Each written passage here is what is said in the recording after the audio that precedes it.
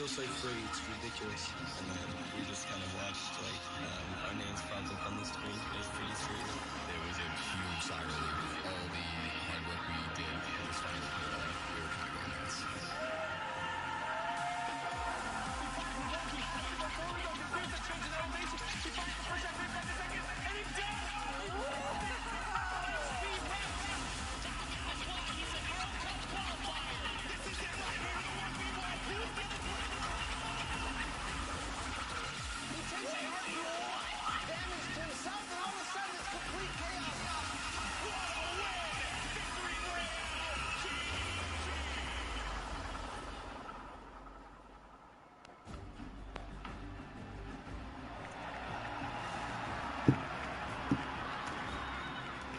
Ladies and gentlemen, this is the Fortnite World Cup Finals, live from my hometown, baby, New York City. Where you at? Where you at? That's what I like to hear. That's what I like to hear. This is it, people. The moment that we have been waiting for. 10 weeks of competition leads to this. I'm your host, Golden Boy, and I couldn't be more pumped to be here because we're about to see the greatest Fortnite players in the world go up against each other in duos competition. Millions in prizing on the line, and most importantly, what's right behind me, the championship, the trophy, and the first ever Fortnite World Champion. We're gonna crown that today, and it's gonna be awesome. And I wanna know if everyone here in the Arthur Ashe Stadium, are you hyped? Are you ready? You know what? Maybe I can't do the job. I think this will do some justice.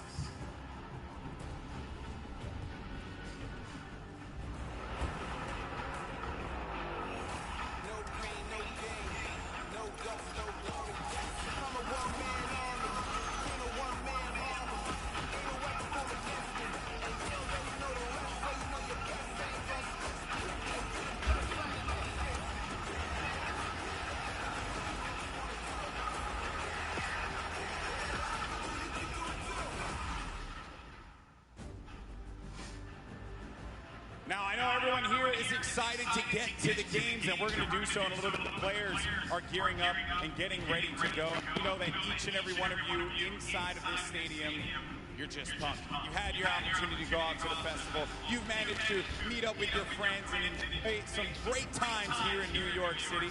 And obviously, our players are here to win a world championship. And the good news is we have two players standing by with Jordan Fisher. We're looking like they can contend for the top of the mountain.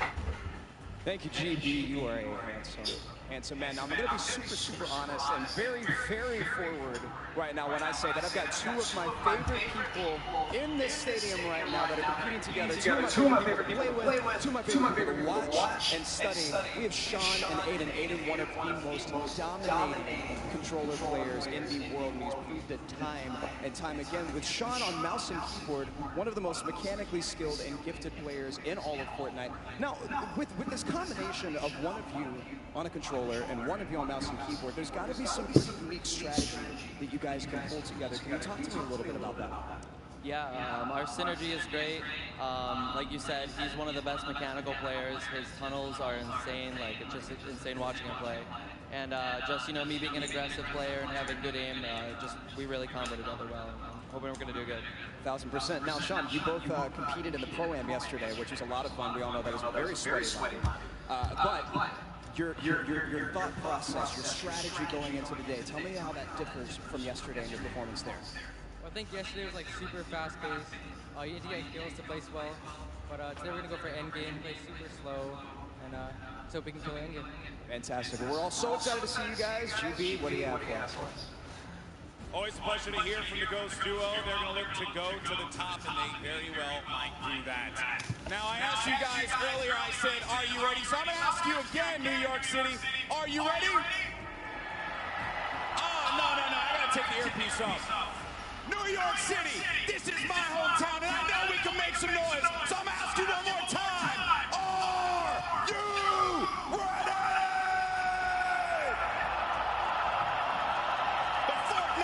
World Cup Finals start now. Let's send it over to your casters, Courage and Ninja. Ladies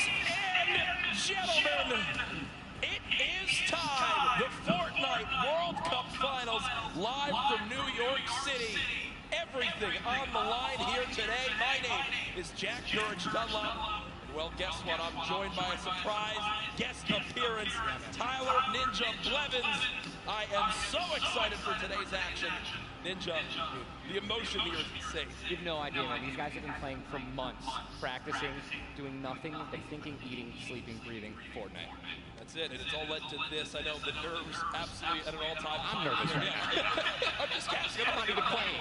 Meanwhile, they're paying for $15 million, but it's not your normal Fortnite rules we're going to be playing today. Let's take a look at the format, catch everyone up to speed. I know a lot of new eyes will be on Fortnite competitive today.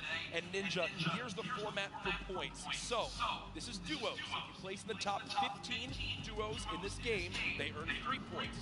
Top 10, they earn 5 points. Top 5, they earn 7 points. And finally, for Victory Royale, they earn 10 points. Now, those points cannot stack, meaning in a game, you can only get a max of 10 placement points. Also, 1 point per elimination. So, finding that good balance between elims and placements will be very key. Here's the prize money breakdown at Ninja.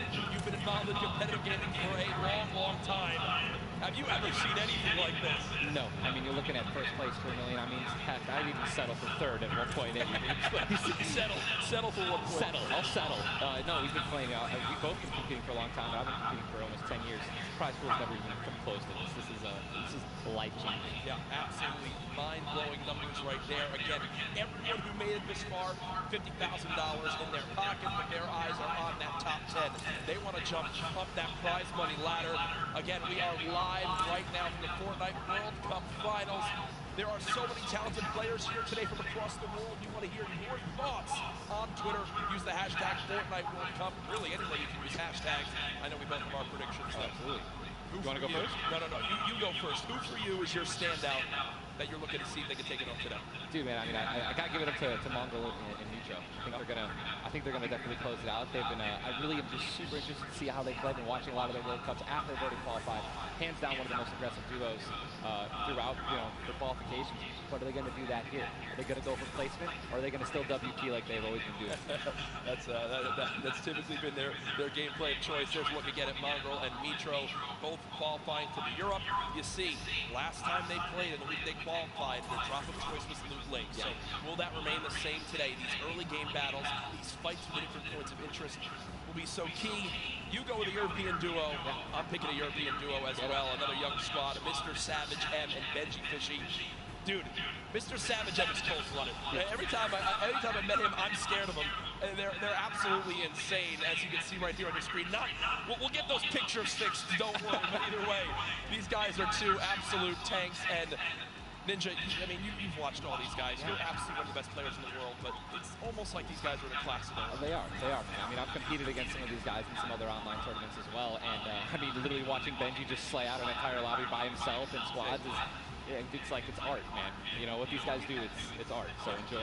I know Mr. Savage had in a public match got like 40+ eliminations in Season 9, which is unheard of, all by himself, solo squads. There are so many ways you can watch, though, this weekend. I've been just looking at my phone already. I'm seeing 1 million+ of you guys tuned in on in. As you guys know, so many ways to watch. You got Twitch, YouTube, Twitter, everywhere where there's live streams. Also, a new Fortnite.com/watch feature that you can go take a look at. You'll see some different individual feeds there that will be a crazy, unique way to watch Fortnite competitive for the first time. I know everyone at home looking forward to seeing their top players perform. This place now, Ninja, is insane. I mean, this is one of the most ridiculous arenas I think I've ever seen for an esports event, and I know people flooding on in from the outside. I just can't wait to get it started.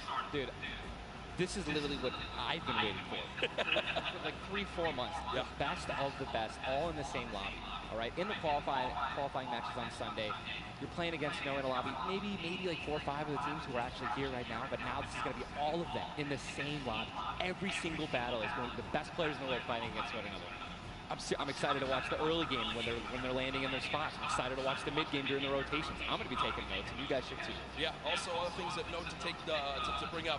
We're going to be playing on siphon settings to increase material favorites. You want to explain for everyone at home exactly how that all works? I'd absolutely love to. So, unlike normal matches, when you get an elimination, all right, you're going to be granted with 50 health or 50 shield, depending on what you're missing. And that's also going to give you 1 point as well. They also drop 50 mats of each, wood, brick, and metal. So, you know, eliminations are definitely going to pay off early game if you guys can stack up those materials.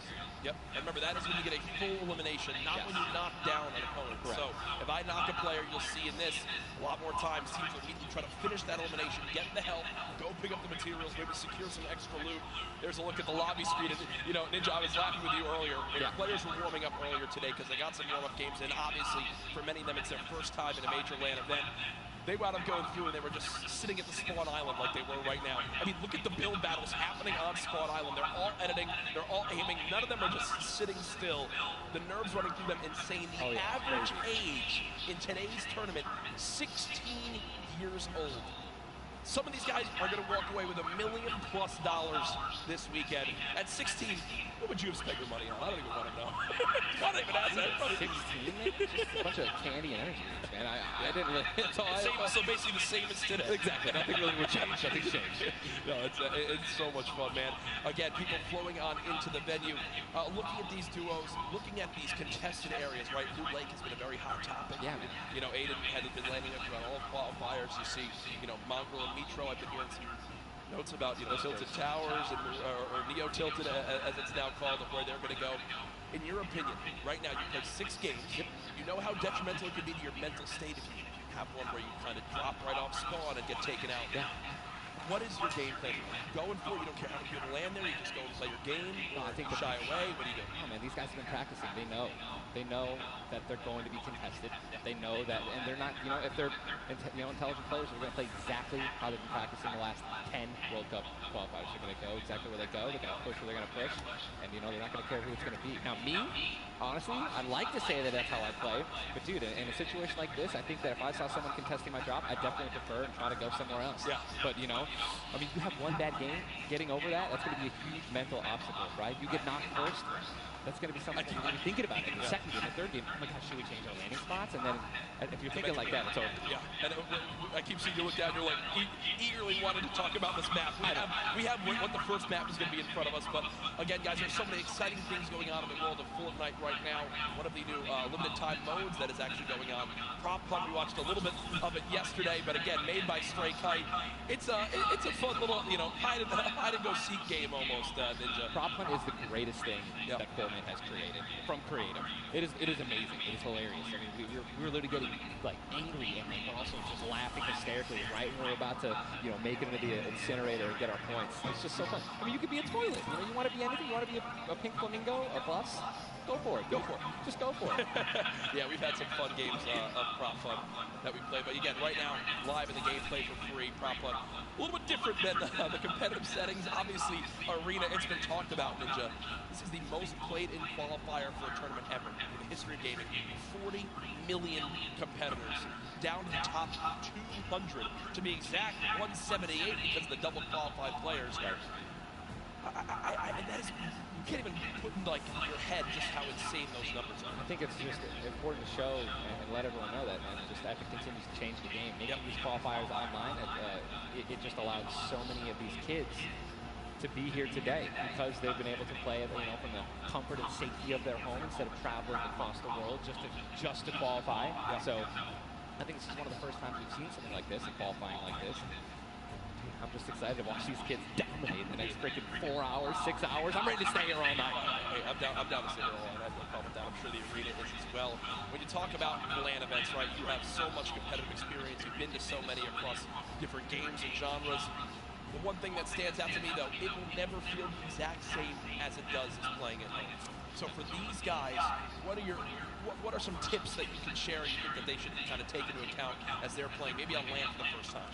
Well, do what I always tell people when they're saying, you know, hey, Ninja, going to a tournament, any advice, right? You know, it's do exactly what you do at home, right? If you wear socks and, you know, no shoes at home, that's what you're going to do. If you don't wear any socks at all or you wear sandals, you wear that. If you wear nothing but sweats and PJs when you're gaming and practicing, that's exactly what you should be wearing right now when you're competing, right? Yep. Don't try to change anything up. Drink what you normally drink before the games, water, energy drinks, whatever the case may be, or, you know, eat what you're going to eat. Do not change anything up. It's very important to get in that mental state of what you do and how you've been practicing the entire time at home. even heard of stuff as far as like don't change your sleep schedule or something for this. Like literally take it like it normally is. Now, again, we talk about how there's $30 million on the line in the Fortnite World Cup Finals across today and tomorrow, but there's already been $3 million in prize money given away this weekend. That happened yesterday at the Creative World Cup Finals. Let's take a look.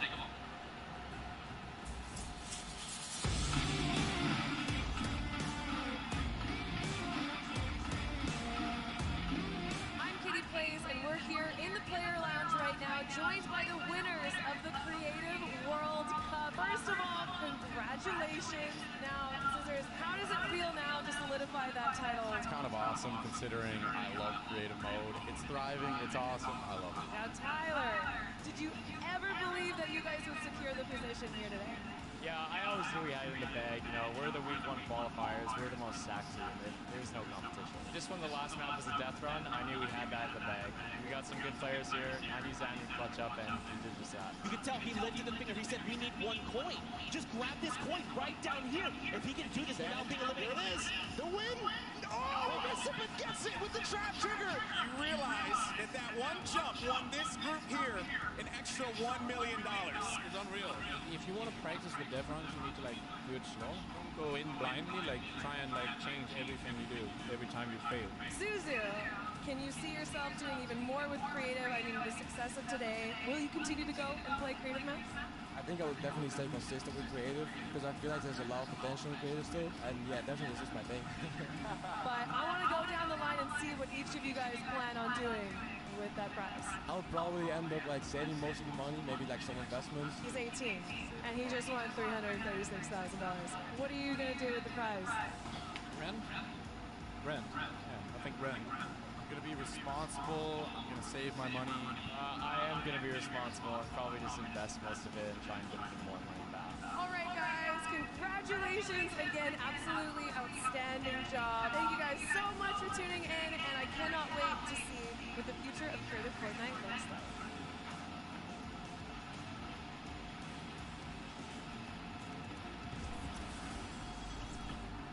The Creative World Cup Finals, so much fun yesterday. Again, congratulations to Scissors and his team. $1.3 million won. I'm going to address the elephant in the room here. It's not Tim the Tatman. You didn't win that, Tyler. That's correct. Exactly happened. That's correct. I know we got 4th place, but the crew that I picked out, man, Cal, Taco, Kaz, just a good bunch of kids, man. I mean, I think, and I also got to meet a lot of the creators, the ones who developed a lot of the maps, and just a lot of passion from these guys, man. And I was really happy that I was able to, not even me, together as a unit, we pulled in 300 or 295,000 as a team. I mean, little whips, man. We were just killing it, little ice creams. But that event was so incredible. And just another thing that kind of came out of nowhere again, that Epic changed the game with creative. You know what I mean? It kind of popped up out of nowhere. All these people, so many people, there were hundreds of people here because of creative. Yeah.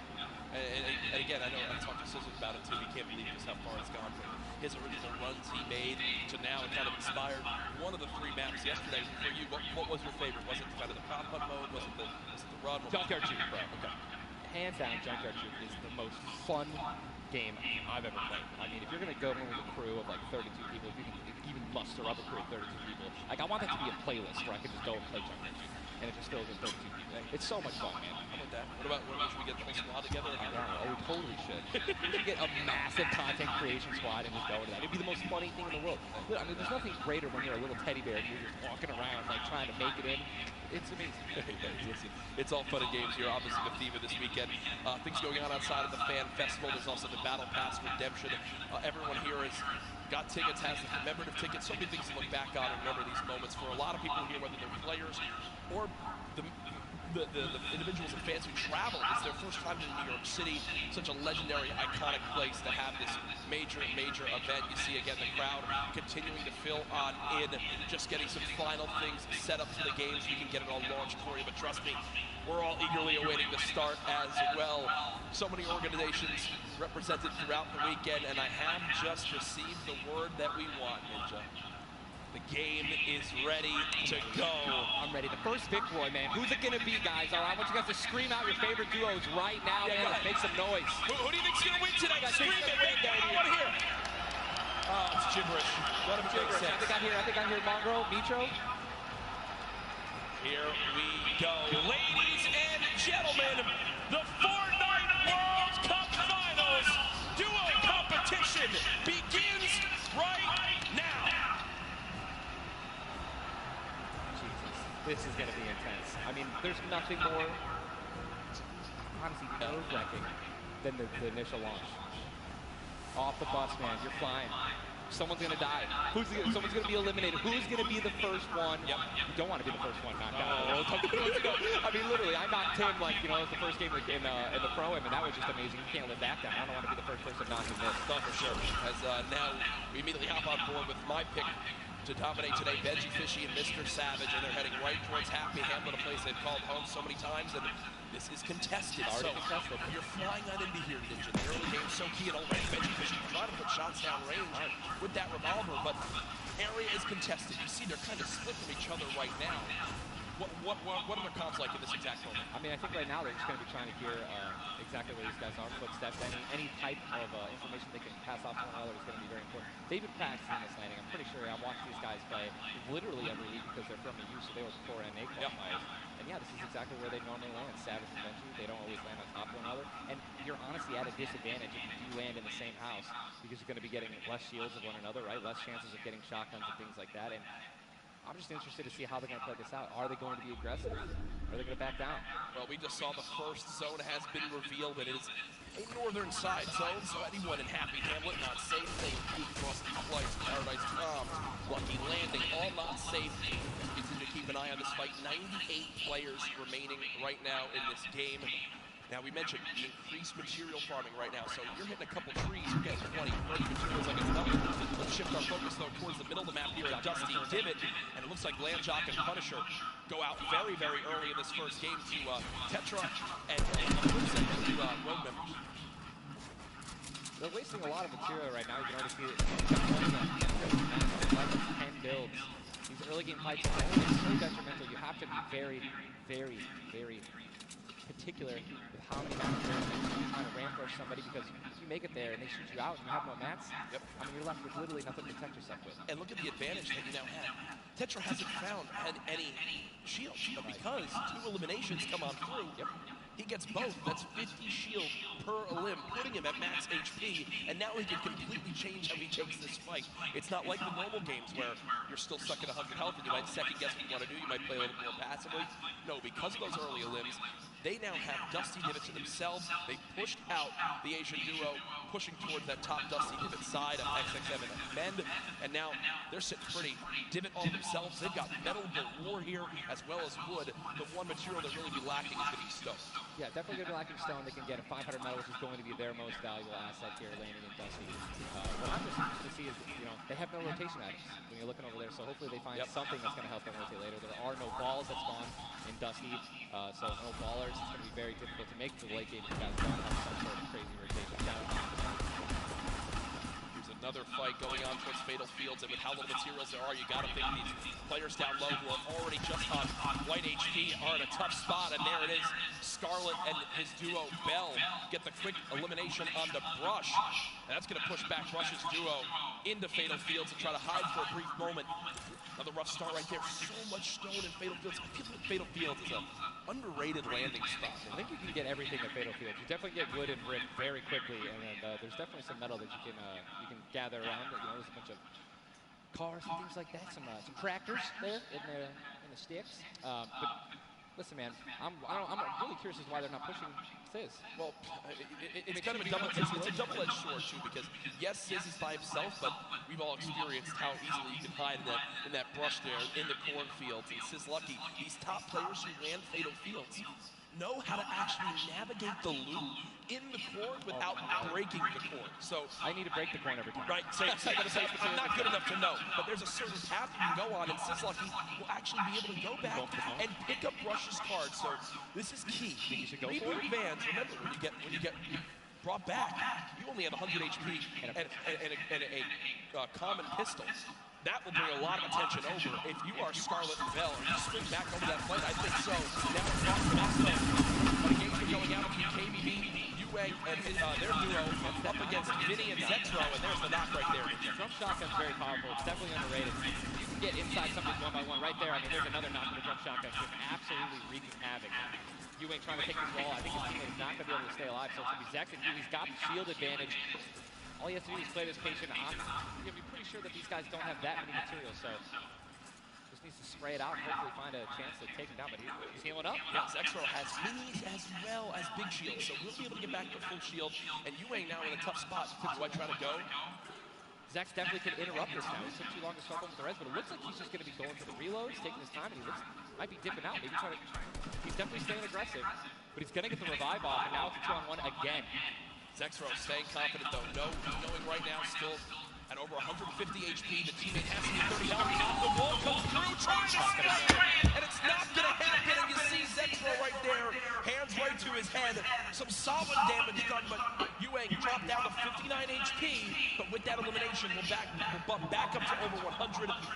Very, very close right there, Ninja, with the drug shotgun. Very important is checking out the storm right now. A lot of these players, there's a lot. You guys can't see the screen. There are plenty of people who are outside. They're going to have to start their rotations in. And this is actually where a lot of very talented players with their aim can clean up a lot of kills. This is actually my teammate and I's reverse. Our strategy is try to get in those spots where you can beam people who are going to be flying throughout the sky using a lot of the slipstreams and just taking advantage of, your incredible accuracy. A little update, too, on Sizz Lucky. They did get the reboot in Fatal, so they're both back in play. Look at how slow this lobby is going, folks. 92 players left, a definite fan favorite here. Nate Hill and Funk of FaZe Clan currently set on up near Lazy Lagoon. And Ninja, this is your landing spot that you went to with your duo reverse. What are maybe some little tips and tricks for players that don't like to land here? Yeah. All right, so there's, if you go on the boat, on the ship, every single one of the masts is like worth 200 wood, so you definitely want to go for those. You can easily get max wood in arena in probably less than 10 seconds. And also there are some metal anchors in town that you can get from like and like most valuable material that you're going to get. I mean, have we talked about Storm Surge? We haven't yet. That we appreciate we cross it, but because 91 people left, I mean, how we're going to be? We're going to have Storm Surge in every game. Yeah, I mean, it's going to be like, this is going to be nuts. You guys don't know what Storm Surge is. Basically, the people, the team that has done the least amount of damage is going to start taking damage until they get above the damage threshold. Yes, and it tells the players on their screen what the damage threshold is. If you're used to playing at home, you probably have never experienced Storm Surge in a normal game, but it is very common in competitive because everyone wants to last until late game, earn those extra points, and wind up getting those placement points and come on through. Watching Letwick and Flexi right now, it's so scrappy, Ninja. It's not your normal game where you get to loot up and freely grab everything you want. Here, I mean, look at the inventory. A common heavy assault rifle, 2 heavy bullets. Yeah, I mean, people are not going to be able to loot. They're not going to be able to loot normally. I mean, you have every single spot is definitely going to be contested, or have talented players who are surrounding you. You got to be constantly worried about getting sniped from the side. All it takes is 2 seconds to get caught off guard, and you can get dinged twice with a rifle, and boom, there goes 100, 160 health, man, just like that. 89 players left now in the lobby as Twiz and Cover H, the duo, do get cut down. 45 duos remaining. The second zone has just been revealed, and again, Storm Surge will begin after that. I absolutely think it's going to happen. That will be for 70-plus players. So you keep that in mind as this goes on. Players who haven't really done any damage will know that they're going to be at a point where their hand is going to be forced. They're going to have to put on a little bit of aggression. You're going to see the game pick up just a little bit here. There's Snappy and Red Rush already in the next zone. They're more than happy to just farm up this metal structure and claim it as their own. They're actually very centralized as well. Yep. I mean, a really great strategy that you're going to see a lot of people throughout this weekend is to just try to get in the dead center of the second zone and honestly just kind of pray that the circle is going to continue to rotate in favor. I mean, I'm still looking at a lot of these guys' inventory. One guy just is not going to start the one, like he's going to try to save his team. It's not going to happen. But there's not a lot of rotation items. I haven't seen a lot of shockwave grenades. I haven't seen a lot of shadow bombs. I don't see any launch pads in anyone's inventory. Yeah. It's going to be such a, like, the rotations late game are going to be nuts. People are going to get lasered out of the sky. And Letwick now all by himself in a 1 versus 2 as his teammate did go down. You see Harpy and Volks still quite healthy between the two of them. Over 140 HP for both of them. Harpy still playing the slow ground, trying to spray out the opponent. And look at the material count for Volks. 135 total builds. It does look like Letwick just kind of ran away, but I don't believe Letwick was able to grab his teammate's reboot card. So will basically be by himself the rest of this game.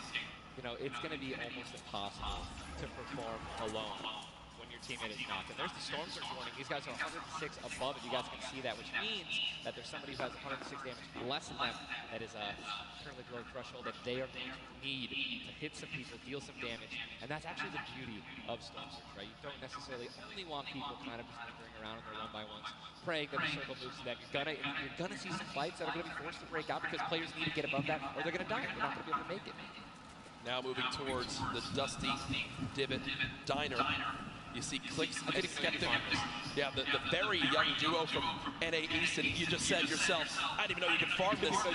This is the beauty of it, right? These are the top players in the world showing off the little things that they know that really no one else can pick up on. Many teams already stacking here as there's so many materials to be farmed up. And for a lot of players, Ninja, once they get max, they don't just stop there. They keep farming to have an excess for more if they need to expend a lot of materials quickly. On the bottom right of your screen, you see a fight going down in Salty Springs. A lot of grenades being thrown right there. That's going to be Serpent and Hype. Serpent and Hype in a pretty decent spot. If you guys can look up the mini map that we're staring at, every single team is now in the safe zone. Everyone is safe in that circle. It is moving in. Double sniper is in play. For those of you guys who do not know, a heavy sniper will take out a metal wall. It'll take out pretty much anything. So it's 1,500 damage structures. So if you have two teammates who have double heavy snipers, they can see a team line up a shot of somebody hiding in a one-by-one and be able to take them out. And that changes the game completely. Once you hear double heavy, you can no longer sit still ever. Or if you know where they're at, you have to make sure you have at least 2 walls of cover on that side to protect you from the inevitable double snipe. And when we say double snipe, it's as far as 1, 2, 3, shoot. And they both fire at the same time and catch you off guard. You guys talking about are the rotation items. So you got 6 shadows from this guy, and they have a baller, so they're sitting pretty up. These guys are in a great spot. Absolutely. And you see the zone did just update towards the northern side of this current storm. Storm Surge is now in play, so players beginning to drop. 80 players in total in this game. They will just rotate out of here, hyping circles. Don't want the fight. And that's Jay, now quite weak. With Storm Surge beginning to kick in, Quentin and Lanoof now having to push a fight as Storm Surge is affecting them as well. And you see it just kind of smites them down from the heavens, and there they go, getting dropped by Storm Surge. Unfortunate for them, but again, with not enough damage done, they do fall below that threshold. Jeez, man, Storm Surge really does just force people into some pretty tricky situations. But again, man, it just goes to show a lot of aggressiveness is going to pay off for teams, man. You don't want to be put in that situation where, you have to desperate push. Maybe a duo that's better than you in combat. You know what I mean? And Airwax and Necom just replay. Was that a replay? They just went down. Airwax and Necom are winners. Well, Airwax at least are back-to-back winner of the Pro-Am. Does go down. Airwax double qualified as well. Tough first game for them as they do go out quite early on. 71 players left in this game. 38 duos. Again, it's a slow crawl as everyone begins to drop. Have you ever seen anything like this in the past? No, I think that the only time that we saw numbers like this were when the circles they didn't really chunk that much and they were more centralized in the beginning of competitive. So really no one had to rotate that much and no one had to fight. So now that these circles are really just kind of moving around the map, you can't really predict them. I mean, you're getting these players who have, again, the great aim, and they're just beating people who are focusing on trying to approach into the circle. And look, so many people coming from the south right now. And it's just 3 kills with guys in a top position with solid aim. You're going to touch it right now, already getting spamming the spacebar, trying to make it as difficult as possible to hit. He sees a lot of, look at Ari, trying to figure out right now, where's he going to land? Look at all these people who are already boxed up, they're already creating these tunnels, more shots coming down. And he's going to be able to make it, 8 grenades. So that's going to be, if you can get in a position where some players are already getting focused on the outside, 8 grenades, he might be able to clean up those kills too. Yep, that's right there. They do box up in time. Did take some shield damage, but thankfully they have some minis to replenish that. Just a few brief moments as there's Eclipse now using them. He's got a teammate right next door as well. Medkit, so they're going to pop that too. Every little bit of HP matters.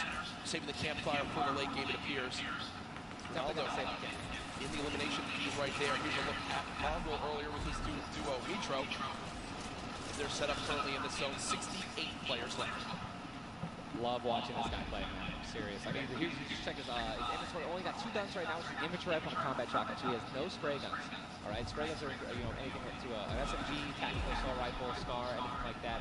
You gotta have a gun that can shoot pretty quickly to kill players and hit players through their one-bys. Very difficult. Look at that unit too, though. 5 slurps, 2 slurps. 5 charge flags. They already have a start ticking. This is insane. Super close to the zone as well. They don't have to move too far. Yep, and material flies, look at that, 135 total builds. They're in a fantastic position to make some noise in game number 1. We'll definitely keep up to date with them. The slipstream slowly inching towards where it begins to shut down Ninja, but with so many slipstreams still available in this current zone, a lot of players are going to use that to rotate on in freely without using launch pads or the shadow bombs. There's your whole map right there, the eastern side of the zone. None of these players really going to be in the play. They're going to have to inch a little bit more towards Loot Lake if they want to be safe. Zip, XX, Aya. I'm so excited that they actually have. That's why everybody hates. I'm sorry, man. I just can't. You guys notice all those stinks, man. These players are so talented. It's so hard to spray through their walls and actually do damage to them. So you need things like grenades, like stinks, right? Little spark bombs, what I like to call them, to force people out of their 1x1s and try to shoot them as they're rotating away and trying to do 1x1s to dodge the stinks. You see the stinks right now going down on Mongrel, and Mongrel gets immediately ripped in two as it seemed like the lobby began to focus him right there. His duo still alive. With good rotation, luckily. Definitely has a bunch to, to be able to play with. The next Storm Surge has begun to kick on in. Vitro, 12 damage below, will have to begin to put shots down range. The zone pushing as well. So in this position, with the zone at their back, Vitro's goal, sprayed players have to push the zone. They have one way they can go. They can't afford to take slow damage. They've got to push right out of it. Vitro knows that. Now begins the fire. Dubs just below as well. One of the players who qualified multiple times through solos and then won some duos. They also have some great rotation. 2 ballers still intact. And here's the thing, you just mentioned all these players who are going to be rotating in, being forced to rotate in. Everyone knows that. Very little ammo, but what these are the last 9 assault rifle shots in Dubs' inventory. It is getting scrappy, folks. There's the split. Still only 80, meaning combined between the two. They really only have about 150 shots to work with. The zone still pushing. 61 players left. Reminder, folks, this is game number 1 of 6 today in the duos competition. Dubs does go down as a player got that back wall. He wasn't quite ready for it. Mega frantically backing out. I'm trying to create some space. Really be able to get. He's going to go pop out there. He's got the Storm Surge on. Trying to be aggressive. Oh, he's still below, right? He's going to need to be aggressive. He won't even have time to revive his teammates. His teammate got finished, actually, so he's got all the shields in the world. He can get back up to full health. Storm Surge is still ripping him apart. That slurp is barely keeping him alive. Hitting him for 25 damage every time he winds up ticking. There it is again, dropping on in. Mega's hand is forced. Some big damage right there, still below. As players continue to drop all around, but Mega doing a solid job of keeping himself alive right now. The Storm Surge. Fantastic composure again, one of the young players on the stage looking to try to secure the title of Fortnite World Champion. No more Dubs. The duo still down. Now finally above, and guess what? The most important thing to realize, guys, look at that rotation. Yes, he's alone. Yes, his teammate's down. He has an incredible kit to not only make it to late game, but maybe even clutch this win out. He dropped the shotgun. Yeah, there you go. Found the combat shotgun, one of the great shotguns to have late game. Does incredible damage, long range and close range. And all the guys in the circle just rotated out into the storm. Massive amounts of distance needs to be covered. This Storm Surge is insane. It's still going on. Finally taking out 52 players left.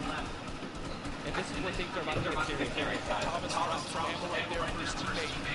Ruja, and you see Thomas, that epic infantry rifle, one of your favorite weapons, Ninja. What is so good about that assault rifle? It 100% rewards pinpoint accurate players, right? There's no bloom necessary. Your marker, your aim is right on their head, boom, you're going to get that headshot. You're going to get 80 points of damage. And there's now the upgraded versions of Legendary and the Epic have 10 shots instead of 8. So, I mean, each pass punch, man, it can really catch players off guard. And that's exactly what you're going to need when you're playing against these top players who will literally build and protect themselves when they get shot. Folks, there are 45 players left in this very, very small zone. We are now on our 6th storm. You see it's about to begin to move, and players will frantically have to go across the map. Zayt and Saf right now discussing exactly what they should drop, moving their map, moving exactly where they have to go. 44 left in this one. We already got people using shotgun grenades, guys. This is a very far rotation in the second movement circle, so this is actually going to move very quickly. These people are going to potentially get stuck on their launch pads because there's so much frequent building. It's going to be nuts. And who's going to try to take the high ground? Because after this first circle goes, this is where people start to only try to use the high ground. We know high ground is everything in competitive Fortnite late game. Everyone frantically moving away from the common enemy of everyone, which is that storm circle. Macwood taking zone damage. Daedra as well. King slowly bouncing on through with the shadow bomb. Does land. Yes, but it's taking no storm damage, just playing right on the edge of it. Yeah, right on the edge of the zone right now. We'll just stay boxed up for a brief moment. As now there's 36 players remaining, stomping the elimination feed. Arthur now goes down as well. You can see the elimination feed at the top left to keep track of your favorite players. There's so much is going on.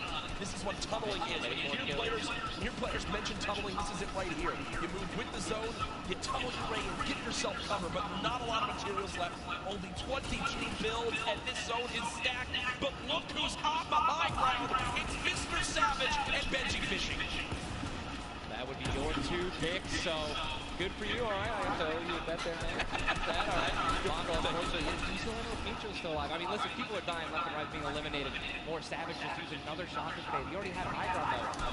The question is, all people going to try to take it. You know that if you really want the chance to win this, you're going to have to try to get the high ground. You don't have a rocket launcher to just take him out of it. This is so weak, and Mr. Savage just jumps up and beats the player right there. It's all Benji Fishy and Mr. Savage in the elimination feed right now.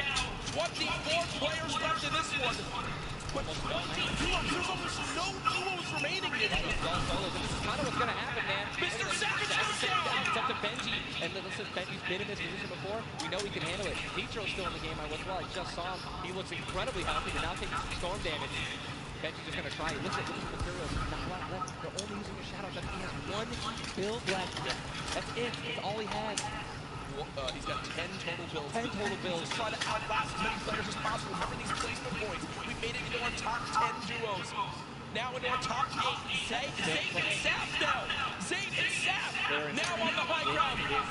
One of the few, the only duo left. This has a Zayn and Saf win written all over it. Mitro, Mongo's duo, was all by himself very early on. Still alive in this one. 40-yard storm now getting beamed. Can the North American duo of Zayn and Saf close this out? Raining down fire from up top. You see the frantic builds coming in. Benji Fishy goes down. Mega, Mitro, and Scarlet on the low ground. Shots still coming on in. Zayn and Saf just sitting pretty. Mitro just got a double, I think. 5 limbs. Tries to get it done. Not enough. Zayn and Saf. 2 versus 1. Will they take game number 1? Yes, they will. Zayn and Saf had the high ground, and they used it the entire game. Rain fire from above. It were able to get the 5 limbs plus 10 placement points. That's going to be 15 points. Game 1. Talk about a monster game number 1. You saw the immediate reaction. They know how key that was. And I've watched so many games of competitive Fortnite, Ninja. They were the only duo left with still like 18 players remaining. When they get the high ground like that, they send 1 player down to get close. Scarlet was already weak, and there's just no shot. In the end, the veteran players of Zayn and Saf take game number 1. And, you know, Ninja, that was a big topic of conversation. Players with LAN experience, players who've been around the Fortnite competitive scene at these major events for a long time. Will they let the nerves get to them? Guess what? The answer is no. Zayn and Saf take game number 1. Kept their composure. It was absolutely incredible to watch, man. And seriously, these guys have been absolutely dominant in World Cup qualifiers online. And it's only fair that they continue to show their dominance here at the actual World Cup stage. Brilliant performance. You know that their game plan is always last as long as possible. Absolutely. But the fact that they made it through those storm surges, even with them not getting very aggressive, they had 0 limbs down to those final few moments. Mr. Savage and Benji Fishy, we have to talk about them for a second as well. The European young duo, they were on the high ground. It was looking good, Ninja, but so many players focusing them to shockwave grenades as well, and they had no healing left. It's unfortunate, man. You have a group full of these players who are literally the best in the world. They know exactly how to win, right? So if they don't have the high ground, they know that whenever there is a moment, they have to shoot the high ground out of rockets, shockwave grenades. I think that's actually what happened. It's shockwave up and knocked them off the high ground. Yep. But when you have shield like Zayn and Nap did at the end there, and that high ground, I mean, it's over, man. What a sigh of relief. Incredible first game. And we're only just getting started. We're only just getting started. Remember, 6 games being played today in the duos competition, in which $15 million will be rewarded. Tomorrow, we do it all over again, except with solos. So you want to stay glued to the streams here for the Fortnite World Cup Finals live from New York City. Use the hashtag Fortnite World Cup. Get involved in the conversation. Send Ninja and I your thoughts after game number 1. Who surprised you? What are you looking forward to in games 2 through 6? For me, other things I noticed, man, you've got to be on your A game. When it comes down to taking note of where you are with the storm surge, those were longer storm surges that have lasted than I've ever seen before. I've honestly never seen storm surge affect the game so much. Yep. Because here we are having 80 people left after the second circle. So, you know what I mean? Like, and these guys, they're not going to let you hit them. You know what I mean? And if you want to put shots on these guys, it's going to be when they're flying in the air, rotating, which you also expose yourself to a sniper shot. You know, absolutely. High risk, high reward, man. Right? So, let's see how these guys change. I wonder if the guys who did get hurt a lot by the storm surge, are they going to make changes in the second game? Are they going to be a little bit more aggressive and trying to deal some damage as they rotate? That's what I want to know. That's a great way to think of it. I know there were so many people that want to give their thoughts on these games, but over at Unreal Island, we've got our very own Sundown with his thoughts on game 1. Thank you so much, Courage and Ninja. In the first match of the duos competition is over in the Victor Royales. Well, experience wins out.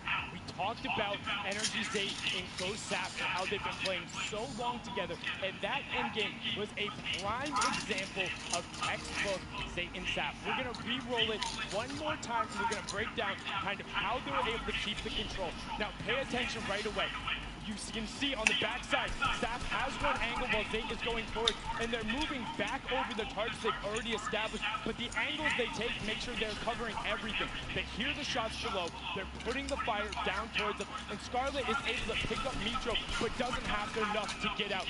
Zay and Sap, 5 eliminations, victory royale, 15 points, showing that their competitive experience, their experience on stage and at major LAN events is winning out right now. They say nerves, what nerves? We might as well be playing at home on our own stations because they are just that good. Match 1 is over. Time to get back over the stage for match 2. Ninja and Courage, take it away. Thank you very much, Sundown. Great stuff as always there from Unreal Island outside of the venue, enjoying the event themselves. But again, game number 1 in the books. Obviously, so many updates to see exactly where we stack up. In the end, those final moments can be so hectic. So before we hop into game 2, we will have a standings update for you all at home. Who do you think's up top of it right now? Well, guess what? It's Sap and Zay, but... And Banshee Mr. Savage, man. Just incredibly clutch solo moves and plays. Both of our predictions. And they're still up there. Guess what? Imagine when they're healthy, and when they actually get some good rotation items, I'd love to see how they're going to play in the late game, man. Placement points so key. You did a great job pointing out Mitro at the end. Not only does he stay alive, not only does he perfectly use his materials and his movement items, but he somehow finds 5 more limbs, putting his team from probably an abysmal game 1 to top 3 in our leaderboards. Again, here are your standings from game number 1. Dubs and Mega, they wind up making the pool as well, and that's because of Mega staying alive too. Absolutely, incredibly talented duo, man. Honestly, I'm looking forward to seeing what Aiden can do, and hopefully they step it up in this next game. Game 2's about to get on its way, man. Are you ready? I am ready. Ladies and gentlemen, in this sold-out arena, are you guys ready for game number 2? Oh yeah, they are. Oh yeah, they are. 8, 7, 6, 5, 4, 3, 2, 1. The battle bus has launched. Game number 2 of the Fortnite World Cup Duo Finals is underway.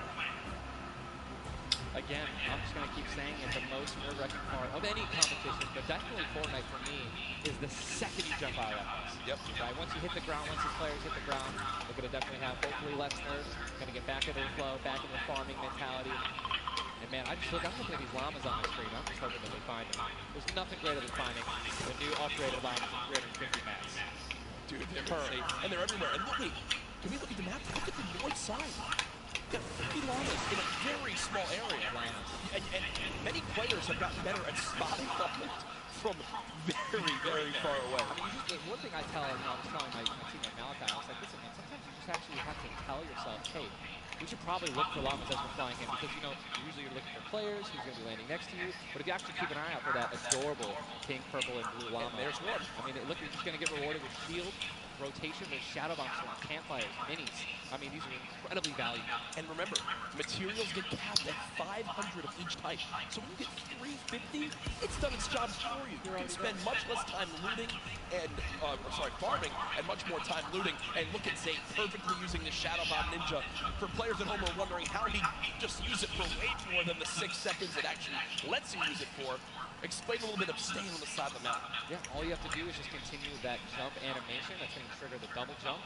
And as long as you don't touch any solid ground, you're going to be able to continue to double bounce back and forth. It's an incredible use of the Shadow Bomb. You're probably going to see a lot of players do something like that in the late game off of other people's builds. And it's just way more difficult to do that off the mountain, by the way. For sure, as we now take a look. That storm is far side of the map, and this storm is very far. Great point to bring up there. We can see on our side, the zone right now basically gets cut off at Dusty Divot and Neo Tilted, and the rest of the north side of the map are in play. So everyone near the middle and south side will have to move, and you see the elimination feed very early on. Elevate does get cut down, so a tough start for the duo from 100 Thieves right there, as you gotta wonder if Arkham's still alive. Either way, though, Daedra and M11Z they have down in Loot Lake, Lucky Landing, and they do have a duo nearby. Looks like they're trying to obviously back away while continuing to farm up. Lucky Landing is not really a 4-person landing. When more than two people land here, one of them is going to be leaving a little bit handicapped. Yuang in the fight right now, popping that last big shield, so all of his damage that he will take from now on will be permanent unless he gets an elimination and gets. Look at how good these stink grenades are right now. Stran and Mexi have lost so much HP off the start of this one just from getting ticks. The spray does come out through a third party, though, beginning to shoot down on the Yuang. So another player putting their attention towards this fight at Snobby, but KBB does go down. It's now Yuang all by himself, and no materials left, Ninja. Can't even take a wall. They're really, this is an abysmal position to be in. Yuang knows that. Trying to fall back to the C-Nation. Maybe sneak a revive, but a lot of these players really are kind of hesitant. You know what I mean? They don't necessarily want to push. There is a third party now. They don't have a lot of skills. Are they going to get off the right side? Yuang, and he's going to get a double! He's going to get a double and the revive on KBB. And there was some delicious shockwave grenades that just slid down the ramp. Yuang takes them down. The 4 builds left. I believe there was some help. The shots that came in from that third team getting nearby, which weakened them at first. Yuang gets the cleanup on the last one right there. What a swing for the duo. Shot does come in on the Keys, though, as another fight going down just outside the desert side of the map. Keys and Slacks up against 2. Running out of materials already. Guess what? These guys are at the farthest point of the storm. Yep. So this is not, they can't afford this fight. Right? The longer this takes, they're not going to be able to get materials. They're going to be burning all the materials in this fight right now. Definitely going to need to lift to make up for it. That was a Landjock and Punisher went down early last game as well. And it looks like Landjock will suffer the same fate here. Upgraded combat shotgun, he's always going to take that. Punisher trying to make some plays here. Still now it is a 2-on-1 situation. Just need to play the numbers advantage. And again, Storm is about to start moving, so they're going to have to make some plays sooner rather than later. No ammunition. Very little. No shield. This spells disaster, and Punisher goes down, and there's the frustration in the player camera right there. Slacks and Keys, 2 quick eliminations. But you mentioned you can't afford to do that. It takes so much time in that fight. They've got to go very far still. Now over to Neo Tilted, Clips and Skeptic. In a fight. Got the shield. Doesn't necessarily have to be only get a 10. Trying to take all help to get out. Oh, he's getting KBB. He's going to get the bomb. Unbelievable, incredible play. Bad Sniper goes down, and now he's continuing to branch out. When you guys are in fights like this, you always want to do exactly what he's doing right now, which is branch out and continue to build your little 1-by-1 pyramids. Try to confuse your opponents and where you actually are healing up.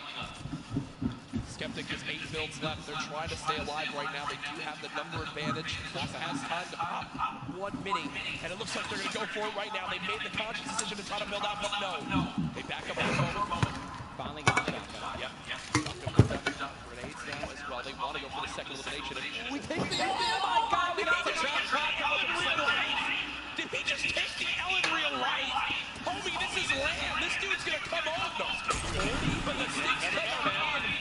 Stinks coming in, 22 health on Campfire down. He has. Oh, and Mitro's here! Party. Mitro's here! And A puts up the take the L, and EU says, no, no, no! This is the World Cup, baby! I'm gonna show which confident is best. Mitro and Markael, full HP, and they storm roll through. Clips right there. Wow, incredible. Look at that kid. Gold scar. Gold top, a heavy shotgun. Or sorry, heavy sniper rifle taking opponents' walls. Look at him stealing and bomb rushing, and that's going to be it. And there's no shot right there. Skeptic. You saw, hey, putting on a show. I love it. The man was YouTube for a reason. But then also a fantastic player. I think speaks a little bit too soon. 8 now on your screen. Does not one. Hasn't finished the elimination yet, so still will gain 50 HP if he can get the full. There it is. Now it's 2 versus 1. Aiden and Sean. Sean has actually no health. A little bit of shield. Hopefully he doesn't drop some minis here. Aiden being a good team video, so he's calling it out right now. But it is also a 2-on-1, and they don't know how weak this guy is right now, but if he is, there's a double shotgun shot for the 21 white. Players no shield left. They're going to try to put the pressure on. Sean has health, and look how aggressive they're being. They're both one hit. Look at that. They're going for it. They're saying, no, you would throw the trap down by now. And there it is. And look at the take from Aiden. The jump out to the side. And they'll be rewarded with shields, with materials. And look, Aiden actually used 2 big shields. Yeah. Aiden's got the full health. That's incredible, man. See the stats so far this game. Aiden has done 434 damage, has taken 312, and he's near backup to max health. I know Aiden is a crowd favorite here. Every time the camera goes on, there's a big cheer from this sold-out arena. Those of you guys who can't know the Storm Circle's about to update right now. We just saw our second one forcing everyone out of the north and east side of the map. And also, guess what? Every single llama was found. Yep. All 5 llamas have been found, so we have some probably high material players right now. A lot of rotation. Oh my god, I can't even freaking out, man. You're getting into it. Looks like a lot of people. I love it. Yeah, we're looking around. They're all gone. There's only 1 airdrop that's left, which means a lot of players. It's very difficult, man.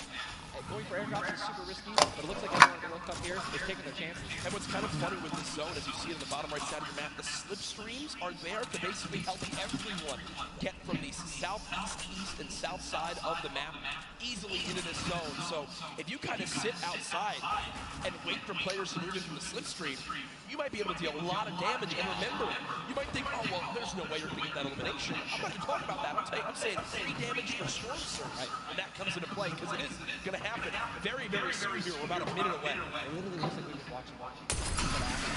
But there's 84 teams, 84 players left still. Yep. I guess that's a testament to our observers backstage. Great stuff to them. Sizzlucky does take a bit of storm damage right there. Chug splashes in the inventory. And Ninja, Chug splashes have came into this game and they've completely taken competitive by storm. Are they the best healing item currently in this meta? I think that, there's a lot of items that get added where, not everyone is all unanimous about it, right? Some people do not like it. But let me tell you something about these splashes.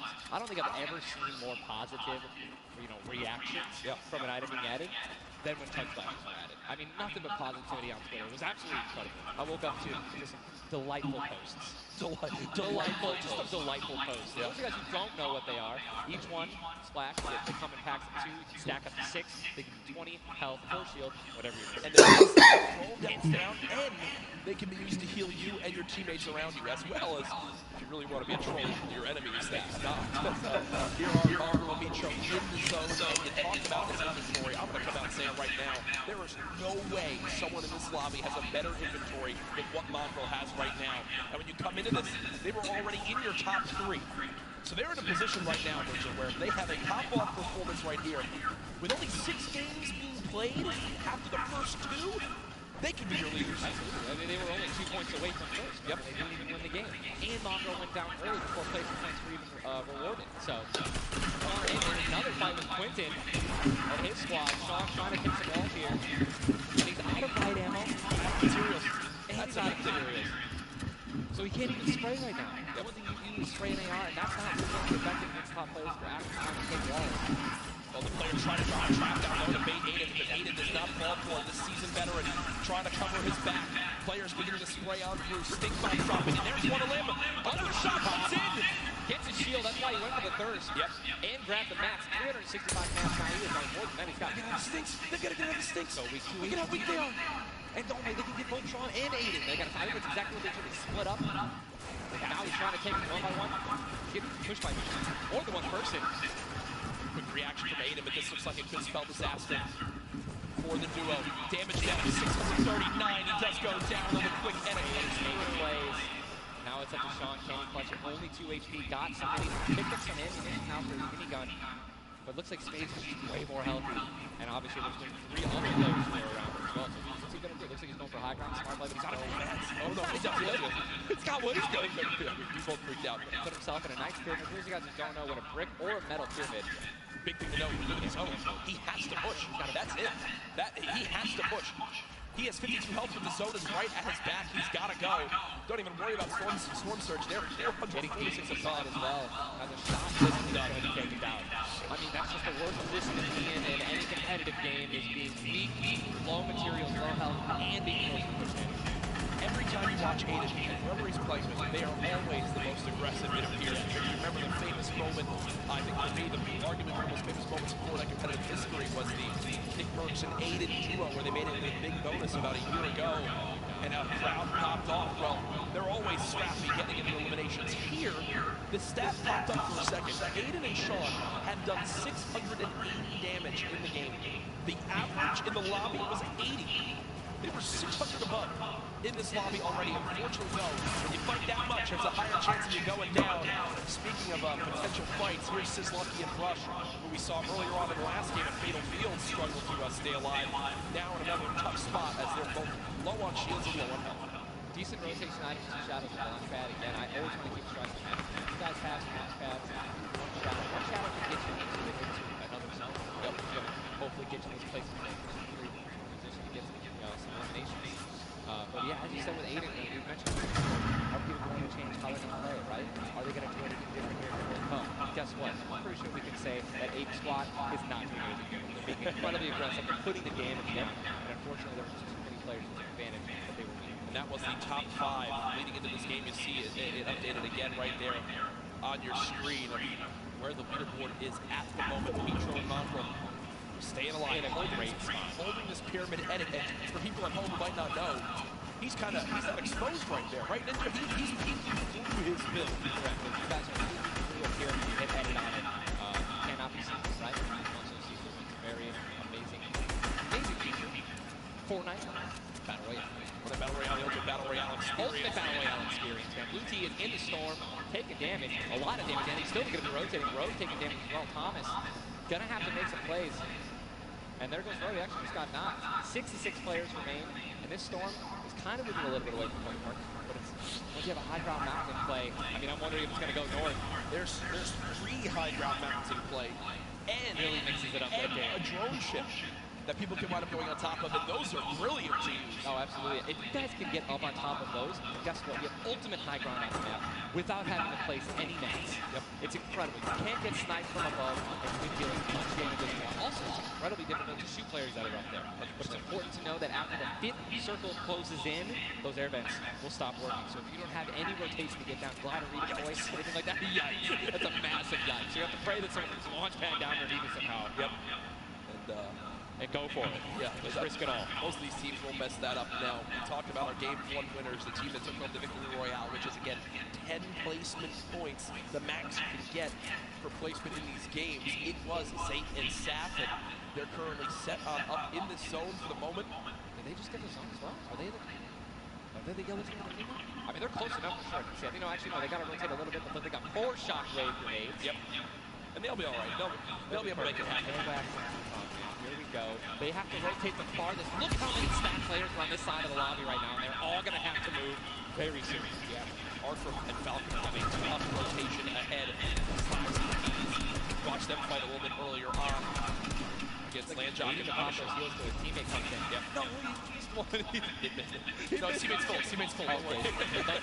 Teammate's full. I was playing with Myth the other day, and he was using a lot of touch flashes without me, so he was really sensitive on it. We'll let you handle that one. but we continue to move on in this fight. This is game 2 of 6, folks. The match has been going on throughout the day.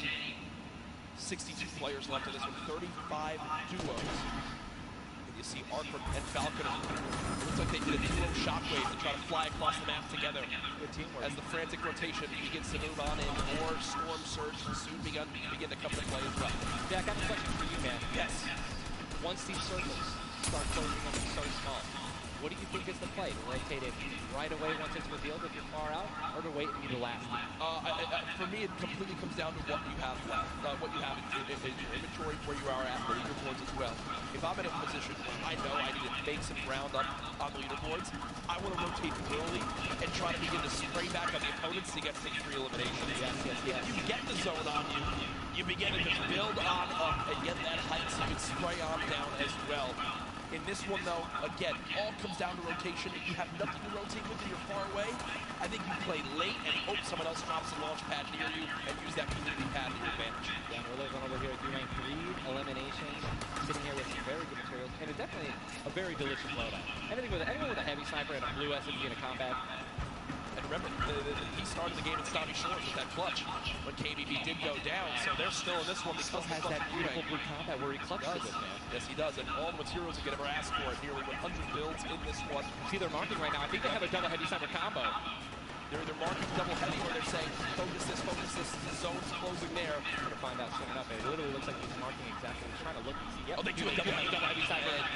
Ninja called it, the man knows. They see it on one. And oh! I saw the difference. Exactly what Jack talked about earlier. You need 2 walls, 2 layers protecting you from one of those walls, so that double sniper will not take you down. But they've got the tools, the key to open all doors, as I put it. And this zone, Ninja, it just moved over a mountain. It just moved onto the side of the mountain, so high ground will be in play. But at the same time, Ninja, half of the low ground still in play, so it's not as bad a position for the low ground players. Here's a look at Mongrel and Mitro. Remember, Mongrel did go down early on in the last game. He's got to back on up because he's burning through materials very, very quickly. They're far above this Storm Surge, so they're good for the moment, and they're still replenished from his teammate in Mitro. 64 total builds left. Always see them doing this. They always split half and half matches from another, and then they go and clutch others. And it's just a perfect way of making sure that you guys have equal material. Look at a weak second. Zach just sneaking out through with that shadow bomb. The spray coming in from Mongrel. Stink bomb is hit as well. Everyone focusing these players on the outside. They've got the minigun firing too. The lobby now picking up quick as we move into our pit zone. The storm is closing in, and that can be forcing everyone to get into where the safe zone is right now. But it's moving in towards Pleasant Park. Guys, this is absolutely insane. 51 players still remain, by the way, in a circle this small. They're just trying to get as many looks possible as people are rotating in. Mitro on the bottom right of the screen with that minigun has 631 bullets. Just sprayed down with Mongrel in a fight. Gets 1 player weak, but does have to back on it. Get the clutch. Someone else stole the kill from him. Mitro gets chucked as well. Still have a launch pad, but again, you're in a situation like this. Low ground, they're getting sprayed with nothing but grenade launcher shots and frag grenades, and they're both going to be eliminated. And Mongrel also, Airwax just went down as well. You see CC elimination feed. Does look like, remember early on, Elevate did go down there. So delicious. They go for it. Same sap. Do they do it? Do you go for it? There's a launch pad there. So many materials. This is game-changing right now. They've got the builds to go for it if they want. They're going to do it. They're going to make the play. A gold combat shotgun too, man. Zay and Seth uncontested. That's one of those risk versus reward plays that can help set them up for 2 victory royales in a row. Mongrel and Mitro do too, man. Oh, that was making a statement. No, that was juicy. We're making a statement saying, listen, we're from NA, we're here to play. Taken out, you really didn't know they took them out, but they're definitely taking their loot. Yeah, for sure, as they're still above. Still no rotation items too. They both each have a launch pad, both have 2 shotgun grenades, and they're gonna go. He didn't get it though, they try to get both at the same time. Gonna be flying, and this is another massive rotation gonna be taken to the center of Pleasant Park. They're 167 damage above the threshold, so they're looking pretty good right now. The question is, are they gonna hit down, go for low ground, high ground? What's the play? They didn't get the launch pad. He might have to use his own. Yes, he does again, and that actually works out. He hits his head on something, which takes him down from having to, fly off the map of the block. They're going to challenge high ground right now. Zayt and Saf looking to do what many would think was impossible, which is win back-to-back games in the stack lobby. Just saw Falcon on the feet as well. Conquer with an elimination too. 19 duos left as we're moving towards some placement points, Ninja, and these duos know exactly that. 3 points if you make it into the top 15, which could be the difference between first and dead last. What are they going to do? Are they going to prioritize rotation in and not taking damage, or are they going to try to play it a little risky and go for the elims? If you're going to be shooting, going for elims, definitely open up to a lot of spray, shotgun shots, AR shots, someone suddenly taking the high ground on you. So it all depends on how their plays out and unfold, man. Many more duos remaining in this game, unlike the last one. Safe with another elimination right there out of KBB. You got Snappy and Red Rush on the high ground, and Zap over the play, the high ground. The high ground. Take Willie, get it. He's gonna get it. He has it. Zane's got high ground. Zane has high ground as they go to try to push for 2 victory royales in a row. Zap is there as well, but Snappy just appeared right behind Zap and shotgunned him down right there. Zane right now is going to have to concede for the high ground, giving it to Snappy. And he's just going to have to stay alive as long as possible, try to get some placement points. He is obviously a talented player, top player. He can definitely make something happen, and I'm interested to see what he's going to do. Cease has been by himself since the first moment of this game when Elevate went down at 98 players remaining, and he's somehow still alive. There goes Mega. You've got Darox and Item on the low ground. Warwin getting chopped down as well. Zate with about 100 HP. Uh-oh. Here comes Vinny and Zexro. They're trying to challenge for the high ground. Keys right now being held in the stone with 5 limbs. He's going to be eliminated from the back. Zate taken down as well. Snappy still with the high ground. Zex and Vinny. TSN through. Looking good, and they're going to take it. They just took high ground. Snappy gave it to him. And they just got the high ground. Great use of the shockwave as well. Vinny as well as Zexro on height for the moment. 5 eliminations so far. They're putting their names in the hat for potential victory royale in this game. Go down, right? They want those limbs. Warwin now with eliminations back to back. 4 players left in this one. Zexro and Vinny spraying from the high ground. It's a 2 versus 1. The player right on the edge of the zone. The shockwave into the air. And he's going to drop on down the height for the moment. The spray coming on in. It's not enough. Zexro and Vinny. TSN takes game 2 with style. Both alive. You love to see it. The victory royale and 7 eliminations. Look at that. Vinny's height and Zexro looks like he was stunned. Is that a fast food order? Why am I thinking about food? Oh my, Jack, it's pretty expected at this point. But God, 2 and 8 teams have taken game 1 and game 2, and honestly, I think that we can all say that the teams hyped up the most have been. Guess what? Markael and Mitro, man, they've also been performing well. They still have so many points from eliminations. Yep. Oh man, what a great shotgun shot. They're perfectly in sync. They're even jumping and shotgunning at the same time.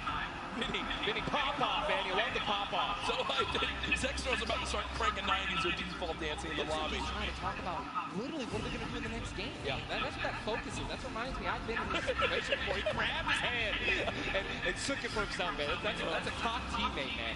Great synergy. What a start to today's competition. The energy in here is insane. I am looking around and there are thousands and thousands of people filling up the Arthur Ashe Stadium live from New York City. Again, my name's Jack Courage Dunlop, joined by Tyler Ninja Blevins for what is the first ever Fortnite World Cup Finals. $30 million on the line this weekend. Millions will be tuning on in from across the world. There's so many ways to watch, and we're just 1/3 of the way done with today's action, and it's already been fantastic. Don't even want it to end, man. I'll be here all night. These games are incredible. Yep. And just listen, if you guys are watching at home, you guys want to be here, right? You guys want to be competing. Take notes. Yeah. Watch these players. Watch how they build. Watch the fights that they take, the way they rotate. We'll see you guys here next week. Well, guess what? Game number 2 ended with style with the North American duo of Vinny and Zexro taking it. They're on the floor with one of them. Thank you so much, Courage. I appreciate that. NA showing up and taking care of business. Games 1 and 2, Vinny and Zexro with a fantastic end, both together, which is an incredible thing, right? Walk me through the just in-game for you guys. So the comp's kind of hectic because of noise, but we're just really good at playing together. Like, we're the longest duo that have played together, so yeah, we're just not really. Great. Fantastic work, guys. Back to you, Ninja and Courage. JD! Thank you so much, Jordan. The duo of Vinny and Zexro, you know, they've always been known as being so aggressive. Yeah. From all the times you've seen them in these competitive tournaments, while they might be some younger players, they've definitely been around the block here in competitive Fortnite. Again, you just see them, just like a lot of other talent here, always at the top of the duo qualifiers every single week. Even though they already qualified, they continue to keep playing, and practicing. Guess what? They just took game number 2. You gotta be pumped right now. Once you win one of these games, you can't let up, though. Again, and that's why I love that energy. Zex was immediately used. I felt like he was just talking about, what are we gonna do next? Hey, man, good job. We won that. Let's do it again. Yeah. Right? How are we gonna change? Maybe even better somehow. Get more limbs in game 3. No, for sure. And they know that. They're not gonna take their foot off the gas pedal. Folks, we have our standings after game number 2. Where are things playing on out? It is still Zate and Sap at the top.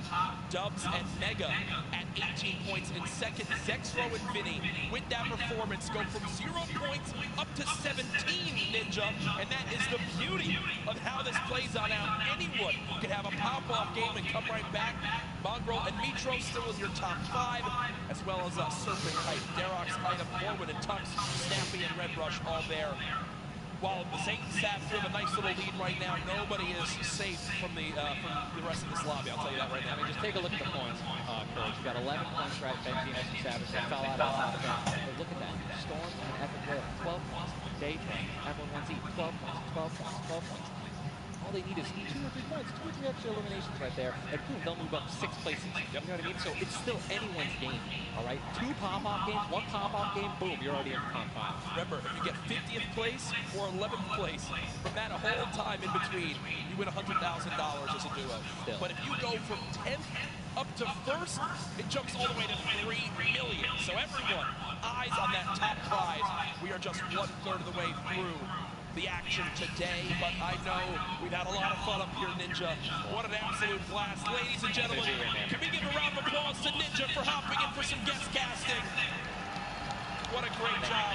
Thank you, man. Always a pleasure, brother, to be here. That's going to do it for us for now up here on the caster desk, but I know Zeke is down on the floor with some notes for you all. Thank you guys so much, man. What an awesome first 2 set of games from Sap and Zay locking down the lobby to Zexro and Vinny just coming in super clutch. And of course, guys, you've been here. We got to see Ninja. He got to go ahead and commentate some games. So what I want to know from you is, have you guys had a good time? Have you enjoyed it? If so, just let me hear you. You know, that was so-so. Let's pretend I didn't ask. Have you guys been enjoying yourselves? That's what I'm talking about. Obviously, we've got quite a bit more games left to get through, but, you know, if you've been watching for a long time, you know I'm a big fan of everyone that loves Fortnite. It's all about bringing people together. And I like to say Fortnite fam. That's my thing. That's what I do. And, you know, there's actually a lot of people from around the world that have come here to compete, to watch, to be part of all of this. And I thought, what better way to give back to you guys than to teach you how to say Fortnite from all around the world. So in just a moment, we're going to take a look at the video, and I can't wait because this is actually the first time I'm seeing this. A lot of work went into making this happen, so I can't wait for us to watch this together. Let's take a look.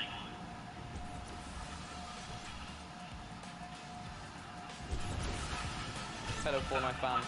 Fortnite 팬 여러분들 안녕하세요. Vi är Fortnite-entusiast. Jag är territorio. Vad kör Fortnite folk? Jag är fan Fortnite.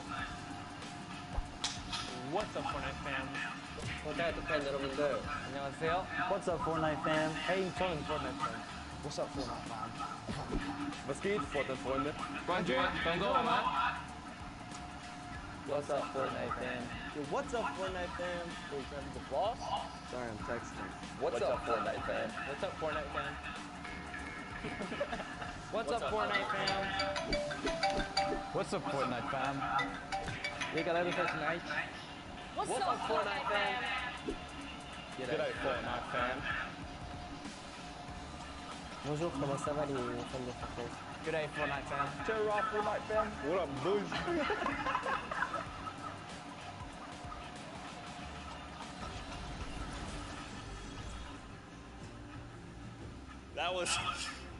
That was even better than I thought it would be. Just embrace it. We, as a collective, Fortnite fan. Get used to it. We're here to stay. Now, guys, you know, there's a few more things I want to take a look at before we hop back into the next game. One of the things to kind of do if you're here or if you're at home, you've been watching, Ninja actually had a pretty dope hoodie, a World Cup kind of exclusive hoodie. Would you like one of those things? Would you like one of the crazy World Cup shirts that we have? You can totally get your hands on one. Head on over, retailroad.com. Get yourself a nice shirt. We've got some hoodies. We've got hats. We've even got the little drone that's the battle bus. It looks amazing. The top balloon is actually the drone, so you've got the bus that's literally flying around. You best believe I'm going to pick one up and mess around with my family. They're not ready for it. But there you go. There's some on the screen. Also, that Drift shirt, by far, my favorite piece of merchandise ever. Those of you that really do know me, you know I love Drift. He's easily my favorite character. But just some cool things. If you're looking to get some World Cup exclusive thing, go ahead and take a look. Now, for those of you who have also been watching kind of all 10-week qualifiers long, you know we love Golden Boy. And there's actually one thing specifically he was kind of telling people as we were going through interviews. And that was, hey, when we get to New York, you're going to be in my hometown. Let's catch up and get a slice of pizza. Now, I know you're thinking, wait a minute, Zeke, what about, like, everyone else? Why is it just Golden Boy? Well, he's a Golden Boy, and he's selfish, and he wanted the pizza off for himself. Get called out. That's right. Now the world knows. But a few of those players actually took us up on the offer. They went out for some pizza. They had a night on the town. So let's take a look together. Check this out.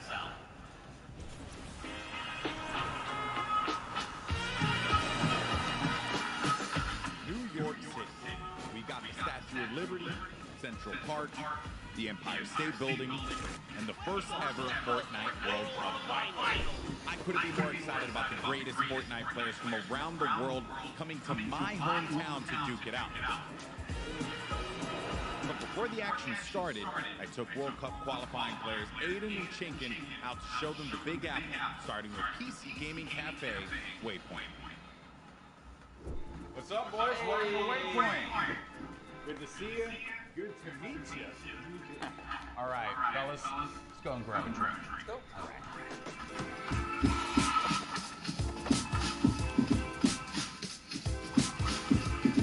All right, gentlemen, thank you so much for joining me here in my hometown, New York City. Thoughts on it so far? Chinkin, we'll start with you. Hot, a lot of people. Yes. Hot and a lot of people. I'm sorry, but also, welcome to New York. It's kind of the way it is out here. Where are you from in Austria? Austria, like I'm New Salzburg. And the population? 40K. I think it was like 40,000 people in the train that you were in on the way here. Yes. So, now I want to talk about the competition at hand because obviously this is going to be the biggest opportunity, I would imagine, of your lives. You're going to be playing in front of a massive crowd. Is there a way, as a player, that you prepare for that? I don't think like there's a way to like prepare for it, but try to like calm down, look at like nervous, look at shaking stuff, and then we should be good. Like, it's still crazy having like a live crowd. Yeah. I try not to take tournaments like too seriously. If I play relaxed, I feel like I do better. I remember when everyone's like, this guy looks like he's just chilling on his couch at home, the casters, and it was like, I was just relaxed, you know, and just, I feel like I played better. Okay, so gentlemen, we're going to be heading off to some different sites around the city. We're going to go to Washington Square Park, so let's go and check it out.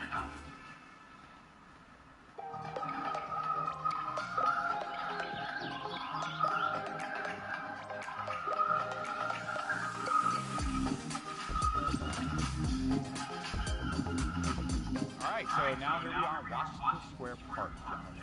And I love the fact that we've conveniently set this up. I don't know what these pieces would symbolize. I'm not too sure. Is it like king or queen? While we have this here, let's talk about competition. You guys are potentially going to be facing off against each other. Have you thought about that now? I don't know. I just don't want to feel the LTs, man. Like. Oh, you don't want to feel the LTs? I've watched them play a little bit, and then Stompy, they're very like, I've seen them play aggro before, it's pretty scary. So if you have chemistry where you can play without even talking, you guys know what you're going to do, that's like, team like that's gonna win. So. What you guys are going to experience this weekend, this is the first Fortnite World Cup. You're going to be playing for millions of dollars, potentially. Has that even set with you guys yet?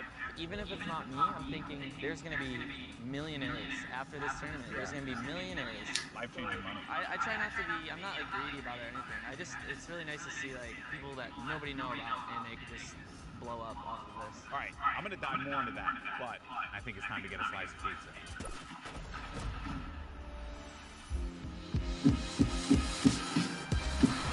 Out for a good pizza. We'll get some pizza. To give everyone pizza. Yeah, I'm going to show up with 2 giant boxes of pizza. Say I won't, Paula. Say I won't.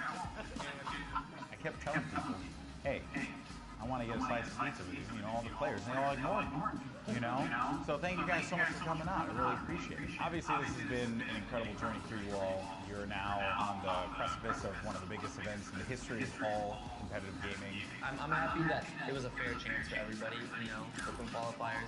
You could have no exposure, but if you're good, you get in the tournament. So I'm just really thankful to be here, and I'm going to enjoy my time here. Yeah, we just try to make our fans happy. I'm really looking forward to play on stage in front of 100,000 people. Do you feel like the fans and how they've been supporting you all on this road to this, do you feel like that adds a little bit to this pressure? Honestly, it's just more support for me. I feel more like happy to be here when there's all these people, whether they're rooting for me or other players. Fortnite's growing so much, and I just can't wait to see all the crowd. And I know it's gonna get bigger and bigger every event. So. Fellas, best of luck at the Fortnite World Cup this weekend. Seriously, nothing but the best for you, but we're in the thick of things here in New York, so I think we got to get some more pizza. You guys down? All right, let's do it. New York's got everything, and this weekend, most importantly, it's got the Fortnite World Cup. Now that these two have had their slice, let's see how they handle the competition.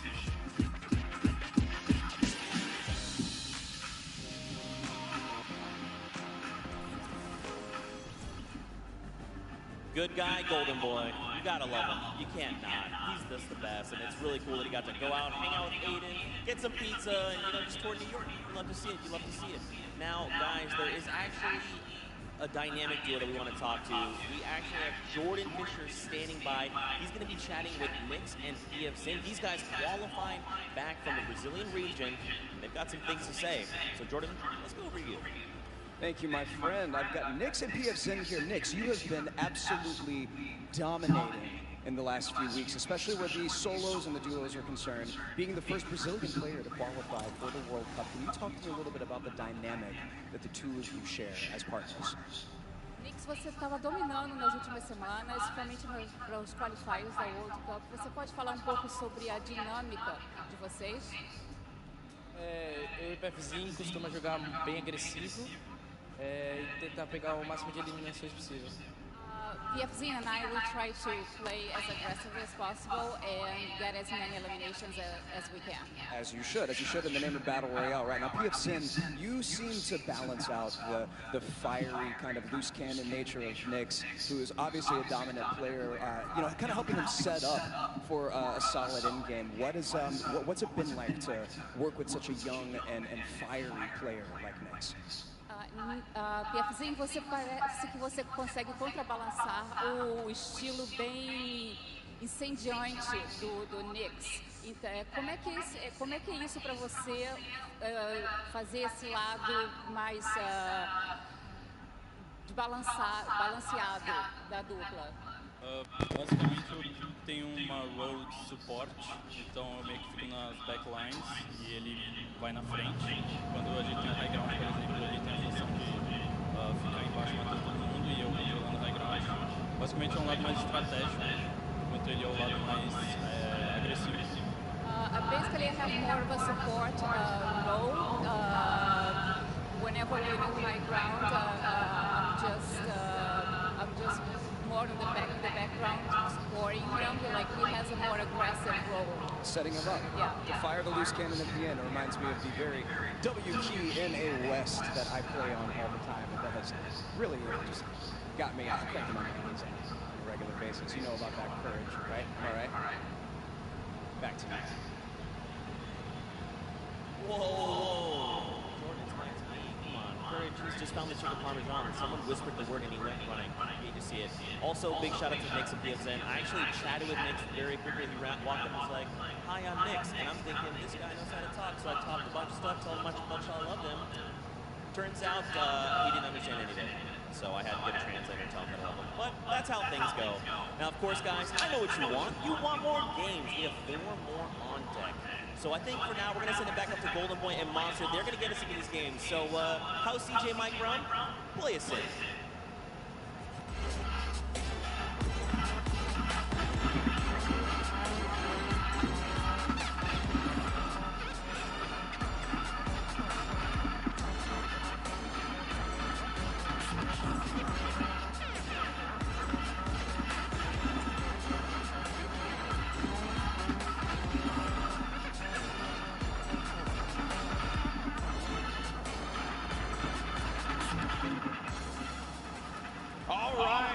Shout out to DJ Mike Brown, spinning the 1s and 2s here at the Arthur Ashe Stadium.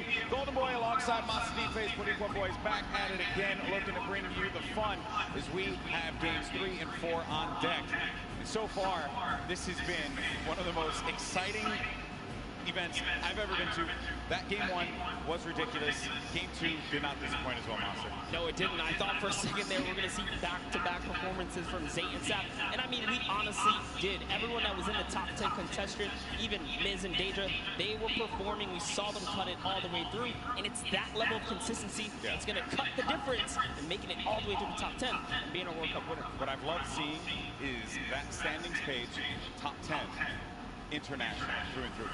You got the Japanese players popping off, European players popping off, players from New Zealand. Everyone's putting in every little bit they can. But folks, it's now time for game number 3. The players are all loaded up in the battle bus, and we are about to take off. Let's see who's going to get that much closer to raising the trophy and being your Fortnite World Champions of Duos. Here we go. Keep it going, Golden Boy, because we are jumping into game 3 as these cameras populate. Your favorite competitors are here. They've made it this far. It's the duo competition. If you were nervous before, hopefully they kicked the bucket over this little break here, and they're back, and they're recuperating. I know I practically kicked the bucket after the Vinny Zexro won game 2, man. I was feeling it, man. It was nuts. And there they are on your screen. So the drop for the bus here is going to be a north to south one going right over that ice biome. It's going to cut pretty much center of the map there. And Vinny and Zexro, I'm very happy that they're performing this well.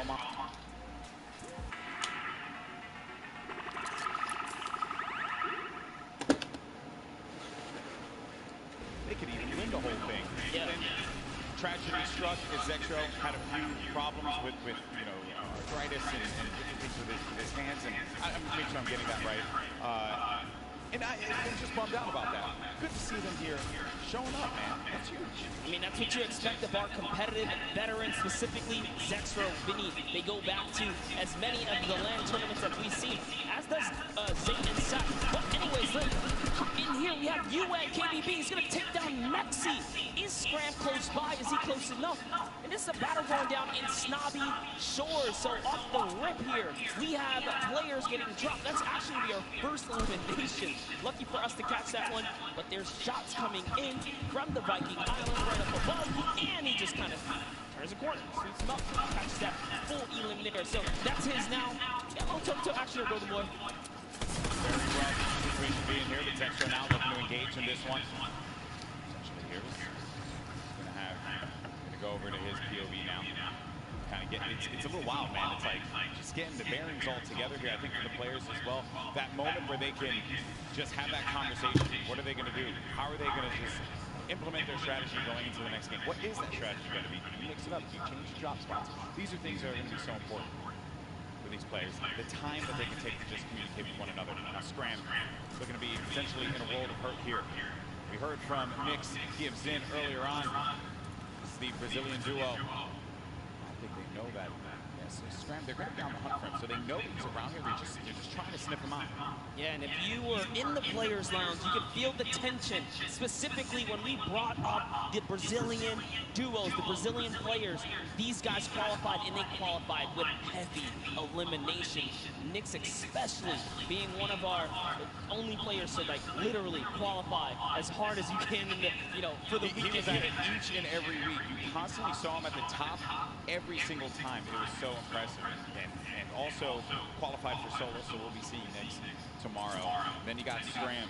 He's got 2 eliminations, but he's just hiding this one out. He hears them making all that ruckus, all the noise around him. And Scram just does not want to give up his position. Perhaps he grabbed his teammate's reboot card. He's maybe looking for that play. But Nix and PF Zim, they have to have an idea of where he's going to be located here. Yeah, he does not want to give up his position here. He's actually just hiding in the basement right now, hoping that these guys just kind of blow by like dust in the wind right here. As Nix and PF Zim, they think it's clear. They think it's all good because they came in and they just wrapped up one of the other players. They actually didn't initiate the battle against Mexi and Scram here. So Scram might just get lucky and be able to kind of sneak on by as he hears this powerhouse duo, this Brazilian duo, kind of loot their way through and make their way to the zone soon. And loot they definitely will, because they're getting a lot of resources out of this. Scram over in the distance. He's going to be out of there, but now we're making our way over to the action. It's happening to 7SSK7. Got Spades and Crims now looking to push on for this fight here, potentially. Got some shots going off. Crims is going to play that overload position. Getting challenged there and trying to use that advantage from the download, a little bit of that right hand, right? To see if he can get a peek in there. Does get tagged up, Crims. Guy does back away there. Does manage to build out.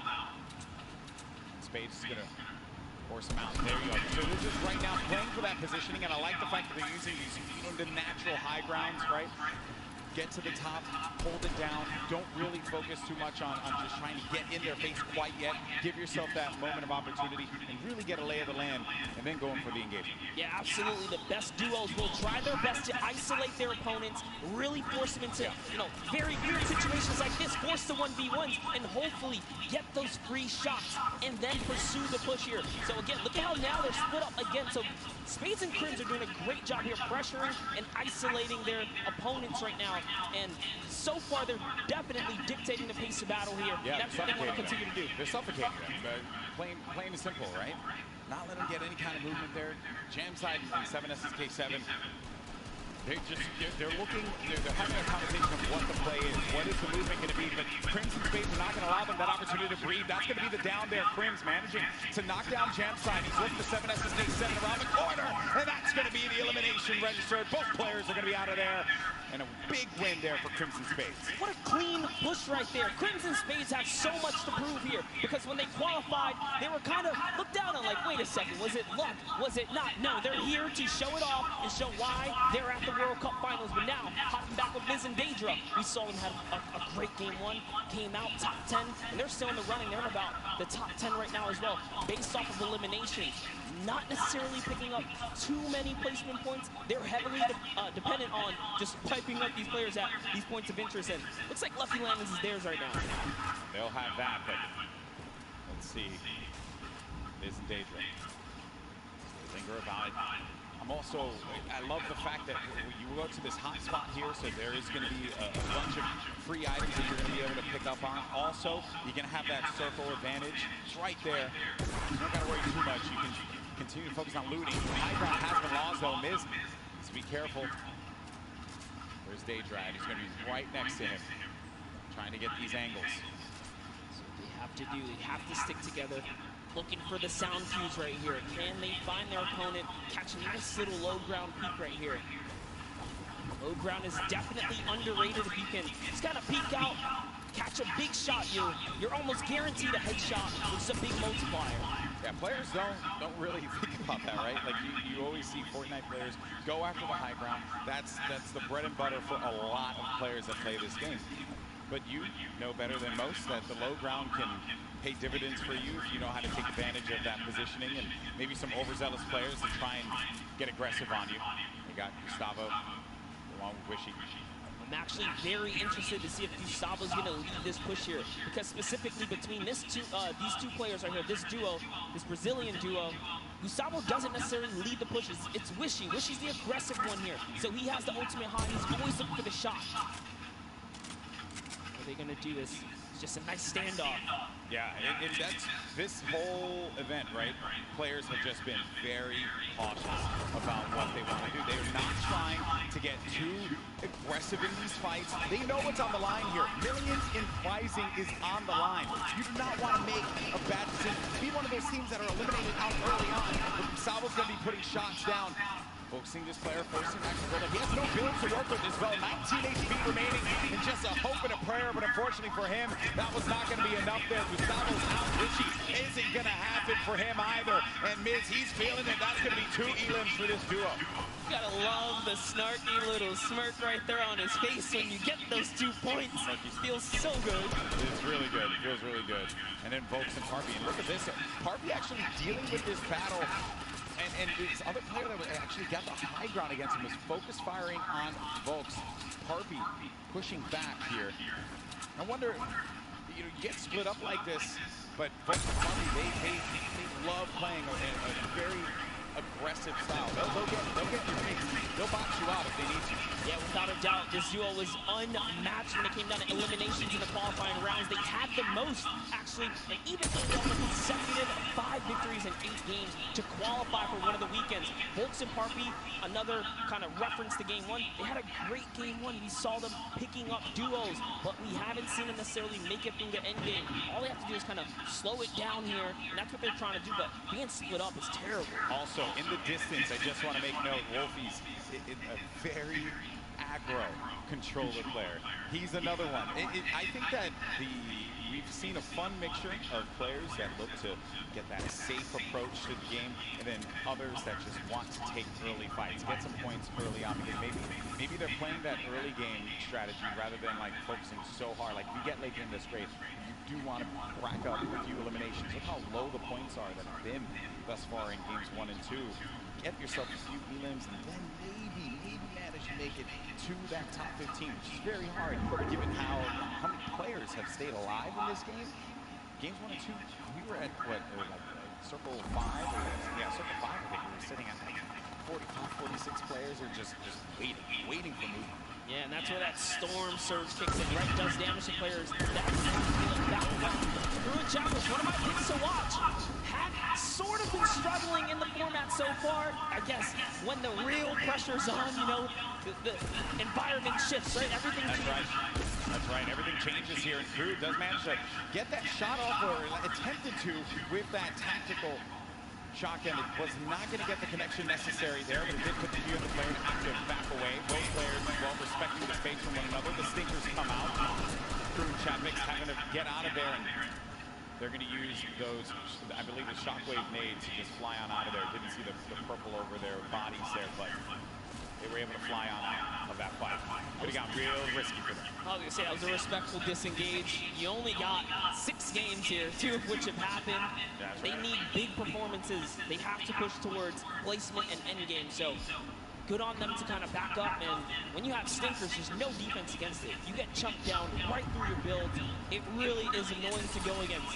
And speaking about the stinkers here, Epic Whale's under pressure right now, and that's just going to chunk him down. They force him off of the campfire. And we'll see if he returns to it. Yep, there you go. Yeah, you're only going to get so much time with that campfire. Epic Whale, along with 40R Storm. This is a Week 10 qualified duo. Last moment you could possibly have it happen, and they managed to pull it off. Maybe this could be the game for them. Another dominating duo in the scene, Airwalks and Nikov. Airwalks winning the Pro-Am yesterday 2 times now. This is a whole new ball game. Best players in the world in this lobby. It's not going to be a cakewalk, and he knows that. It hasn't been the best run thus far for Airwalks and Nikov. Yeah, and it was their last final games there. Notice the text right there. The fast track Airwalks and Nikov qualified for the Fortnite World Cup in their final 7 games. That's intense. They were struggling so close on the cusp every single weekend, so close to qualifying. If it was 5 placements, they were 6 or so like that. It was that close for them. But jumping in here, Crew is going to put some pressure down, and it looks like his teammate has been turned out as well. He's already gone. Also going to see some eliminations over in the feed as well. We got Crew who just cleaned up on Volts, but Septic took out X-Men. And then I think I saw XXM pop up there on the receiving end of a shot there, so we'll be out of the action as well. Crew by himself has 1 elimination. Going to be looking to get as many as possible. Now we're going to be sitting with 40 duos left alive. We're going into the next circle here in just a little bit. It's going to start to collapse. Salty Springs is going to be the point of interest for all of our players here. Got a lot of bodies that are going to be lingering outside. Some that are even as far out as Dusty Divot, like on the northern end of it, sticking around there. So maybe trying to get some last-minute loot, perhaps. We'll have to see. There is Parpy looking for that peak. Volks and Parpy always tend to stay together, but wait a second, that was a tricky little shockwave right there. He did try to sneak his way into the build. He takes the wall. What are you going to do with it? Crew's still looking for the replacement here. He gets it on land, takes the wall. 184! Crew's excitement, you can feel it from here. That was a huge shot. With the new tactical shotgun, the legendary. That's right. When you're feeling it, man. He went right for the fight. Ambitious. Young player there from Sweden, 15 years of age, man, and he's playing for millions of dollars. So many of these players, they're just young ones. We have a lot of young fans here in the arena today. Maybe next year this could be them. And then you got a few of you veterans, Zexro, then you saw Nate Hill, as well as Monro, Mitro, Aiden there in the corner of the screen. Back over to our Game 2 winners, Zexro and Vinny. No eliminations to their name thus far. I mentioned Wolfie's aggro controller player. He went right for Nix and just take him out on that one. I definitely want to see Wolfie. Hopefully, some more highlights before the weekend's over. Touch base with him. He's a great kid, definitely enthusiastic about being here at the World Cup, and he feels totally prepared. He's ready to represent. He's one of the few controller players to actually qualify for this weekend. This is a big weekend for a lot of players, obviously, clearly. Here you have Cease and Elevate. They haven't found the rhythm. They've been a little quiet, man. They won WSOE, a great duo that has had success in the past, but this has just not been their game so far. Got to get something to turn it around. The talent is certainly there. I think I saw someone on the Fortnite competitive Reddit mention, why is no one talking about Cease and Elevate? And I think it's just important to note that in order for us to talk about it, they got to start doing some things. And I think games 1 and 2 has not been their game. Yeah, and I mean, we were there in the warm-up rounds. A lot of players were not necessarily revealing strategy, but whoa, that's a huge shot on Zip right there as Nitro sends one flying down the field right there. Sent him packing. Dear me. All right, so back into the action at hand. We're gonna have 36 duos left in this. Notable names, obviously, Mega and Dubs. Benji Fishy, Mr. Savage. A lot of people in the crowd pop for Benji Fishy when he walked out, as well as Mr. Savage. For due reason, this is a stupendous duo. The double snipe combination from Benji Fishy and Mr. Savage. Big shot right there, these double snipes, you gotta be careful. There's no standing still in a box here because you might eat one right there to line up another. Right. Not quite successful that time around, but hey, all damage matters. Storm Surge, you want to be dealing damage. You cannot stay idle. There are no free passes at the World Cup. Look what happened in Game 1, man. Storm Surge claimed a lot of victims. You have to be engaging in fights. You cannot stay still. There's Flexi and Letwick on the move. Nyrox right behind him. Cooler organization. Benji Fishy's going to be down. Just saw that one off on the side. Mr. Savage now having to deal with a player that had engaged on him. Get built above. Just needs to wait this one out here, but Benji does get cleaned up. Yeah, that was going to be Flexi. And that was such a sneaky ambush right there. He used his shadow bomb, pushed up. Notice Benji was kind of over-peeking, harassing players with that sniper. You cannot hold down scope right there. He ate a shotgun to the face, and that's why Benji goes down. And I love what Savage did here. He just went for high ground. He had to immediately get out of there and leave his duo behind. So what can Mr. Savage do? One of the best mechanical players here today. What can he do by himself? Got Not with a lobby like this. At this point in time, he's really just looking to play the keep-away game. Maybe he can pick off a player with that heavy sniper, get eliminations for himself. They only have 1 point right now, and they're nowhere near getting replacement points currently. But he's still looking to harass some players. Put some pressure on them. Now you see that half in, half out circle. And it's 2 duos are going to be inside of there. So everyone's going to have to start to move over to that east side. It's going to be a struggle for so many players. They're starting to make the moves right now. They want to try and gatekeep, prevent these players from getting inside. This is a team we want to watch right now during this rotation. Markael and Mitro, they are masters at executing, especially when they have mobility like this to cut across the field. They are on the hunt right now, and there's no reason for them to rush. Once they spot out someone, they're gonna pounce. They're gonna jump on that target. Yeah, they're gonna wait for you to make that mistake. And with the nerves at an all-time high here, players are certainly going to make that error in judgment.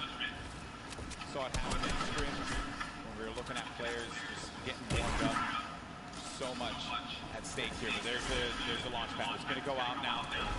You need to be weary of being in the sky. So many times you think that you're just going to be sailing away with no problem, not a care in the world, and then you just end up losing all of your shields, all of your HP, and then that's it, you're done.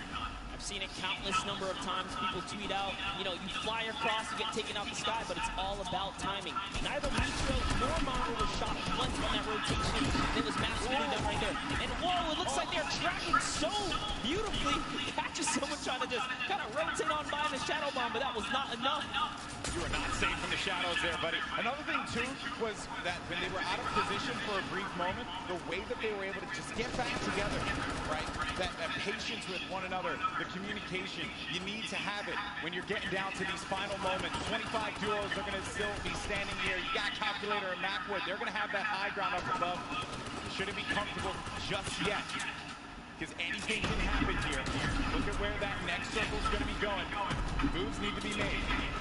With that RPG, I mean, they can basically take high ground at any given moment that they want nor choose. Calculator looking around, already on 4 eliminations for Macwood. Macwood did say he's the fragger of the duo.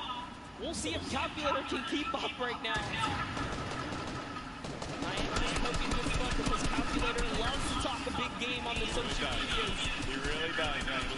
He's a character without a doubt. But right now, there is no fun and games to be had. This is game 3 of the Fortnite World Cup Finals. It's time to put up or shut up for a lot of these players. Look at that, wasting no extra max. They do not waste more than they have to. This was earlier on. In elimination onto Negro, Mongrel and Mitro. There you have it. Out of the game once again. That duo, European powerhouse, going to pay there to Dubs and Mega. So far, so good. Maxwell again just holding this positioning right here. He is going to get blocked out of his teammate accidentally, but it's all good. This is still his ground to control right now. They have clear control of the skies here. And they have a ton of builds to work with as well, Monster. 4 eliminations for Macwood. A great game for him thus far. Has 4 points for this duo, but he's going to be taking some shots. Has to be careful there. There you can see the lay of the land, Monster. Yes, the placement threshold will be divvied out soon. There goes the Storm Surge, already bringing down players. Jake has to make a big move. Doesn't matter. Zate is going to wrap up right here as Keys goes down as well. And the shots are flying. You can just look at the overhead, the chaos that's going on in the mid-ground specifically. And look who's still in this, Sad. They're going to be in first place. They keep this going. Another dominant game for them. Another high-placing game could be the difference maker to keep them in that first place position. Up on the high ground. Calculator putting down shots yet again. Not giving players any moment to be comfortable whatsoever. Look at the names that are here, though. The Rockets now starting to fly by Wolfies. Wolfies having to defend himself. Satan's going to be out of this one. So now it's going to be up to Saf. And Saf, he had to see his teammate go down, but his back's going to be to the Storm there. Now look at that Mega. He's waiting this one out. He knows on the right side of the screen to see if not first. So these players are going to try and force their way into his box. So he has to play defense. He has to disengage. And there's Saf, who just lost his teammate safe. Now he's going to be running this one solo. And then up above, it's Macwood and Calculator. This whole time, they picked up 3 eliminations from that whole exchange, Monster. That's exactly where you want to be. They're still putting the pressure down. And Saf is looking for one, but it's Vinny who's going to take him out right there. So Vinny's going to find his first first elimination, and he has so much health. He is in the game right now, although by himself because Zexro is down. And now Oslo, Bad Sniper, one of the few duos that are still left in this game right here. Arkham somehow, with a massive rotation, he's still in as well. Bad Snipers at 11 eliminations with Oslo here. Wow, unreal stuff. Bad Sniper is going to be out of this one. Macwood and Calculator still owning the high ground on the mid. Down below, Dubs and Mega, one of the premier duos here at the Fortnite World Cup Finals. Could they get the high ground and wrestle the control away from Calculator and Macwood?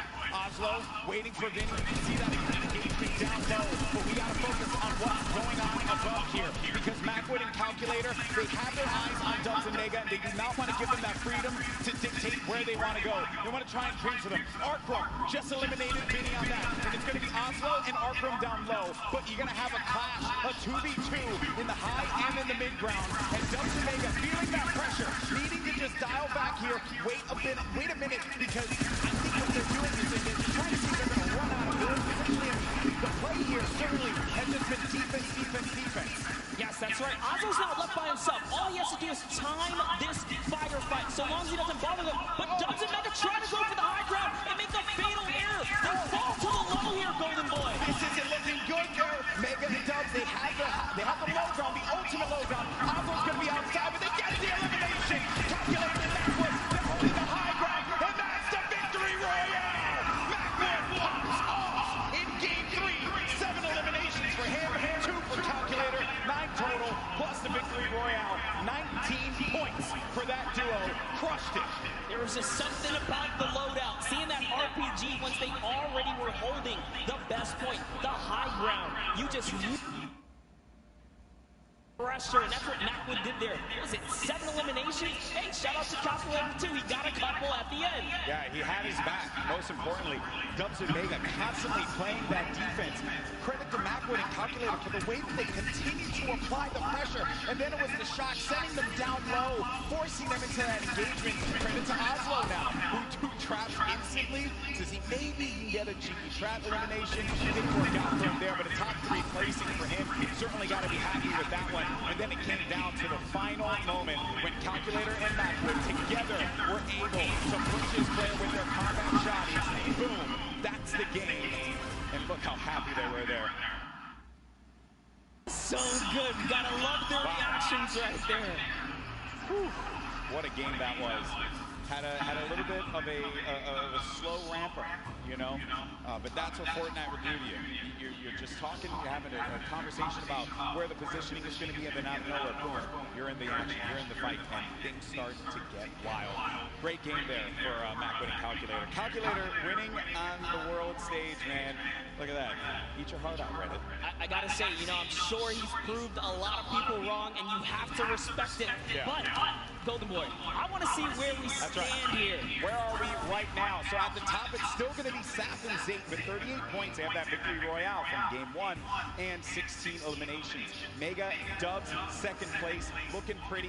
No victory royales for them thus far. You saw Zexro and Vinny do the same thing, but it's Calculator and Macwood that jump up to 6th place. They have 22 points total, 12 eliminations in that game. They're finally in that top 10. I want to take it one step further. Bad Sniper and Oslo jump up to 13 total eliminations. They didn't have anything up until this point. They just had one great pop-off game. And suddenly they're in the running here. It is anyone's game in the top 10 because you have to be consistent. And again, there's always those wild cards, those pop-off moments. And here's a look at page 2. Any of these guys are still in the running right now.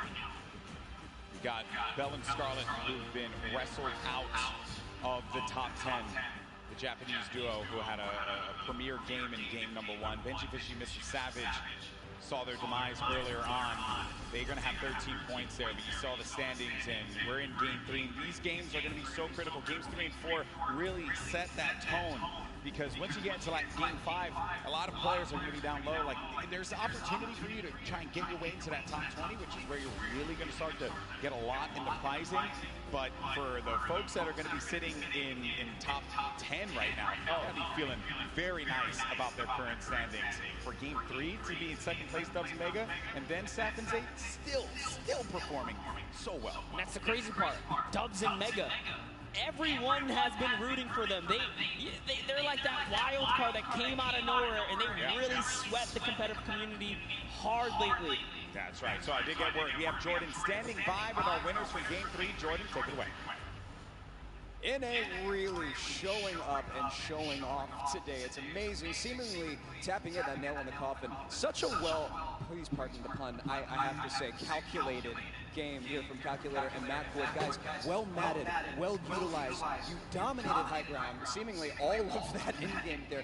Walk me through that process of getting that high ground, attaining, and then dominating for the rest of the game.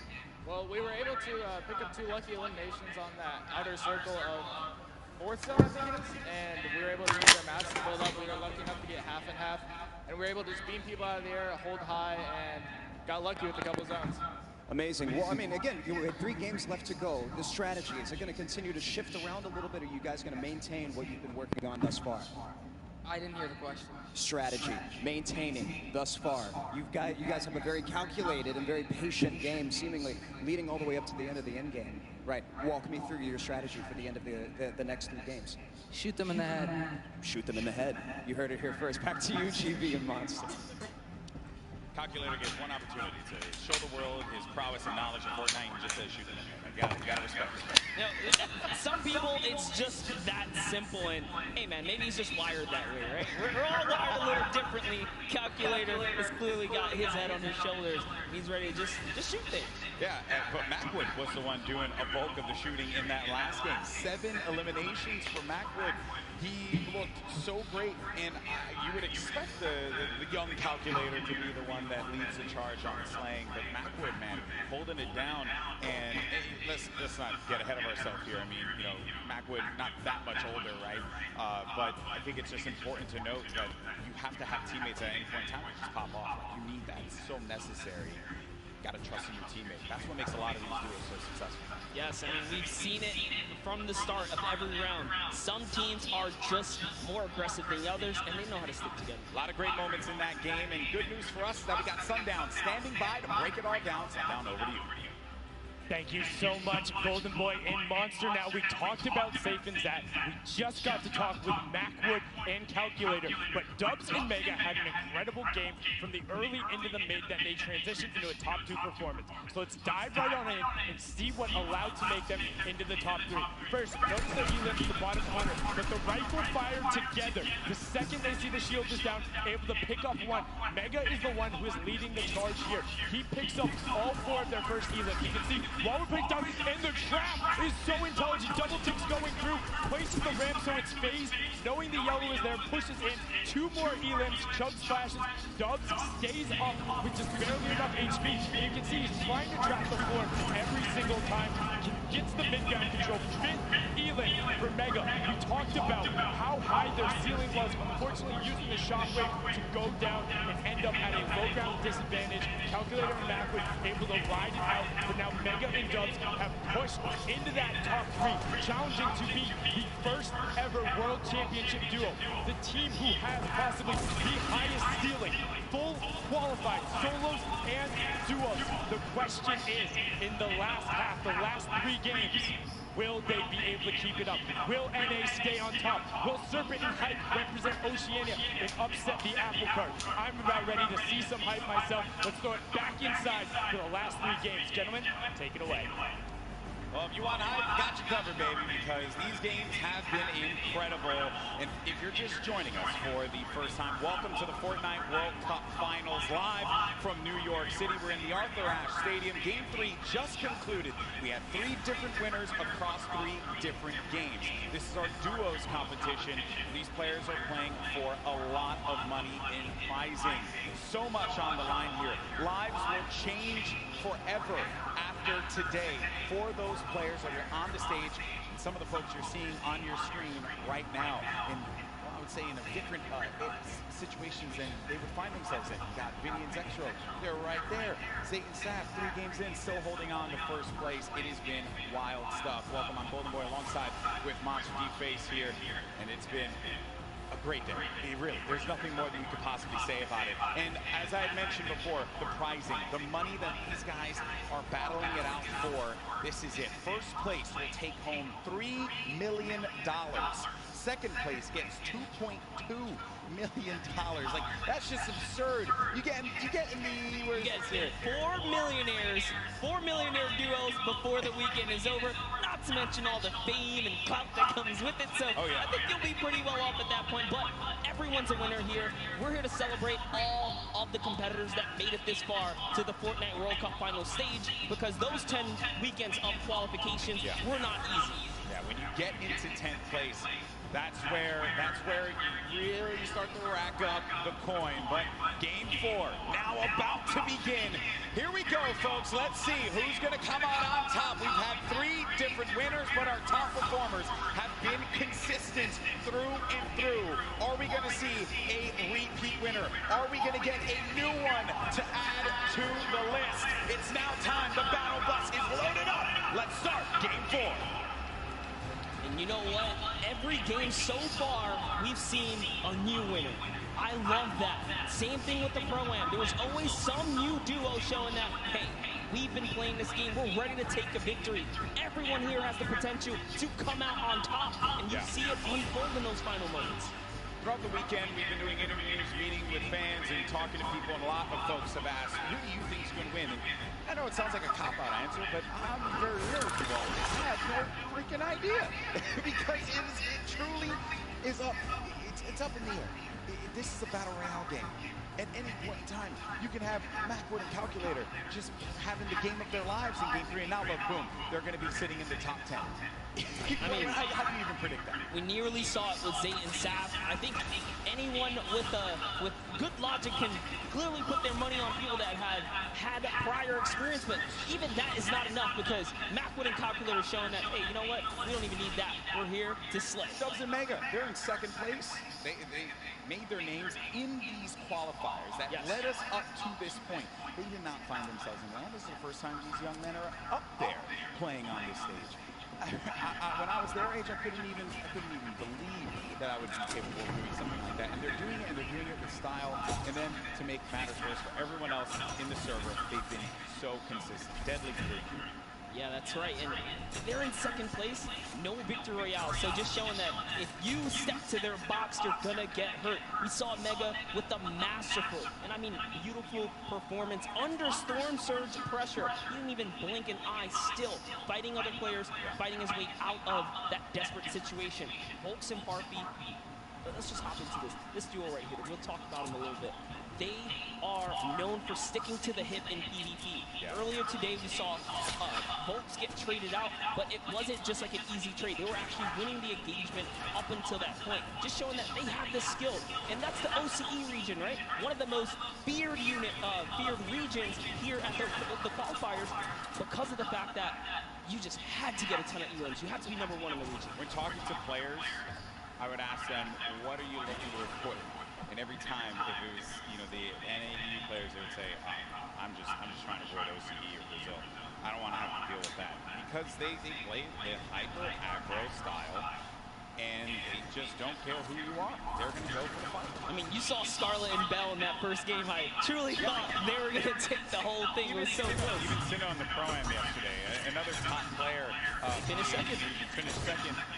he was just, I know it's a Pro-Am, obviously a different competition there, but he was just going into boxes. He didn't care. Not a care in the world for them.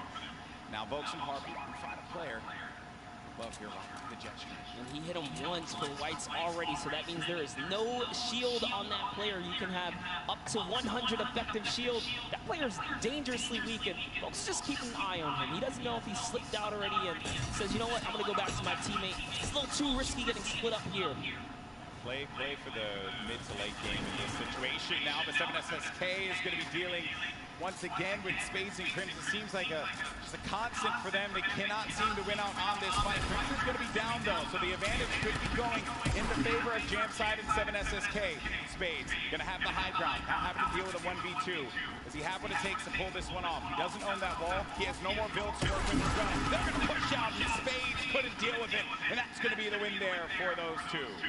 You would think for Jamside and SSK, like, hey, we've been landing here, haven't been successful. Do you mix it up? They say, nah, I'm going to stick to my guns here. Because everyone's a winner, regardless. The VP boys coming out on top. Week 6 qualifiers for them.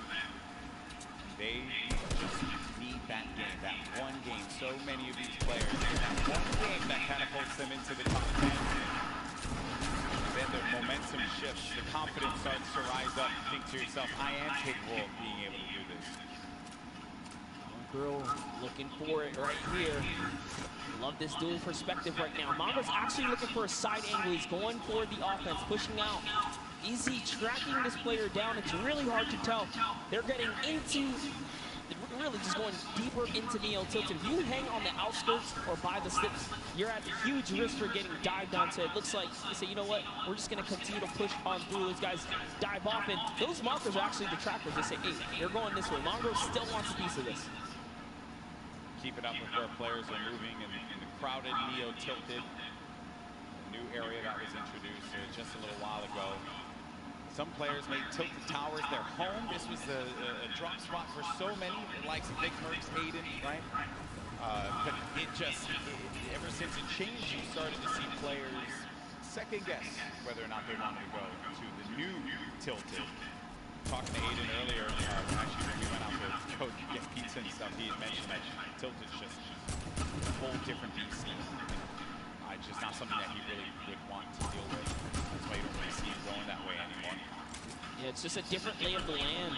As things start to shift, different comforts kind of tend to evolve and whatnot here, but we have Twiz in cover H looking for a push down right now, and they have the positioning, they have the high ground, and it's just a matter of, do we want to dive down? They don't want to give up their angle. They know this duo below them have a flint knock. Flint knock can do so much damage if you peek the wrong way.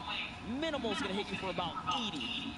This duo from New Zealand, we had a chance to talk to them for that piece, and great to see that friendship, communication that they'll have with one another, something that a lot of these duos that came together for the Fortnite World Cup duos portion of the finals don't really have. They don't have that cohesion, that chemistry that these two will have, right? That Sap and Zate would have as well. Crazy to think there's 89 players in the lobby and 48 duos, so a lot of disengages, a lot of solos out there right now. Keenstar and Hunter looking to defend themselves right now, and it's just a cat game right here, cat and mouse game. What are they going to do? They actually shockwave on out of there, and into the slip they go. They're out. They're trying to get away. That was a shadow bomb right there, and he's gone. Yeah, I was a little worried about that duo that was coming in, but the storm is creeping up now. This is only phase one. Nyx gets knocked by Zexro. Saw that in the elimination feed just a second ago. Item and Derox out and wide open. It looks like, actually, they saw Mend right there building by himself in a one poor wooden shack, and they're pushing the shack now. So Twiz is going to hear these shots off in the distance, but looks like we're hopping over to the Loot Lake area, where it's Macwood and Calculator.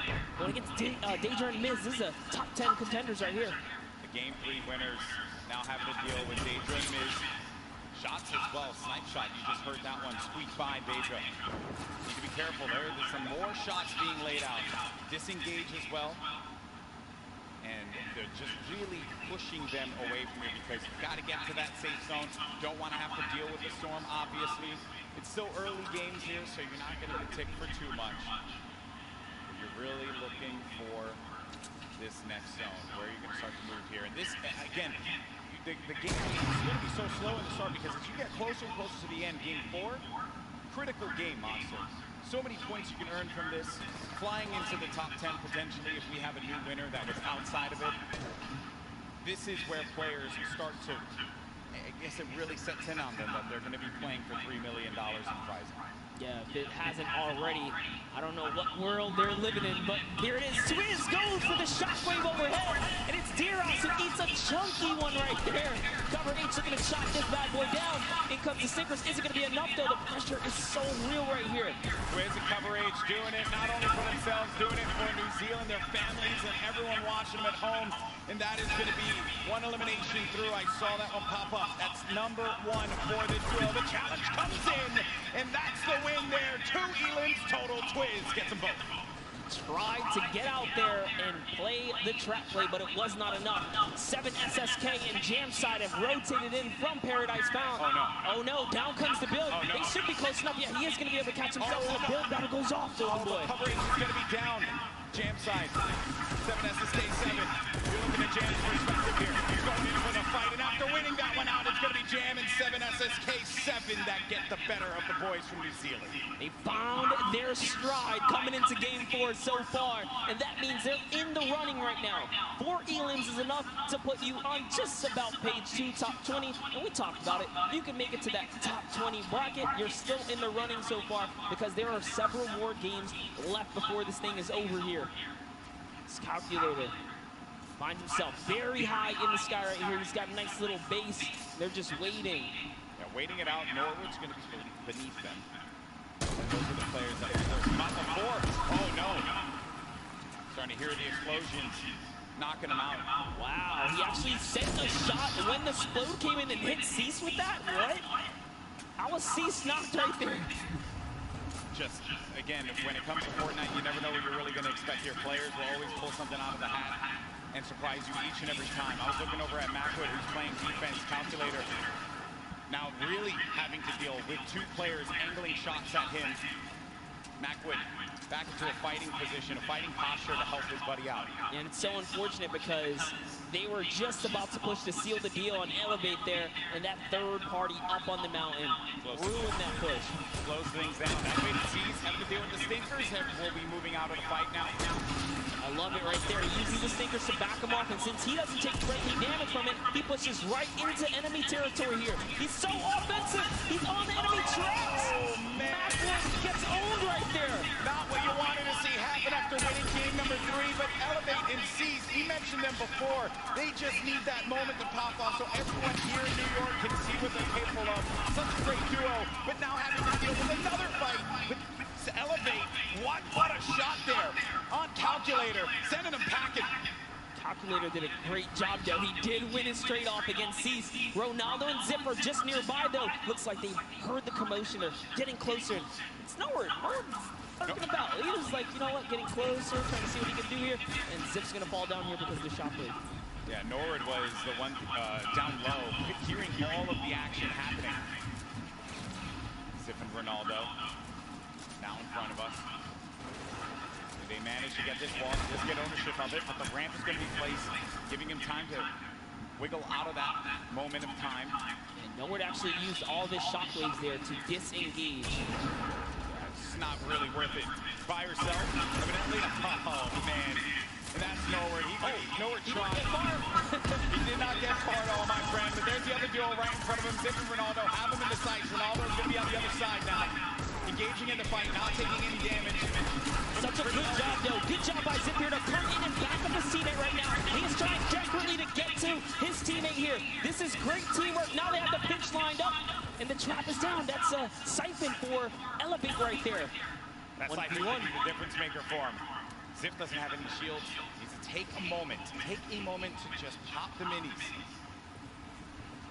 A little bit of a reset here. He's still in this too, so he didn't get knocked. He's not full eliminated yet.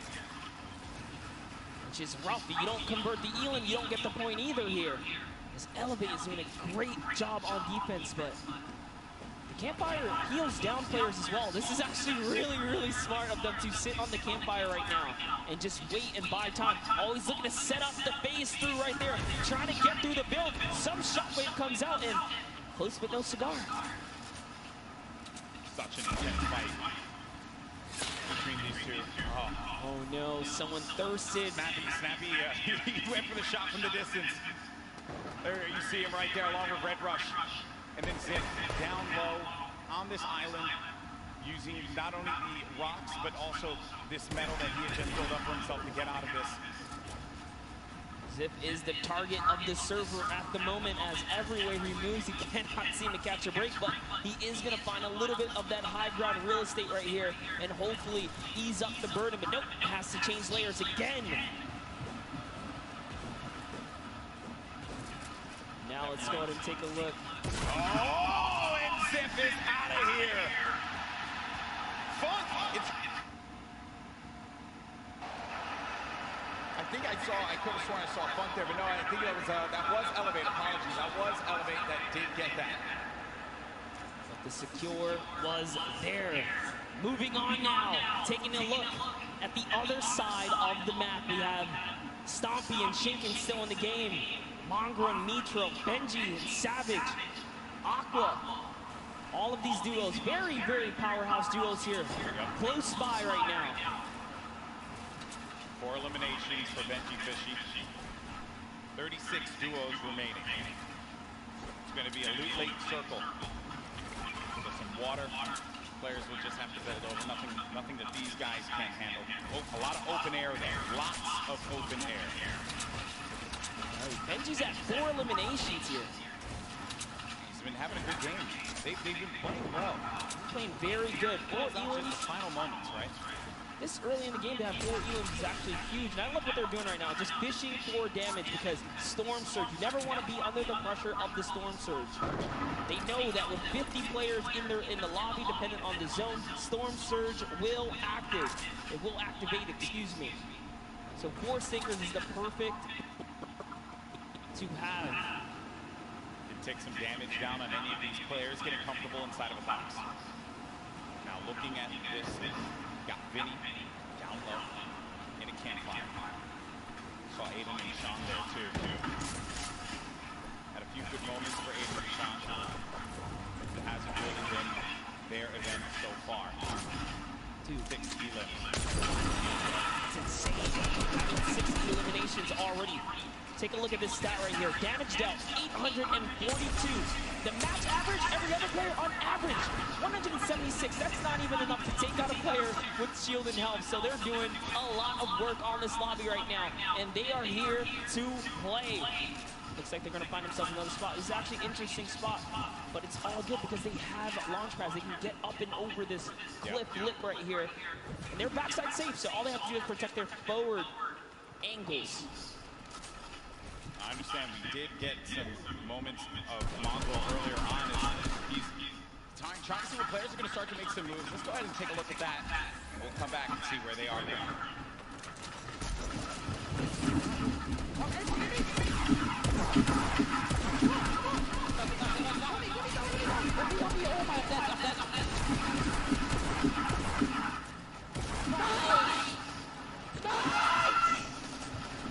Oh my god, nice.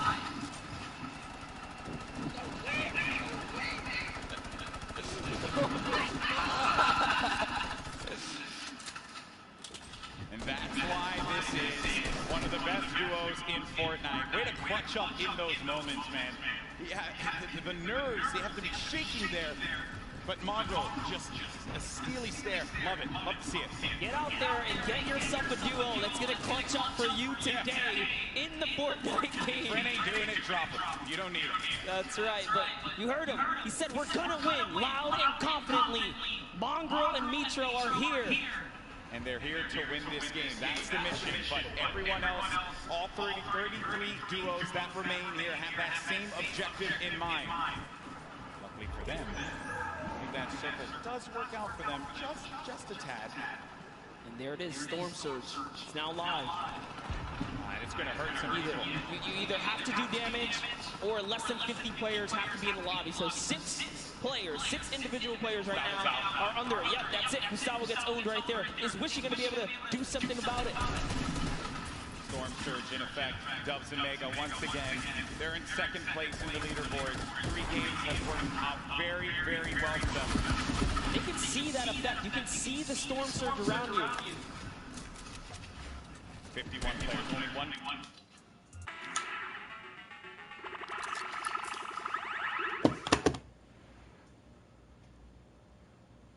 Why not? They're in the lead right now. All they have to do is consistently skate through. They've gone through the hardest part, the beginning. They're warmed up. As Mega is trying to push around here and get a good spot. Looks like they get themselves a little bit more real estate. But the pressure is in because the ball players come in. Right in front of them, too. More defense having to be played. It was kind of changed to game 3 when they were in a similar spot. But this was from the high ground. This time, it was right in front of them.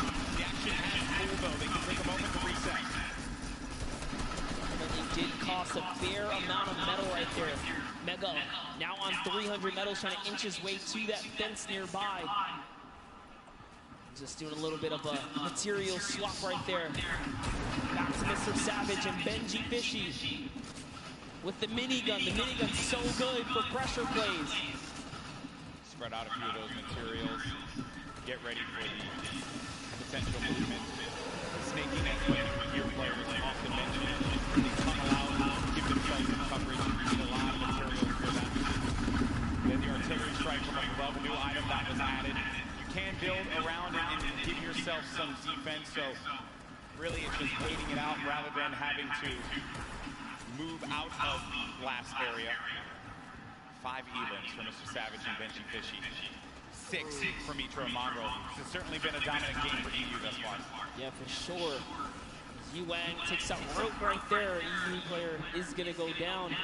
Rote gets the trade out though, must have been the zone here as we are cutting across here. Mitro's trying to find some real estate here. Is he going to be able to set up? He's going for the high ground. A little bit of a build-up, but Mongrel's got it under control. He's got the high. Who putting some pressure down? He's getting the shot straight across here, Golden. Yeah, there was a duo right on the other side there that Mitro was concerned about. So he goes low. Then really, wherever you go, there are going to be players looking right at you. Sometimes you just manage to incur the wrath of the entire server. Luckily for Mitro, that did not happen quite yet. Saf, I just saw Saf get dropped. Zate's going to be separated from his teammate there across the side, and that is the circle creeping on forward. It's going to be open air, open space for them, so the ballers will have space to move around and try to survive here. This is it. It's coming down to the final moments, Monster, for a lot of these players. The pressure's on. Yeah, Saf has already been taken out, so Zate is left to fend for himself here. Can he play for placement? We already know Mongrel Mitro were split up. Can they find themselves amongst the chaos here? Aqua and Nyrox are holding up the high ground here as well, and that's a scary duo. Way up top, uncontested. Someone that you want to have up above you. Mitro, 6 builds remaining. After this, doesn't really have much left to work with, and the builds go away pretty much instantly. Zate gets eliminated, so that's going to be the end of the duo that's currently in first place in the standings, but Mega and Dubs. Dubs is out as well. 4 eliminations for the duo, the bottom right of your screen. Mega very capable of being able to clutch this out by himself, but it will not be easy. Yeah, Mongrel actually just slips into the low ground too right now, so he is trying to stay alive here. Jumps into someone's box. It's Boren who gets taken out right there by Mongrel, so he's still in the running. Mega goes up and gets traded as well. Vinny's still here too. So many solos remain right now, but there are still several duos in the game here, Golden. And the scariest duo is going to be up above. It's Aqua and Nyrox. They're carving this up, and they're putting down shots wherever they can. If they can get a few more eliminations, a few more points, that will jettison them up the leaderboard. He has 7 elims as well right now. He has 7 already. Rojo jumps out of the box. Wolfie's still in the game. Controller player. Talking to our boy Christian earlier, mentioned he loves to get in the faces of players, and it has worked out for him thus far. Elevate is out of the game. 7 eliminations for him, 7 points, not bad at all, and you're going to get the placements to boot. Still, Aqua and Nyrox up above. Then you got Benji Fishy in the game. 5 eliminations for him, 6 total with Mr. Savage's 1. Oh, there's a player in front of me. Pops up in front of him. Oh, that's so scary there, but Benji Fishy is eliminated by Sky. Sky has been around the competitive scene for a long time, and for good reason right there. Nyrox now owning from the high ground, putting that pressure down. A shockwave was initiated right there, but it's not going to be enough. This is their map to control right here in the final moments. They're the only duo standing, Golden Boy. This is their game to win. The cooler duo is going to happen as they're putting the pressure on these players down low. They're synergized, they're communicating, and they're ready to pick up this victory royale in Game 4. He only has 10 builds though. This is very intense. Both of them don't have much here. He's gonna put all the splashes down. Is that the decision right there to commit? Looks like the shockwave is gonna cause an eruption in the high ground. And now they're in the zone here. What's gonna happen here? This is so close. 5 players remaining. Few left as the shockwave is gonna send them all the way up. Nyrox takes out Falconer down low, and he takes it with everyone. But Nyrox is out. Oh no, he doesn't manage to get the elimination. And in the storm, he gets the victory royale. 7 eliminations for the duo. A big, big win for Nyrox and Aqua. Huge shockwave play in the final moments right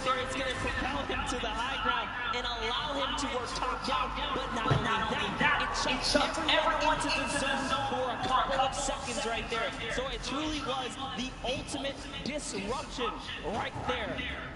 The shockwave, the end of the game, will just change everything. The complexion of it all.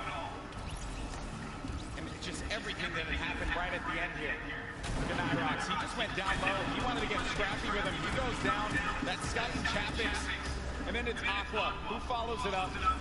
Flew up right into the sky there. That was actually, I also like looking at the player's face in these moments because the focus that he has. Whew, man. To hit your shots, you must hit your shots. Look at that. Stompy, Jinkin have talked about Aqua Nyrox as players to look out for. They're scary competitors on the scene, and good to see them take a victory royale. Yeah, in EU, right? So we've had 2 NA, 2 EU now, getting a little scrappy out there. Spicy. I like to see it, right? Everyone's like, EU, where you, NA, where you at, right? But, hey, that is the game, right? You never know what you're going to get. Sappins 8 still hold on to first place, but it's only going to be by 2 points. Dubs and Mega, they're looking for that victory royale. If they're able to get it, hey, they could find themselves in first. Vinny and Zexro in third place, currently with 35 points, 5 shy of first place. Sappins 8 have to hold on to their title as the kings of the mountain. And in that last game, they just could not put it together. These last few games for this duo is going to be critical given how close this gap is between all of the players in the top 10. That's right, and take a look at your next page here. We saw plenty of Spades and Crims winning that Paradise Palms kind of early interaction, but one loss sets them way back to the second page now because you have to continue to accrue points here. But look, Epic Whale still here as well. There's a lot of players in the running. Yeah. Wild stuff from game 4. Excuse me. As we've had the EU duo, the Cooler duo, managing to get their win on the world stage. I know that we're going to have Jordan in a little bit with the winners. He's getting everything together. I want to hear from these players, and the good news is we are going to do just that. So let's send it on over to Jordan, who has our winners standing by. A massive shift for EU here. We all know that shockwave grenades can absolutely shift the balance of in-game, especially allowing you to propel yourself up and work your way top down to dominate and control what was the most exciting final moments of in-game here today. What is your plan going into these next couple of games? There's a lot kind of hanging in the balance here, right? There's a big momentum shift for you, and you have the opportunity to kind of go in a direction that you want. What's your plan? Our plan is just to keep doing what we're doing right now, just landing our spot and go for consistent placement points. Consistent placement points, that's key and can absolutely take the Vicroid home as you saw just now. Back to you, GB Moss. Thank you so much, Jordan, for that one. And stay the course. No reason for you to adjust anything. If it worked out for you there, clearly you're doing something right, Monster. Yeah, absolutely. I think these competitive players know best, and stubbornness is in their name. You saw Jamside, 7SSK say, hey, I don't care if I lose the first 3 times here. We're going to master this. We're going to turn it around. And they did. They had a great, at least, showing at some point at the last one. So players are going to stick to their guns. Early engagements, man. That is just, I love seeing those fights with the great weapons, right? You really can tell who can figure it out with not much to work with. That's always the challenge that players have to deal with in the beginning of a game like this. Now, I do understand we have Balla standing by to break it down what we saw in game 4. Balla. Well, Aqua and Nyrox definitely showed up here today, and the resurgence of EU is maybe starting. We've got 2 more games to go, and I want to talk about Mongrel and Mitro and what they had to do in this game here. They actually ran into Zexro and Vinny. We're going to start off. GB, you were talking about early game engagements. This is one that's been going in the duo of Mongrel and Mitro's favor against Skeptic and Clicks and Neo Tilted Towers. The pressure here from Mitro to find out exactly where the first player is. Mongrel up above, then targeting on both. They try to get into the same box at the same time. They go down, just continue pushing forward. Mongrel and Mitro, the second time that they win this engagement here today. It's not stopping. They continue forward onto Volks and Parpy and just try to hunt down everything There Eclipse is trying to escape as well. And then this snipe here from Mitro. He actually, not only did he hit that, and they get right into it onto Zexro, he hit Vinny coming in with a driftboard right before this. So one elimination there for them. And then they had the engagement that we saw earlier. We're going to go ahead and run it back because this clutch puts them perfectly in position at 4th place right now. Reminder that this was with Mitro down after all was said and done. There he goes down, and then Mongol comes in right on cue. He does not let his teammate go down. You heard the reactions earlier, and it continued because Mongol got one more elimination in this game, leading to the 8 eliminations total before they fell, not before earning placement points though. So this game, not only did they take out Vinny and Zexro, which were in 3rd place, they stopped them from accruing any more placement points, so they are inching their way closer. They're now in 4th place. They actually have the most elims out of everybody in the tournament so far on 20. So with 2 more games to go, we're going to see where they can leave themselves at the end. Back to you guys, GB and Monster. Thank you so much, Bala, for the insight there. Everyone getting all ready for games 5 and 6. And then we crown our first ever Fortnite World Champion. Crazy to say out loud. It's happening. It's happening. This is it. It's happening. It's happening, right? Now, there have been a lot of duos that have been the talk of the town, but one duo in particular that have a lot of fans excited, Benji Vision and Mr. Savage. We did get an opportunity to catch up with them. They're currently in 8th place. Can they climb up? Let's go ahead and check it.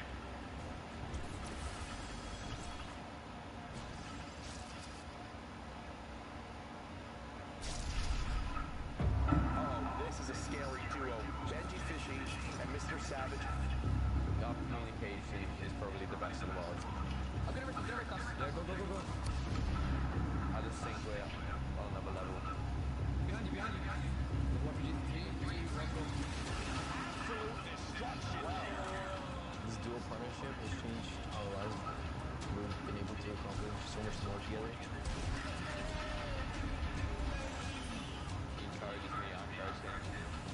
Best friends, they're dual partners, and it makes me smile. Yeah, it's good feeling. Check me again, bro! We're savage! We're big fishy, bro! My name is Martin Plus Anderson, and I go by the name Mr. Savage. My name is Ben Fish, and my maiden name is Benji Fishy. One of the most terrifying duos coming out of here, period.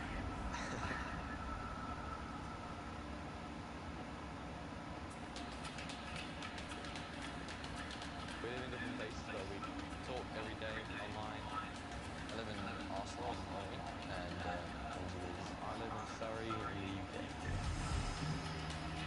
Now I'm traveling to England to meet him, see how he's doing here. He has my back. If I ask him something, he'll help me out. We don't actually just play Fortnite. We play other games where we just want to have fun. We have a lot of the same interests. He's always really humble. I love his personality. Yeah, we're really great friends. Alright. I'm too good. There's a guy northwest of me. He has an RPG on me.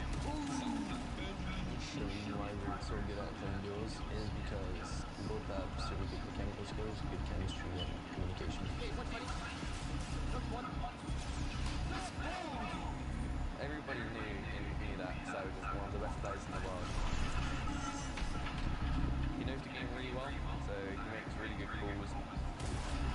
Benji's just so insane at just eliminating people. Benji Fishy is dialed in right now. He just follows me perfectly. He fills in the gaps that I got for him. You'd think a fish out of water would be harmless. Not this fishy. Not today. People were definitely scared if they see some fishes running around Happy Hamlet. You'd think fishes weren't really that scary, but Fortnite, it's quite the opposite. We're in a really good state right now as a duo. It's just close to the league. I think there's one on the other side. We're playing super well. Players will continue to go down like flies. We've been practicing. It's really nice to, finally be able to prove ourselves. Savage. I think we're just going to show you how good we are.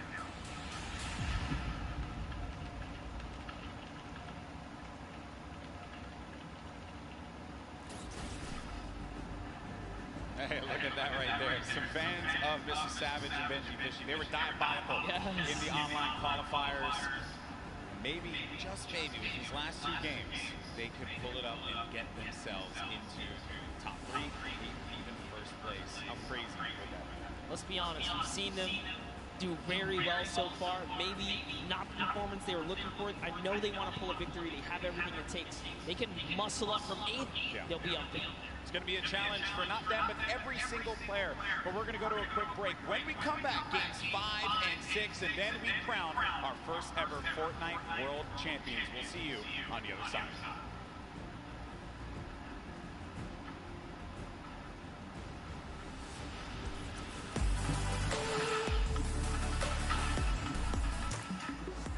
Here in the player lounge right now, joined by our Pro-Am winners, Marl Grimes and Airwalks. Wasn't totally expecting you'd win 2 in a row. Can you walk me through those final moments? Felt really good. I don't think I would have won if I didn't have him. Now, Marl Grimes, you were holding your own, you were keeping up, you were staying alive, you were getting eliminations. How did you change your playstyle from last Pro-Am to this Pro-Am? I think we learned a lot from the last one, just that you focus on late game a little bit, and I just sort of let him lead the way and made it happen. How did it feel to play with a potential World Cup duo winner? It's amazing. I'm actually going to come tomorrow and sit in the stands and cheer for my man Airwalks, yeah. Maybe you make an Airwalk sign and wave it in the air? Maybe a 98 bot sign. I'll hold it up. Good luck on the event tomorrow. Congratulations on winning. Congratulations on winning. Incredible gameplay throughout Fortnite World Cup Pro-Am.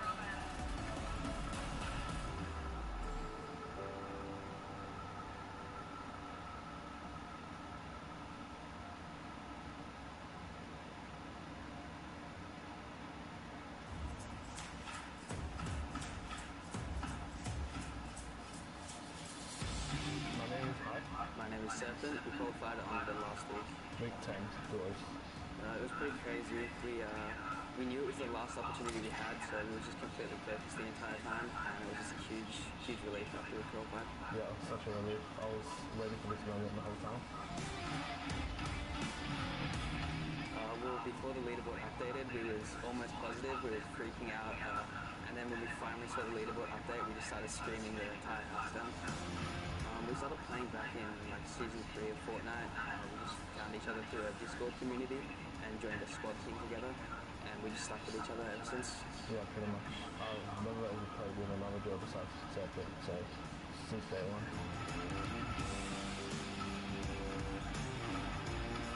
We both make calls. Yeah, we both have things we're a little bit better at, but we try to take the roles like evenly. I'm just really excited to play with everyone from all the regions.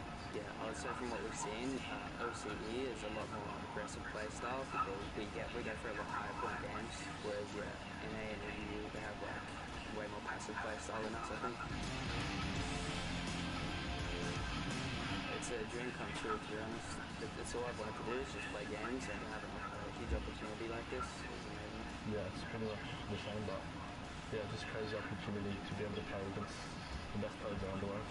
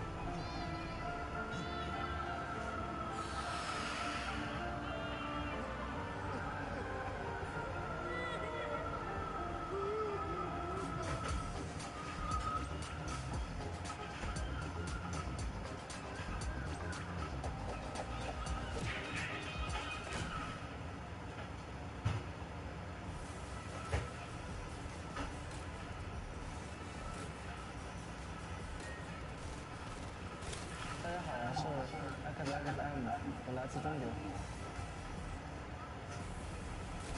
The rocket's gonna come up through. Are they all coming down? Moon PB. 我叫小蒙德，我来自中国。我们是在那个亚洲锦标赛第6周海选的时候，靠双排拿到了亚洲第1。A second rocket going to catch both players. How do you find that angle? 当时我很高兴，我超级高兴，从桌上跳了起来。 These guys do not miss. You have to be careful. You cannot sleep on them. 我们为了准备这个比赛，我们每天基本上要训练12个小时以上。我想我到现场的话，我的心应该会更强。我希望他们可以好好的去看这场比赛，因为能学到很多的东西。 And it's over before we could even say anything because X-Men and XXM just destroyed them. Don't land on these guys. 因为我平时很喜欢购物，然后如果说获得这么多奖金的话，我一定会买。也许我会在一个很悠闲的地方买一个动物，然后就举行对视。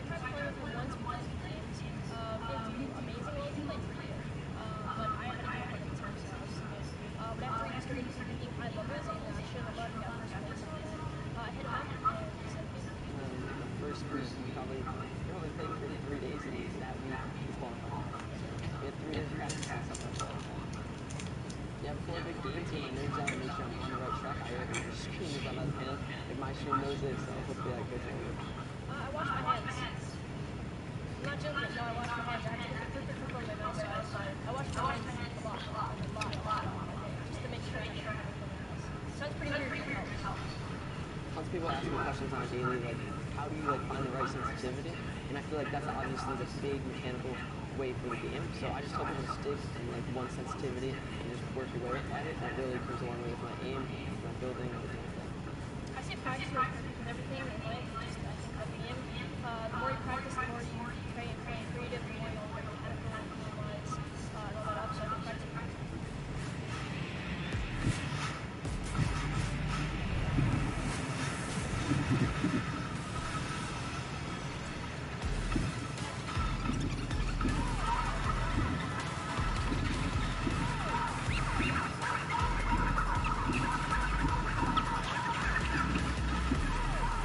Group.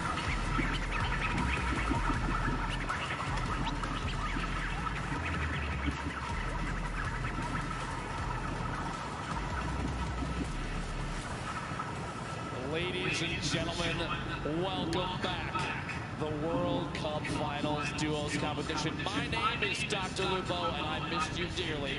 Joining me on the desk for the final two matches, Courage JD. You know him, you love him, one of the best men in the industry. Oh, stop. I'm super excited to see what these final two games have in store. We've watched a ridiculous competition thus far. Honestly, it's been insane. I've had a chance to watch some of the plays, some of the shots from some of these players, the accuracy, the heads-up gameplay. Jack, it's been insane. What do you think so far? It's insane, Dr. Lupo. It is great to hear your voice, and I am so excited to captain these final two games together for the Fortnite World Cup Finals duo competition. We are 2 games away from crowning our first ever Fortnite World Champions, who will win a combined $3 million US. That is a lot of money. If you don't know how much US dollars is worth, because this is the World Cup, as you know. But Ben, I'm so excited. It's insane. The $3 million for first place. It's not the only position on the leaderboard that takes home 7 figures. And to look at that leaderboard, we're going to throw it over to Sundown just to see where everybody stands thus far. Thank you so much, Lupo and Courage. And what we have here is the current top 10 on the board. Now, we talked about this being the World Cup representation coming out in the top 20 from all of the regions in there. You can see NA currently sitting on top, but EU just behind them with representation from Mitro and Mongrel, Rojo, and Wolfies. And then during the break, we got to talk to Hype and Serpent, who have also made a great play. Let's not forget about our most recent victory royale out of Nyrox and Aqua, climbing them into the top 10. Now, what we want to take into account, 2 matches are left. The highest elim totals we've seen out of the pairing is 12. We've seen it twice. What we have seen on the Victory Royale end, we've seen a 9 elimination, but more commonly, it's right around 5 or 6. So what does that mean? We can expect about 2 of the winners to come out with 15 to 16 points. If you look at that top 10 right now, the spread is 17 points. With 2 games remaining, everyone who is on this board has the ability to challenge for the top spot to be the first ever Duos World Champion at the Fortnite World Cup. No one is out of it. The Chinese pair is just off the page as well. Anybody can make a play. 2 matches are left. Let's head back inside, back into the action. Lupo and Courage, take it away. Sundown, thank you so much for your analysis of the board thus far. And you're right, looking at the board, the limited spread between first and 10th, 17 points is incredibly close, but that's not even the beginning of it. You have to realize that across all 50 duos, just 2 games, these last 2 could push any duo all the way up into the top. That top 10 taking a crazy amount of prizing home, Jack. It is life-changing amount of money, to say the least. As you know, people watching from around the world, millions and millions tuning in today. Use the hashtag Fortnite World Cup. I want to hear from you right now. Tweet Dr. Lupo, myself, Fortnite. Which region will come out on top? Will NA remain up top? Will EU surge back? We heard some of the Asia, Oceanic, Brazil region still trying to push on through. I think NA is going to do it. I really do.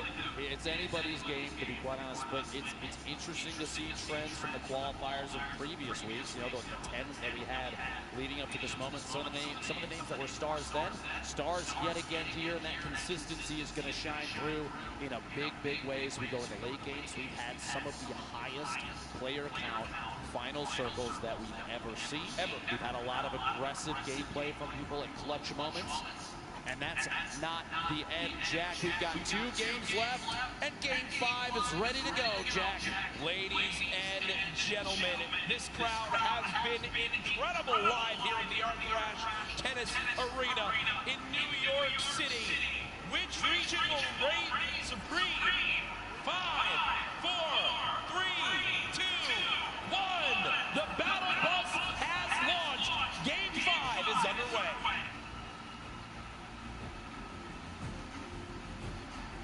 The last few matches, Jack, we've seen some relatively contested popular drop zones. I've been watching on Twitter, and a lot of people have discussed whether or not Loot Lake right now is one of the hottest drops in the game. You have a number of duos, high-power duos that have dropped there consistently thus far. Do you think going into this game 5 and 6, we're gonna see similarly contested early drops, or are people gonna change up the strategy with the amount of prize pool?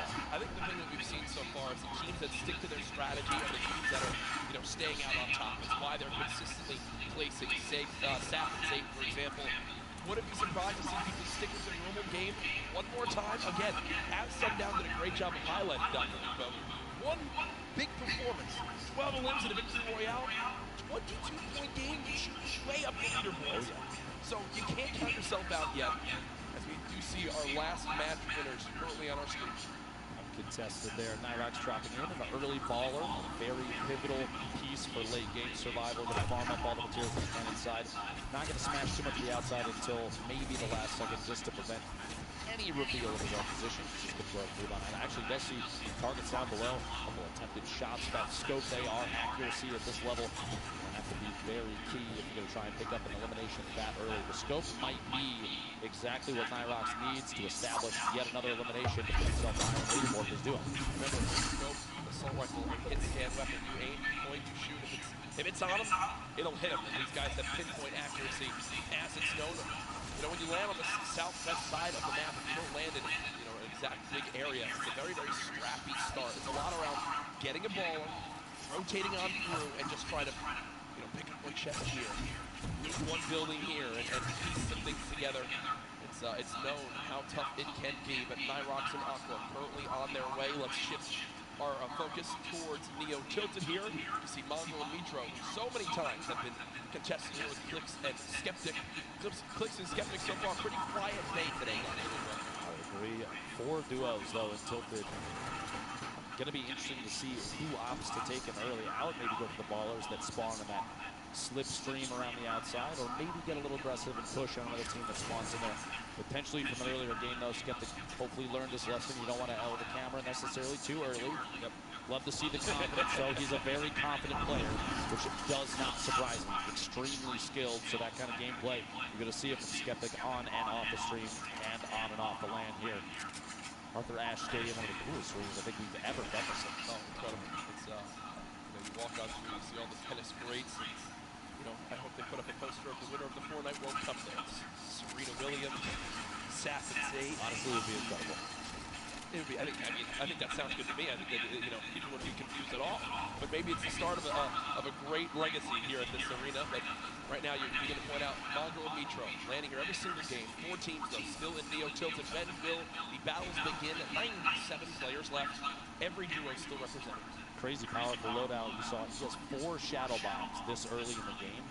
Those are incredibly powerful going in the late game, especially when you're attempting to avoid confrontation as much as possible until just the right moment. You can shadow bomb out of almost anything. Granted, the people that may see you rotate don't have pinpoint accuracy, which honestly is typically the case in a lobby like this. And look at Lucky landing right now. 2 teams currently here. This has been the case so far in this game for Stavox, 8 and Wishy DP up against M11Z. Right there. At this point, yeah, I was going to say, it looks like they're just opting to do a little bit of a split here. Just watching the opponents move around down below. They don't necessarily have to push this yet. You do have a little bit of time before the storm starts to make a move here, so pressure is going to be applied before you know it. But a loadout like this, there's no shotgun in the inventory. They have the shockwaves to rotate if they need to, but those are oftentimes saved for late game if you can do it. It's an easy way to push through opponents' builds that are above you, as we've seen in previous matches countless times. Take the high ground without maybe being challenged. The only downside is you put yourself way out in the open. We did see a number of players get eliminated on the fly, literally, while shooting through the air with the shockwaves. So we'll have to see. Shots from behind Gustavix 8. Down, no shield remaining. Wondering if Deja and M11Z decide to push off his machine. Reveals that he does have that heavy sniper grenades coming on through. Quick little reaction right there to box up for a brief moment. But remember, when you get that shield broken, there is a unique animation and sound effect. So Deja and M11Z know that Stavox on top has no shield left, and that heavy sniper ripped through the wood right there. Good coordination to get some damage done on this player. Deja holding that edit, that pyramid at the top, so he can look through and shots. The duo up above, Wishy and Gustavix well coordinated. no push yet. This is kind of a stalemate at this point, which for all four of these players may end up biting them in the back. That being said, Wishy, the fly in right there, pushing up. Get past over to this brick pig. Their way into maybe a little bit of side cover. Try move for me on the map. Now Wishy will go ahead and move that chest alongside Mustafa. They're both out of shields. Looks like Daedra and Evelyn Lindsay did what they wanted to, which is to push them out of Lucky Landing. Not sure if they're going to continue to pursue this. It doesn't appear so right now. And all things considered, I don't think they need to, right? They can go back now, farm up this whole area, check for the certain weak spots that may have been missed, and continue to get materials now. Towards Dusty Divot, Rogue members Tetra and Eclipse currently building out up the players just below. Eclipse and Skeptic. Duo underneath. A little bit of a split for Tetra and Eclipse. Hopefully does not come to bite them in the back. We'll see here in a second. Eclipse pushing up, trying to match position with Tetra. Shots on the baller. You don't want to see those things last too long. Nobody was in it. It was just rolling down the hill. And this can be really useful for Ben because the players down low that are getting hit by the airstrike, Eclipse and Skeptic are only building with wood, and wood gets shredded on through. And Skeptic, because of that, now down to just 25 HP, and that might be the green light for this duo to push on forward. One player challenging up top. Eclipse has him trapped in the box. Does take a little bit more damage. It will be a build battle for height. Eclipse with a ton of materials, but look at the elimination feed. Tetra with the elim on the Skeptic, so it's a 2 versus 1. Clicks all by himself. Even if they just sacrifice the 2v1, that 1v1 afterwards, the pickup to revive your teammate might be the best play. We'll see here in a second. Pressure from above, not yet. Clicks all in his line, all by himself right there. Take just a second and heal up. Any chance you can get to get a little bit of HP might be the key to staying alive. And this is where I believe adjustments need to begin to be made, right? Eclipse and Tetra as they push on forward. Clicks now all by himself. Try to force it to happen. There's no shot right there as he goes down. The day of struggles for Skeptic and Clicks continue. But the point I was going to make right there is now we're getting to the point where you need to go and push for those elims if you want to make the climb back up that leaderboard. Eclipse and Tetra obviously still have some work to do in that 2 versus 1 before another team can begin to push on in and try to steal that last elimination. They have to force the 2v1. Thankfully, Clicks doesn't form. They get the free limb and win that fight at Dusty Divot. Meanwhile, Sappins, Beat from above. Oh my gosh, the heavy snipe to knock the pyramid and immediately capitalizing on Sap being exposed. Leads Zay to 1v2. A little bit of a panic, and the Shadow Bomb may or may not be enough. Right into the slip to try and sneak away. Run down in some previous builds. That's a quick pick off there from 4ZR nowhere. And that's the second time we've seen that today. The player with the heavy sniper, they can see that the pyramid is being edited on through and peaked. So they immediately call that out. They time the shot alongside AR shots, or that one I believe it was actually shotguns. And Saf is eliminated before he can even build a single wall. As right now it's Zayt all by himself. Now moving towards the northeastern side of the map near pressure plant. Our mech friend no longer there, but Nyx just took a ton of damage. Close by, I believe. Let's get sniped. I think he got sniped. He did. Sitting on quite a bit of healing though. The slurp minis, that campfire, all going to be big there. He sees wait for campfire to finish. About that slurp, get back to 100, 100. Meanwhile, Airwax, Nikop owning the top of the ship here.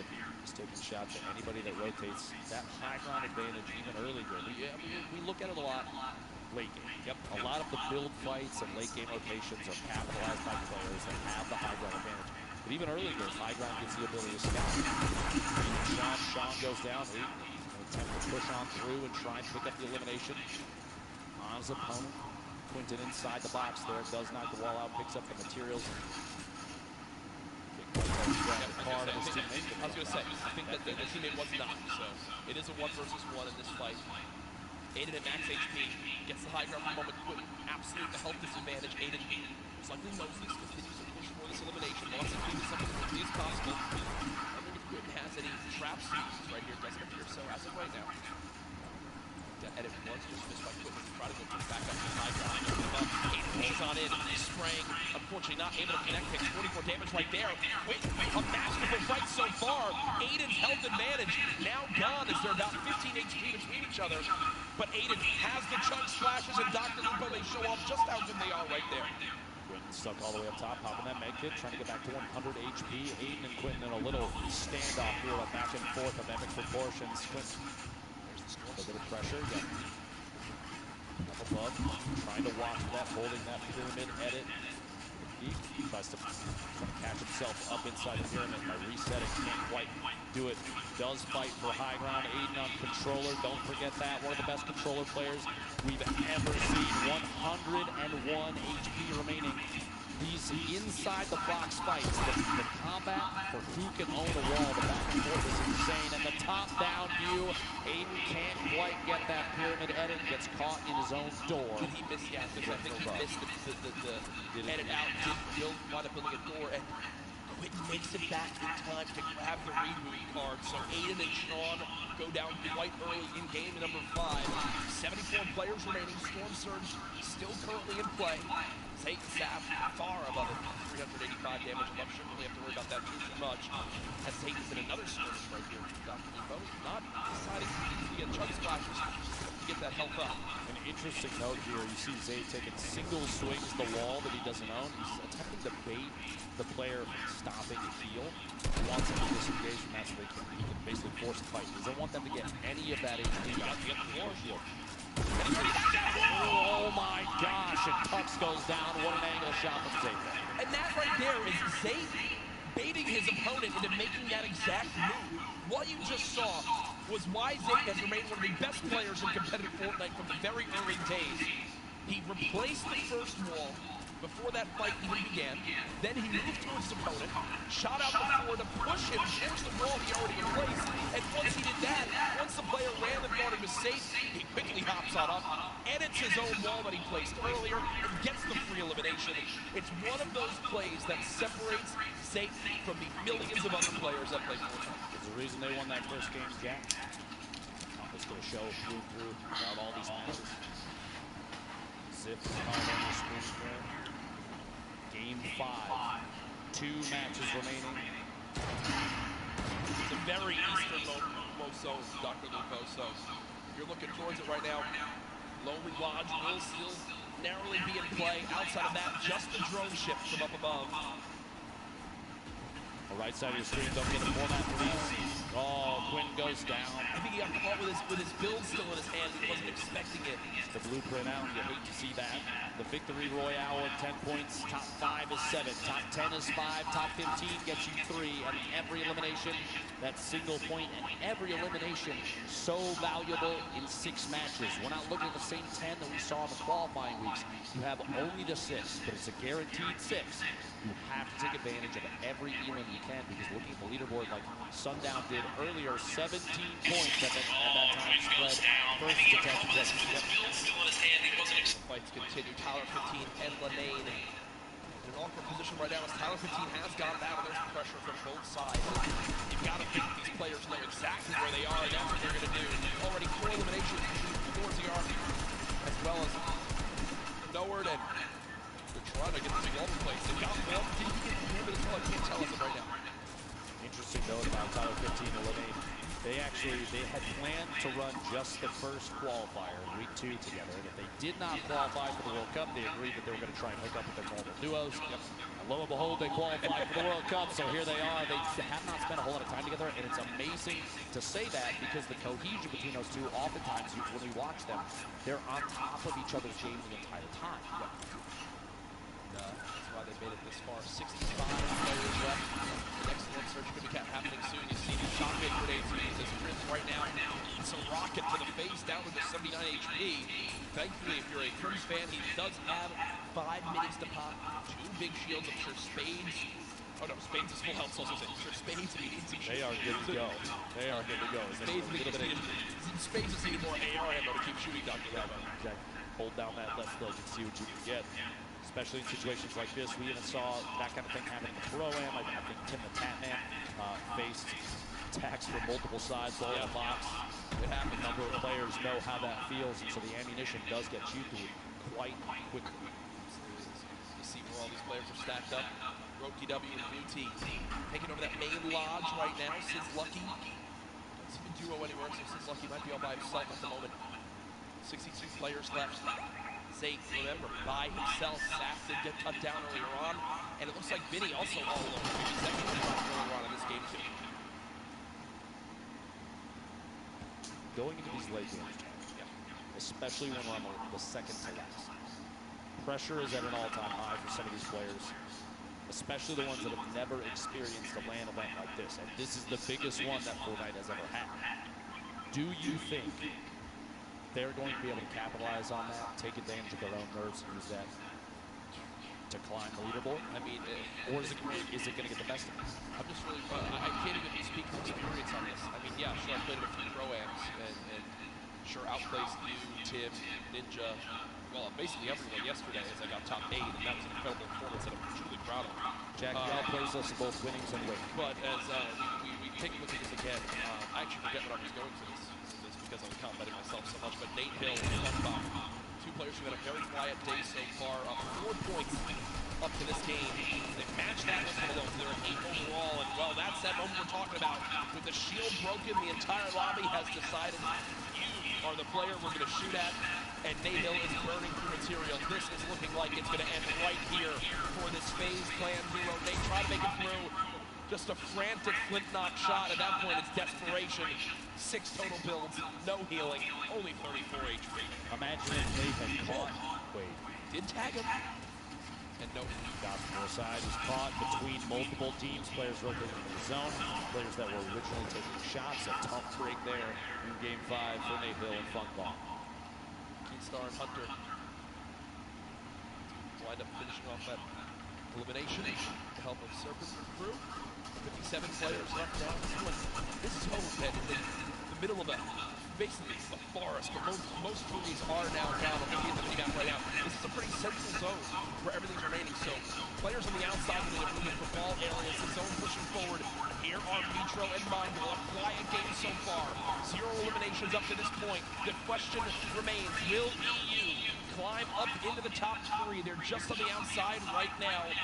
I know this is NA home turf, but I know the hundreds of thousands of European members of the Fortnite community are out there rooting duos like Markael and Mitro to pop on up. And unfortunately, when I mentioned EU duos, I just saw Benji Fishy and Mr. Savage go down to the duo of Arkram and Falconer as they continue to perform well. A team also in the top 6. Not out of this just yet. 1 game still remaining this circle. A east-southeast push. This is the 50-50 where you're going to see a number of players sit inside the next safe zone and take advantage of that ability to watch people rotate in. That's where a lot of the eliminations mid-game happen, is people trying to get into the next position. And players like Mongrel, Mitro, they are in spots to take advantage of that. That being said, Ronaldo does take out Mitro on the feet, picks up that elimination for the duo. 28 duos remaining. We're not even close to placement points yet. That happens at 15, Jack. Yeah, and Mongrel knows this. When you look at his inventory right now, no combat shotgun, still this epic tactical shotgun, quite good. The big question for me, 2 shadow bombs, all the movement, how exactly does he play this? Mongrel looking for an elimination, shot comes on in, does get a small little shield tag, not too much to begin to push that. Good job at least getting up this layer of height. Remember, it's so tough with elevation here when there's so many builds. Bottom right of the screen, another solo still remaining. It's Zane, who still has the shadow bombs left off the Lupo to make plays in the late game. 2 of the biggest players we've watched thus far. We're just waiting to see how things are going to play out. Mongrel holding this edit. He's waiting for that opportunity to pop up with that purple tag. See if he can do enough damage to pick up an elimination, or at least a knock, especially as we get to the circles where movement of the entire zone is going to happen. A knock will translate into a full elimination. The siphon will kick in the HP or shield. Those last second elims before things start to move, those are huge. They give you that little boost you might need to engage in the fight on the move. Falconer, Arkram sitting in a great spot right now. Kind of smack dab in the middle of the safe zone. You have 21 seconds before the circle starts to move. I mean, I feel like this duo hasn't been spoken about a ton so far today. They're currently top 5 off the Lupo. In another place where... Incredible play. Yeah, they can absolutely make some noise right here in this one if they can finish strong. Remember, other teams in the top 5 will still have representation. With Zate still in this one. Falconer and Arkram. Arkram quite weak at the moment, though. About 120 HP in total. 20 27 duos left. Keeping in mind the format of this game, it's top 15, and they're going to go ahead and shockwave across. They both use one shockwave together, and now the push begins. Falconer slowly inching towards this zone. He's being pressured by some stinks at the moment. Only 7 total builds left. He's got to follow up his teammate, and that's a great recovery by this duo. He's made it back to Arkham, but look at the high ground, coach. The battle begins now. Aqua and Nyrox are winners from last game, already back on height, and high ground has been the key to victory so far today. Just underneath Airwax, the back-to-back Pro-Am winner, and his duo Nick below previous game winner, sitting all the way up on top. Season Elevate rotating across the very front of the circle. You see players flying across the current safe zone.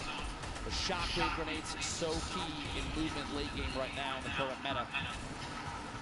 Players on bottom fighting it out. Only a few fallers left in play right now, and they're most likely, if not already, going to be eliminated very quickly. 19 heroes left. Aqua. On the top, we'll come close back down here in just a second. Battle still going. Nyrox off the high ground. No one challenging for it as of yet. You got Elevate and C still on the low ground. Punisher there as well. Mongrel still making plays happen without any movement items left. We are one team away from placement points being earned, and there it is. We're now in our top 15. Taking a caught off guard from behind. Name drops in. He wound up dropping in 16. It's just outside of placement points. Zayt and Saf will not earn placement points this game. The lobby beginning to drop like flies, and look on the high ground still, folks. It's Nyrox and Aqua setting themselves up for a great spot at the end of this game. 2 players still left in ballers. Somehow, Mongrel is up. Oh no, he goes down right there. 11 players left, Dr. Lupo.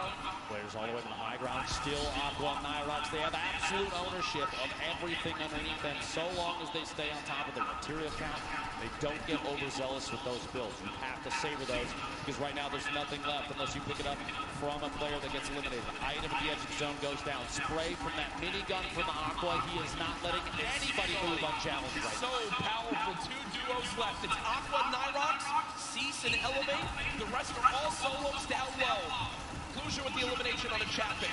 Cease and Elevate decided to drop down low because I believe they're out of builds. They've just got to go brawler mode right now. Cease getting chunked by this minigun of Aqua as he continues to rain down fire. Down goes Cease. Elevate now weak as well. The circle's moving back the other way. Wolfies is at the forefront right now in one of the best spots because all those builds potentially already owned. He can just make his way on through without challenge. Skype tried to challenge for high ground against absolute beam. Daedra and Wolfies in this game of solos. Cluja as well. Aqua and Nyrox. Could they get another victory royale? Currently at 5 eliminations this game. Aqua. Stick grenades from above. Still riding the minigun. Still 250 small ammunition remaining. This thing is so punishing from above. You have that high ground advantage. You have the shots on Wolfies from above the elimination of 3v2 situation. Aqua, Nyrox looking to pick up the first World Cup back-to-back victory royale, Jack. Pressure coming on in. They drop down low for the tags. Oh my gosh! Very nice! A 17-point performance from Aqua and Nyrox as they win it again. That alone, those 2 games may be enough to push them all the way to the top of the leaderboard. And they are 1 game away, if they can hold that, from $3 million. My goodness, folks, here it is again. Aqua with that minigun up top just made it impossible for any other team to even try to contest them on high ground. They send Nyrox down, Cluja there as well. Here Cluja was doing everything he could, but again, you're at a number disadvantage, not really, but a health disadvantage. When you're on the low ground as well, I mean, I just don't see how you can win the game. He tried to edit it down. Unfortunately, just can't hit the final shots as Aqua still drops him to 200 HP. And again, much deserved as they take the victory royale. The reactions from these players are my favorite parts, especially at this level, Jack. 1 game remaining. World Cup Finals Duos competition, and the best players we've ever seen in any lobby, literally ever. and we're here along with literally 18,000 people at Arthur Ashe Stadium. Yeah, and they are enjoying themselves here today. What a feeling it has been. We hope you've enjoyed the coverage so far of the Fortnite World Cup Finals live from New York City. A reminder for the millions watching online right now, we still have another day of competition, and tomorrow it gets even more intense. The solos competition will be underway. Tifu will be involved as well. I'm sure a lot of people here looking forward to that, as it is going to be one to remember tomorrow. There's no duos that can save you. There's no reboots. It's you and you only. The nerves will be at an all-time high. Who do you have? If you look at the entire list of everybody for solos, real quick, one or two names, who do you think is going to do well? Oh, gosh. Well, I'm looking at anyone who's double qualified. I mean, right off the bat, people that can be favorites. And, whoa, we just got the standings. And now I completely shifted focus. Sap and Zate still in the lead. 3 points, Jack. Yes. First and second are separated by 3 points. The 2 victory royales now for Nyrox and Aqua, definitely moving them way up the leaderboard. But look Second at this place now. EU and NA. The fight back and forth is there, right? Twitter's talked about it about 1 million times. Yep. Reddit says it over and over again. EU versus NA, and I think right now this leaderboard screams that the competition on both sides is huge. Page 2 on your screen now, Jack. And there's Benji Fishy and Mr. Savage in 12th place right now, 25 points. The difference between 11th and 20th, just 6 points right now, Dr. Lupo. Still anybody's game as this continues on through. What a day we've had so far. Just one game left. Everything on the line here. Players preparing for this one as it should be starting up momentarily. But again, there are our leaders. And what we saw right there was them actually looking in second place, seeing exactly where they stand. Remember, when tiebreakers come into play, that second victory royale can make a major difference. We are almost ready for this last game here, but we want to take a look back at game number 5 with ball. Thank you so much, Courage. The action is crazy, and this leaderboard is so tight at the top. We're going to take a look at some of the moments from Zate and Sap's game, because Sap actually went down early. So let's go ahead and roll it, because this is Zate being 300 IQ, using the sound of the slipstream. This is something he does so well. Crouching up. These players have no idea he's coming in. Finishes off the first one right away. That's for when Tux tries to make the play, but not before he finishes the elimination. And then Zate ends up going down, tries to get the wall replaced for a bit, but continues on forward, gets back up with the slipstream, eventually comes back up to take out the last remaining player here. This was a 1v2 clutch. And if you think about the standings right now, they were at 40 points before this game began. They got 3 points in this one here by himself. That's what kept him in the lead here today, right now. Finally picking up folks on the outside of the zone. That's perfect play from Zate. Didn't get quite top 15, but he did get this one last elimination, and that is what is keeping them in the game right now. You have to remember, they did not play too well in the last game. They accrued a little bit of points, and they're doing it again. They have to have a strong game here. But when you think about the rest of them too, Mongo and Mitro, they had only Mongo for a little while. Vinny and Zexor, they only went down to Zexor as well. So clutch is all up. I mean, literally, it comes down to one per player's performance. I can't wait to see this last game. Gentlemen, please, if you don't mind, close us out. Thank you, Balla. Great stuff as always. And whoa there. Okay. Marshmallow joining us on the cast. Yeah, I think that's basically exactly how it works. Now we have a little bit of special announcement for everyone live in the venue right now. Pay attention. Fortnite World Cup attendees, to celebrate the 1 p.m. Marshmallow live performance on Sunday, tomorrow, the first 2,500 fans to enter the Arthur Ashe Stadium will receive a Marshmallow cosplay helmet to wear during the performance. The first 400 fans to enter the stadium will also receive the Marshmallow supply drop codes. These special codes contain the Marshmallow outfit, the Mellow Rider glider, the all-new Mellow Mallet's pickaxe, and 1,000 V-Bucks. Also, the first 10,000 fans to enter the stadium will receive Fortnite-themed Thunder Axes to make noise while cheering on their favorite players during the Fortnite World Cup Finals. Doors to the Arthur Ashe Stadium open at 11:30 a.m. tomorrow, so you want to make sure you get here early to make sure you get your seat. I'm looking forward to that. Can you show me the axes, please? I mean, look at this. You know how loud it's going to be in here tomorrow when you're banging these around, or you can annoy your siblings with these when you wind up going home with them. I don't want to give anyone any more ideas, but I'm ready for that performance. It's going to be an absolute blast. I know, I'm sure everyone here looking forward to that as well. Marshmallow is so much fun to watch live, but this is Dr. Lupo. At the end of this game, we will crown the first ever Fortnite World Champions. I cannot believe we made it here. Ladies and gentlemen, make some noise.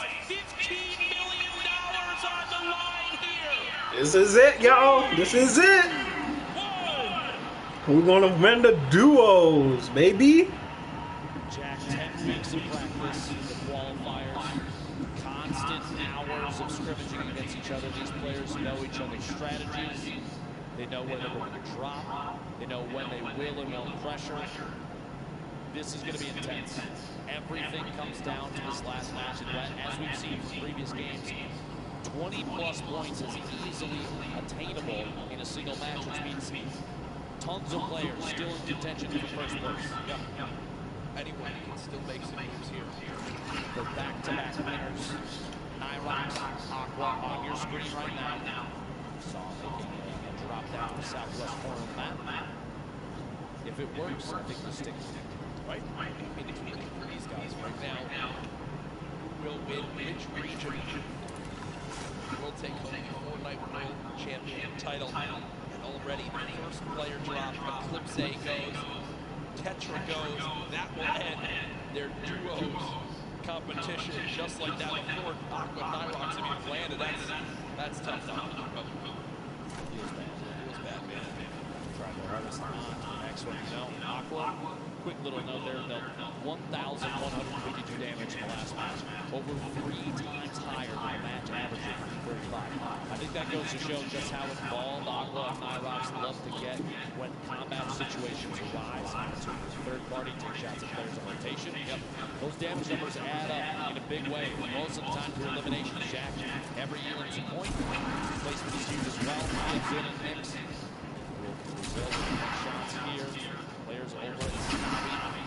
You pick up that first elimination. Twiz goes down. His duo won't be seen just yet, but that healing is big for them. An early point. Very key. Format on the right side of your screen if you forgot.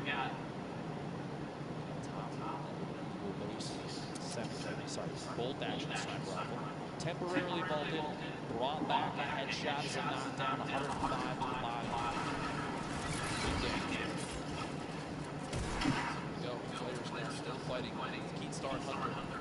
Shockwave grenades picked up. 20 builds possible right now. 200 HP, so they have all the shields they can every now. Wondering if they've done any damage yet to their opponents. Looks like they'll just go ahead and have to back and back now. They're on their final game to end. We can see the map down there. I'm curious if they know other players are over there and have involved. While Aiden and Sean, Paradise bombs, Aiden goes down. It's all up to Sean to try and make the clutch save. It is final SSK. Jam side also dropping down here every single time, but it is not enough. Jam side comes out on top. Will temporarily save his duo. And there goes Aiden and Sean. They now exit World Cup duos as well. More pressure though with him. Jay Little also dropping here at Paradise. He's highly contested. Very important. They want this. They want this. Aggression. Shockwaves in, stick grenades deployed, and there it goes.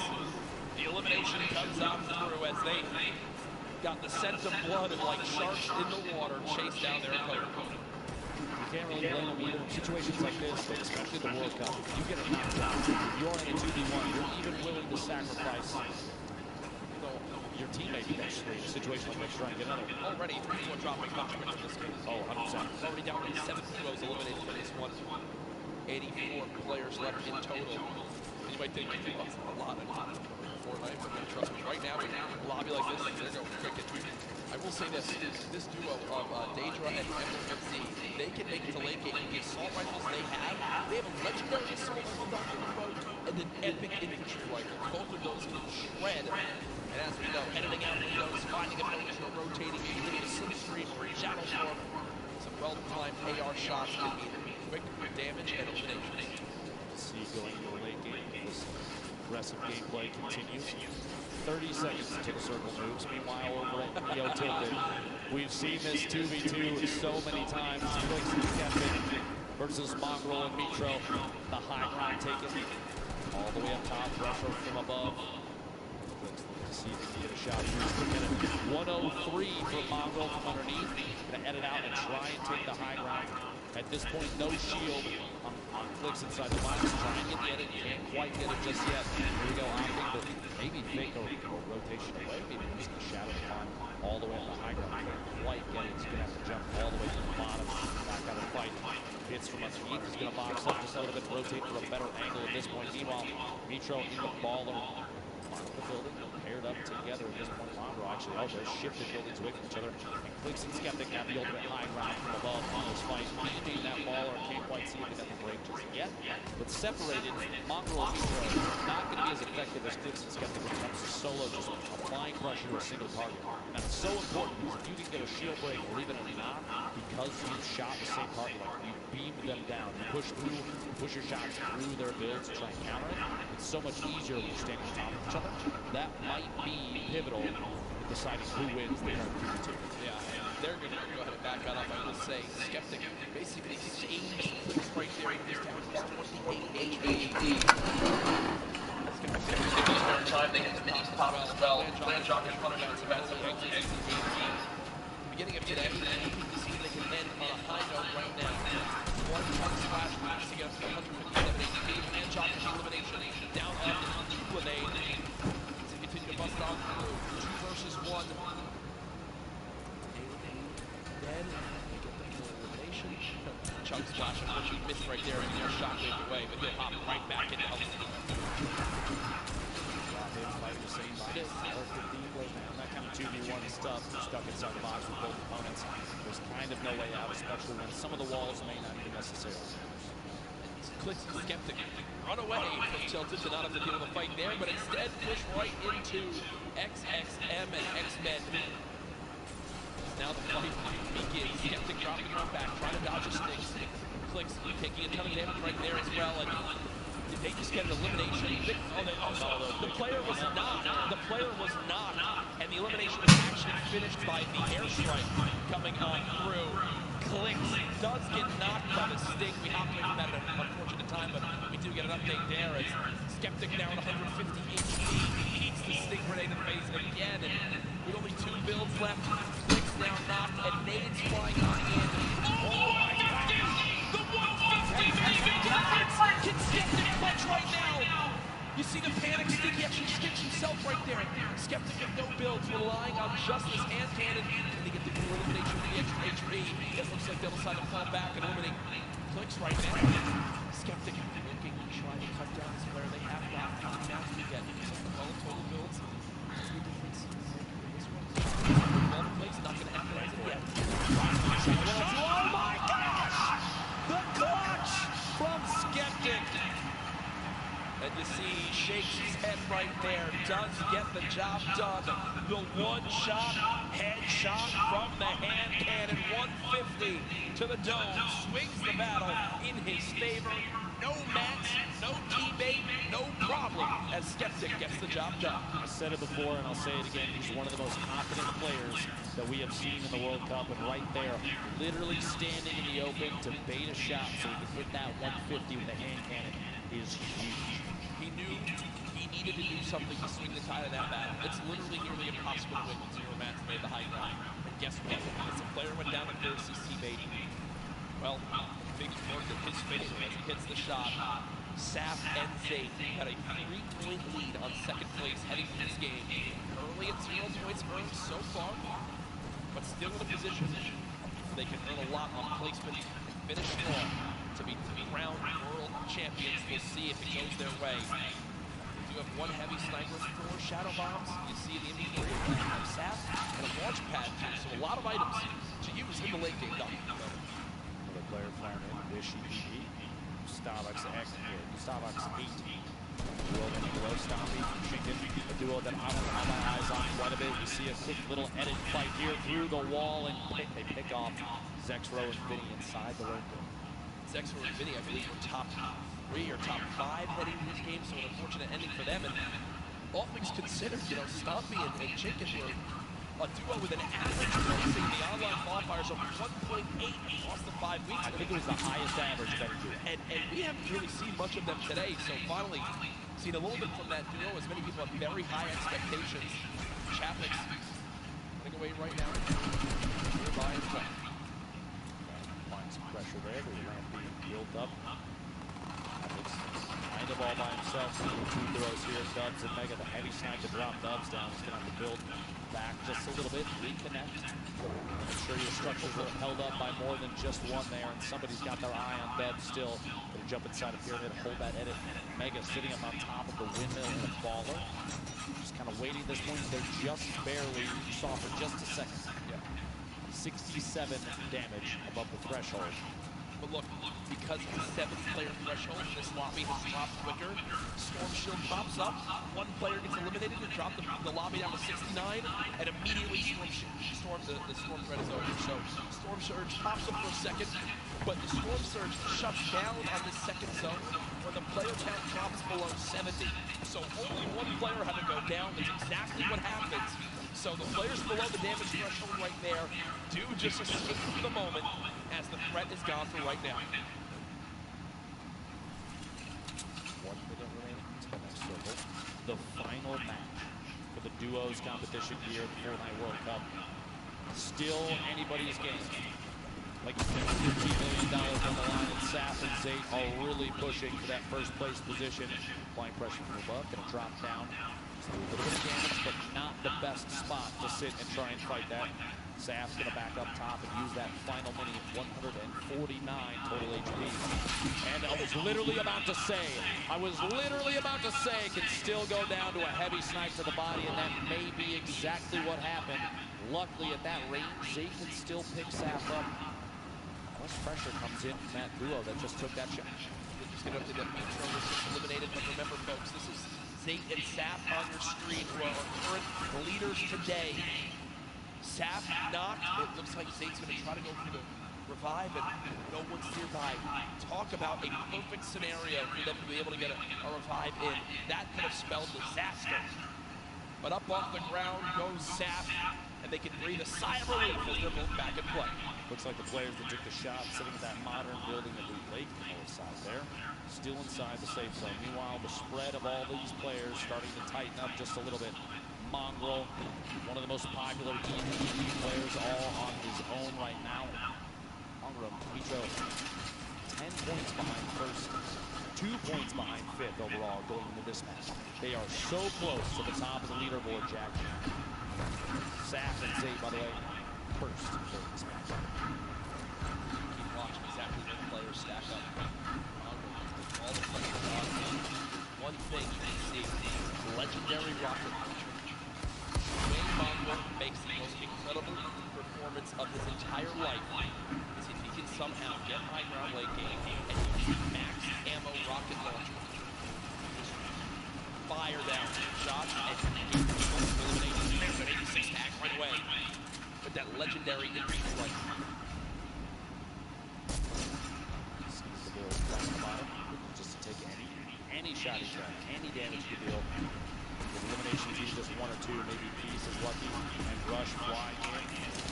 Right side is second. Meanwhile, Aqua, Myrox, the back-to-back winners, looking to pick up their third duo victory royale here. Catches an opponent inside. The duo looks to follow through, take the wall, the shots through, and the back-to-back here may happen. Still applying pressure, and there it is. And you see the excitement right there. Every point they get is an opportunity to make this comeback happen and a potential win for the European region. I just saw Chicken go down in the elimination feed. They've got chunk splashes galore. Still get back up to full health, and still scrappy game right now for Zayt and Saf. 0 points on the board, and they are nowhere close to earning placement points in this one. A minute remaining before the next storm. They're going to have to position themselves to move for too long. Pressure is going to happen on the rotation. You're going to see players in position to take advantage of people moving in from the outside of the storm. When we get to circle 5 to 6 and the half and half happens, that's kind of when everything gets a little crazy, right? Yeah, the elimination feed is full of players getting knocked and finished by the storm potentially. You have duos going down at that point, but right now Saf and Zayt biding their time. They don't want to burn too many materials this early. 60 in Saf, 60 possible builds in Saf's inventory, 50 in Zayt's. Don't have to move just yet. Reminder for everyone watching at home, this is our final game today. At the end of this, the score will be tallied and we will crown our first ever Fortnite World Cup champions, or Fortnite World Champions, live from the Arthur Ashe Tennis Stadium here in New York City. Stay involved in the conversation. Use that hashtag Fortnite World Cup before, well, everything goes insane in these next few moments. The fourth zone has popped on up. 56 players left, 34 duos. Who will take the final 3 Royale? Now, Rojo and Wolfie's all the way up top, on top of the hill here. They do have at least one baller. They have an opportunity to move. Looks like Rojo's going to make that move. Wolfie's just kind of waiting, biding his time, maybe looking to take a shot at somebody. Baiting your teammate, not the worst idea. Rojo's going to move down this little camp underneath this tiny little shack and farm up everything that he can. Materials, like we've said before, we'll say it again. You always see late games where it comes down to potentially who does and does not have it. Getting those couple materials can be key. Wolfies heard the snipe shot there. Looks like nobody got connected with it. Above 107 builds in that inventory. Mega and Dubs down underneath. Literally right next door. Bell, Mongrel, across the street for Ziara and Norwood. Saf and Zayt. So many players bunched up in the same structures right now. This might be the time for players like Mega and Dubs to take shots through. That's why they're editing the windows. They're looking for players rotating, or even getting pressured from others that may be around them to shoot in on the same surfaces, see if they can pick up those. Remember, Dubs and Mega currently top 5 in this tournament. Still looking to be able to break on through, to make some noise. The battle for first continues. The top 5 duos still all in play. Storm Surge did just pop up, but it's only for the top 50 players right now. So 2 more players need to drop, and Storm Surge will be over. Just a quick note, I saw on the feed a moment ago, Nyrox, one of the back-to-back duo winners, picked up an elimination on Skeptic and Feed. This is so tough day for them, but yes, 31 duos. More than half of the lobby needs to go down before we even get to placement points. And Nyrox and Aqua are sitting on 4 total right now, which is huge for them. They're already in the next zone. They're on the high ground. They've got 5 shadow bombs, near max materials, 4 shockwave grenades, already 4 limbs. They winning right now. They in first. They actually are in an incredible position to win another game, and there they just eliminated Ronaldo. The 5th elimination for Nyrox and Aqua. They've already got another player down to just HP2. At this point, imagine 3 victory royales in a row for this duo would be absolutely definitive that this is one of the best, if not the best duo in Fortnite right now. This is insanely intense right now. So much on the line for these players. Their box popped up. Keep in mind, the average age of the players here today, 616. What is that update? That's Nyrox and Aqua. Jackets 1 point between first and second. Point away from first, but there, Zayt gets it a limb. Now 2 points away again. Saf with an limb as well. The same player was there. Okay, they're not just okay, but still, either way, within a couple points of first place. And on the top left, the team in second. On the bottom right, the team in first. Who will become the first ever Fortnite World Champions? Rotation occurring, Mongrel to feed. Dubs! He just knocked out, he just flipped Dubs!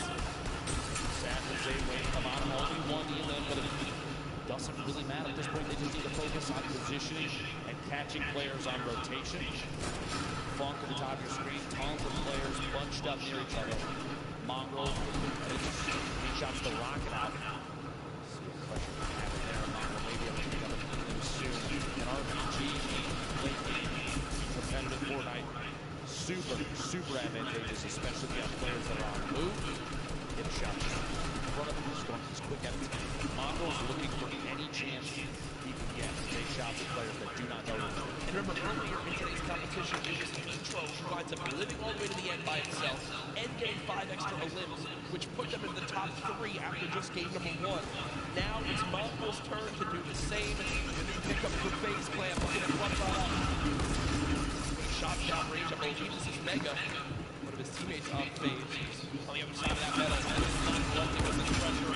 Both of these duos actually in our top 10 right now. The new zone, the top spot up, and this is a full moving zone. Did he get the elimination?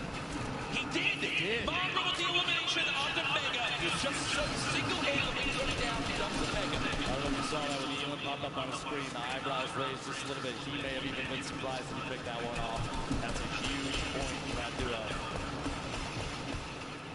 Absolutely within arm's reach of making this happen. Ladies and gentlemen, these are the final moments of the Fortnite World Cup Duos competition. Who will take home $3 million and the title of Fortnite World Champion? Markael trying to put his name into the hat.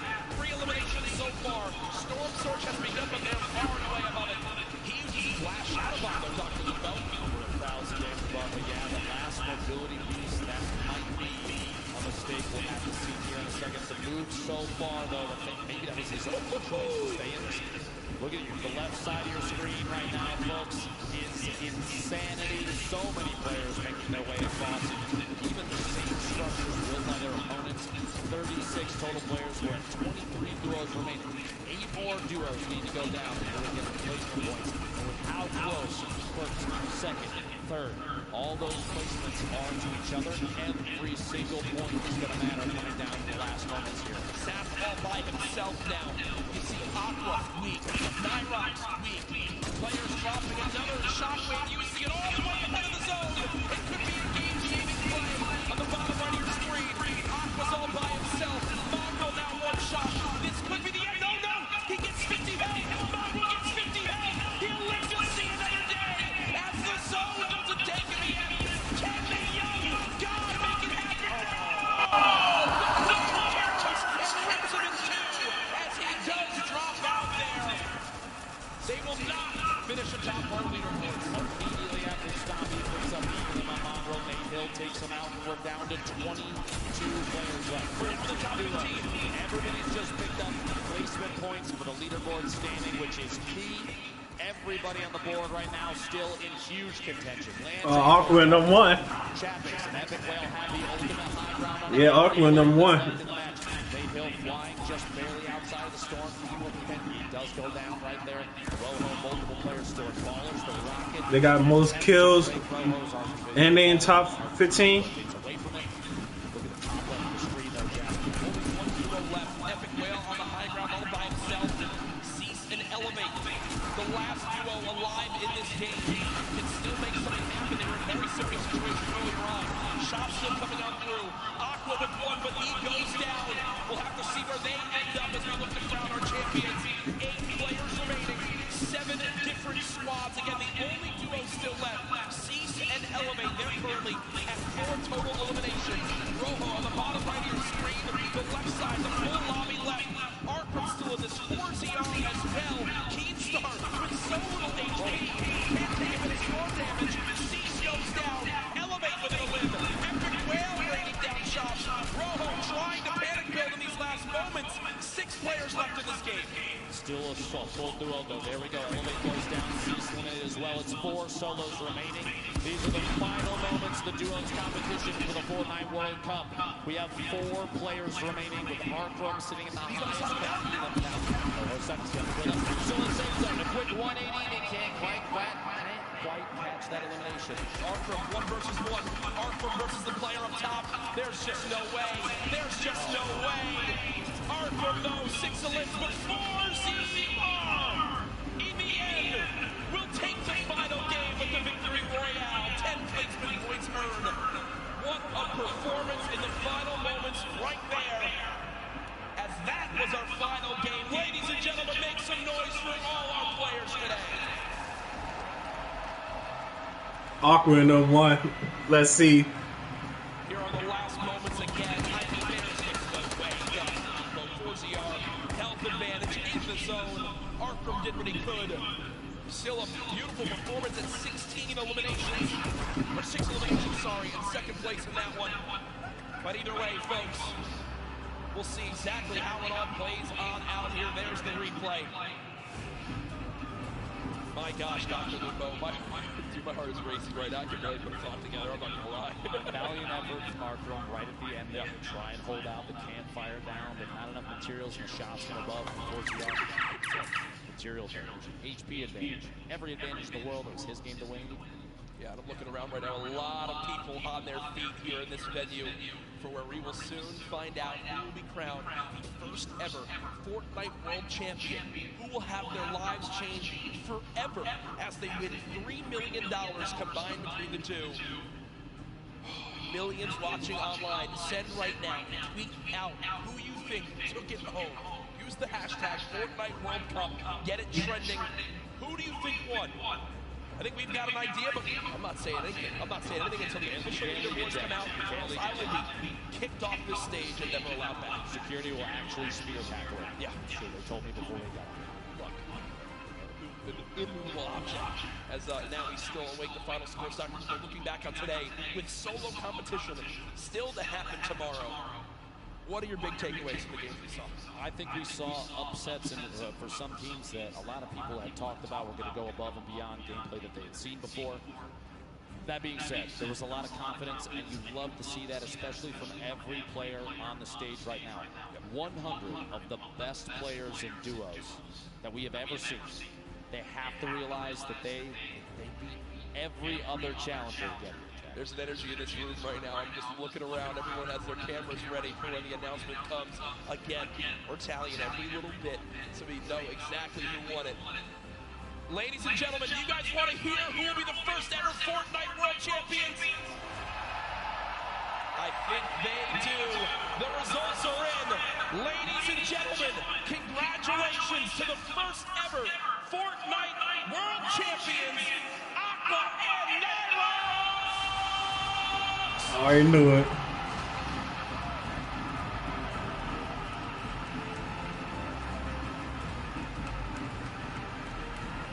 Two victory royales make the difference right there. The win and $3 million, Dr. Lupo.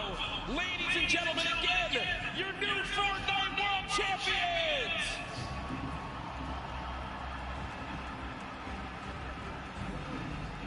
Two victory royales, Jack. An incredible day of gameplay for them. The look on their faces, too. I can't believe no idea. I cannot believe, again, you gotta remember. How do you react to that? How do you react to that, Jack? They're left in the dark as this loads on up. They have no idea how it's gonna break all on down.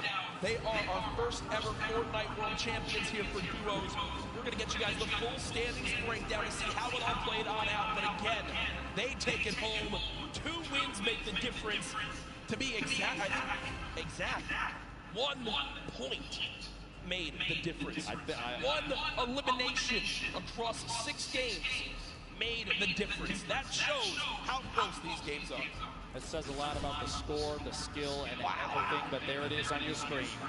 Nyrox, Aqua, $3 million in prizing, and across the top 10 there, an incredible display of skill. Rojo and Wolfies, Elevate and Cease, Saf and Zayt, Arkram and Falconer, Mongrel and Nitro, Mega and Dubs, the Rocks and Items, Zexro and Vinny, and Vato and Skype, your top 10 duos for the World Cup. And just to reiterate, $3 million for Aqua and Nyrox, $2,250,000. Oh my God. That's a lot of money, bro. Congratulations to y'all. $1.5 million earned. And in 5th, Arkram and Falconer, $900,000. Congratulations to everyone that made it this far to the Fortnite World Cup Finals. Here are our top 20. Remember, folks, do not go anywhere. We still have our trophy presentation to celebrate our winners, Aqua and Nyrox, but a great performance from everyone in the top 20, from everyone who made it to here across weeks of grueling competition, months of grueling competition. It pays off in a big way. It's funny to look at a leaderboard like that with all the prizes on the screen. Jack, it almost looks like a typo. Based on everything that we've done in the past, all the competitions in Fortnite that we've had the opportunity to commentate with, you see $3 million and you think there's a couple extra zeros, but I assure you folks, that's correct. That is correct. That is correct, and that is the end of the duos competition. But it's now time to crown our champions, to hand over the trophy, and to do that, it's none other than Rico. This was awesome, top to bottom, the best Fortnite competition you could have possibly had asked for, and in the end, one duo reigned supreme. So let's go ahead and make it official right here in the winner's circle. Welcome to the stage, Cooler, Aqua, and Nyrox.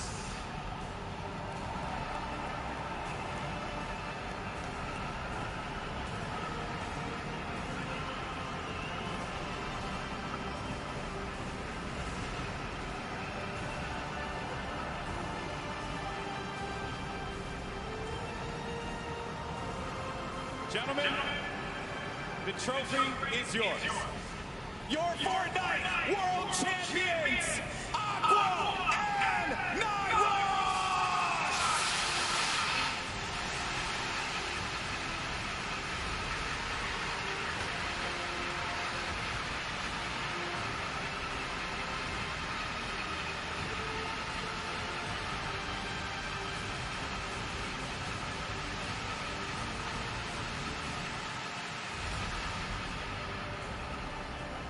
Gentlemen, I want to get your thoughts here real quick and just talk to you about this monumental moment in your lives. How does it feel? I know that's a really generic question, man, but you just won $3 million. How do you feel, buddy? Fair enough. For you, my friend. Legit had the worst start ever. Like, He was cussing. and then, like, I don't know what happened. We just broke up. Why do you guys think that you're here right now? What happened? What did you end up doing differently that separated you from the rest of the pack and allowed you to get in that first place position? I think it's the amount of hours we put into this game and how serious we take it. That's right. And now, obviously, I understand you do have some family that's here as well. You made them very proud. Who are you playing for here today? Like, for my mom, she always supports me, and it's just insane what happened. Like, I don't know what to say. It's insane. For you, my friend. All my friends, my family, my father, and it's game. All right. Well, you're definitely going to have a lot more fans now, man. Once again, your 2019 Fortnite World Champions, Aqua and Nyrox.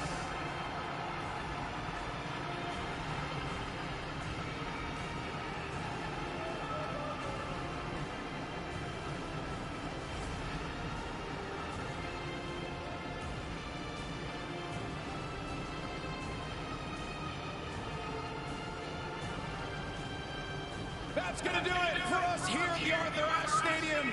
It has been a wild ride, and we have our two Fortnite World Champions, Aqua and Nyrox. Congratulations once again. A lot of special things are lined up for tomorrow, so make sure you join us. It's going to be the solos competition. We crown one more world champion and a special teaser image for the next season of Fortnite. You're not going to want to miss it. Ladies and gentlemen, yeah, I can't wait to see that. we'll see you tomorrow. Have a great evening. Congratulations, man. Hope y'all enjoyed this. I enjoyed it. Man, it's crazy. $3 million, man. Oh, yeah, I definitely got to practice, man. I'm grinding. It's grinding season, man. That's all I got to say.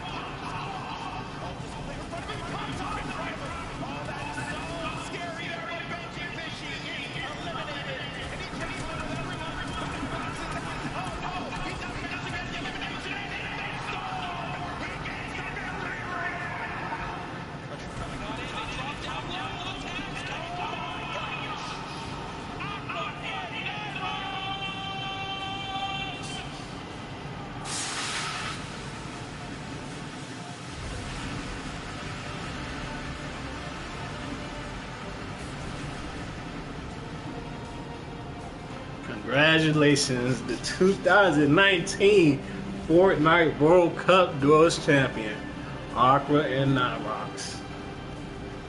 Man, it's crazy, man. It really is. I hope y'all enjoyed the stream, man. I hope y'all enjoyed the World Cup Duos champions. I will live stream the solo champions tomorrow, man. So be prepared. And I'm gonna stream the Marshmello event, his concert, wherever he's doing. I will stream that tomorrow too. So be ready, man. I will be up around, I will start streaming around 11 o'clock, get ready and everything. Let's get it, let's go. Hope y'all enjoy. Have a blessed day. Have a great time, man. And don't forget to subscribe to my channel if you're new. Turn on that notification bell so y'all be notified when I upload every day. And doing live streams, man. Drop a like on this video, man. Comment down below how you think, like, what was your reaction, how you feel, like, who was you rooting for? And I'll see y'all next time with another one. And go and check me out on Twitch stream. I will be streaming on there. Peace.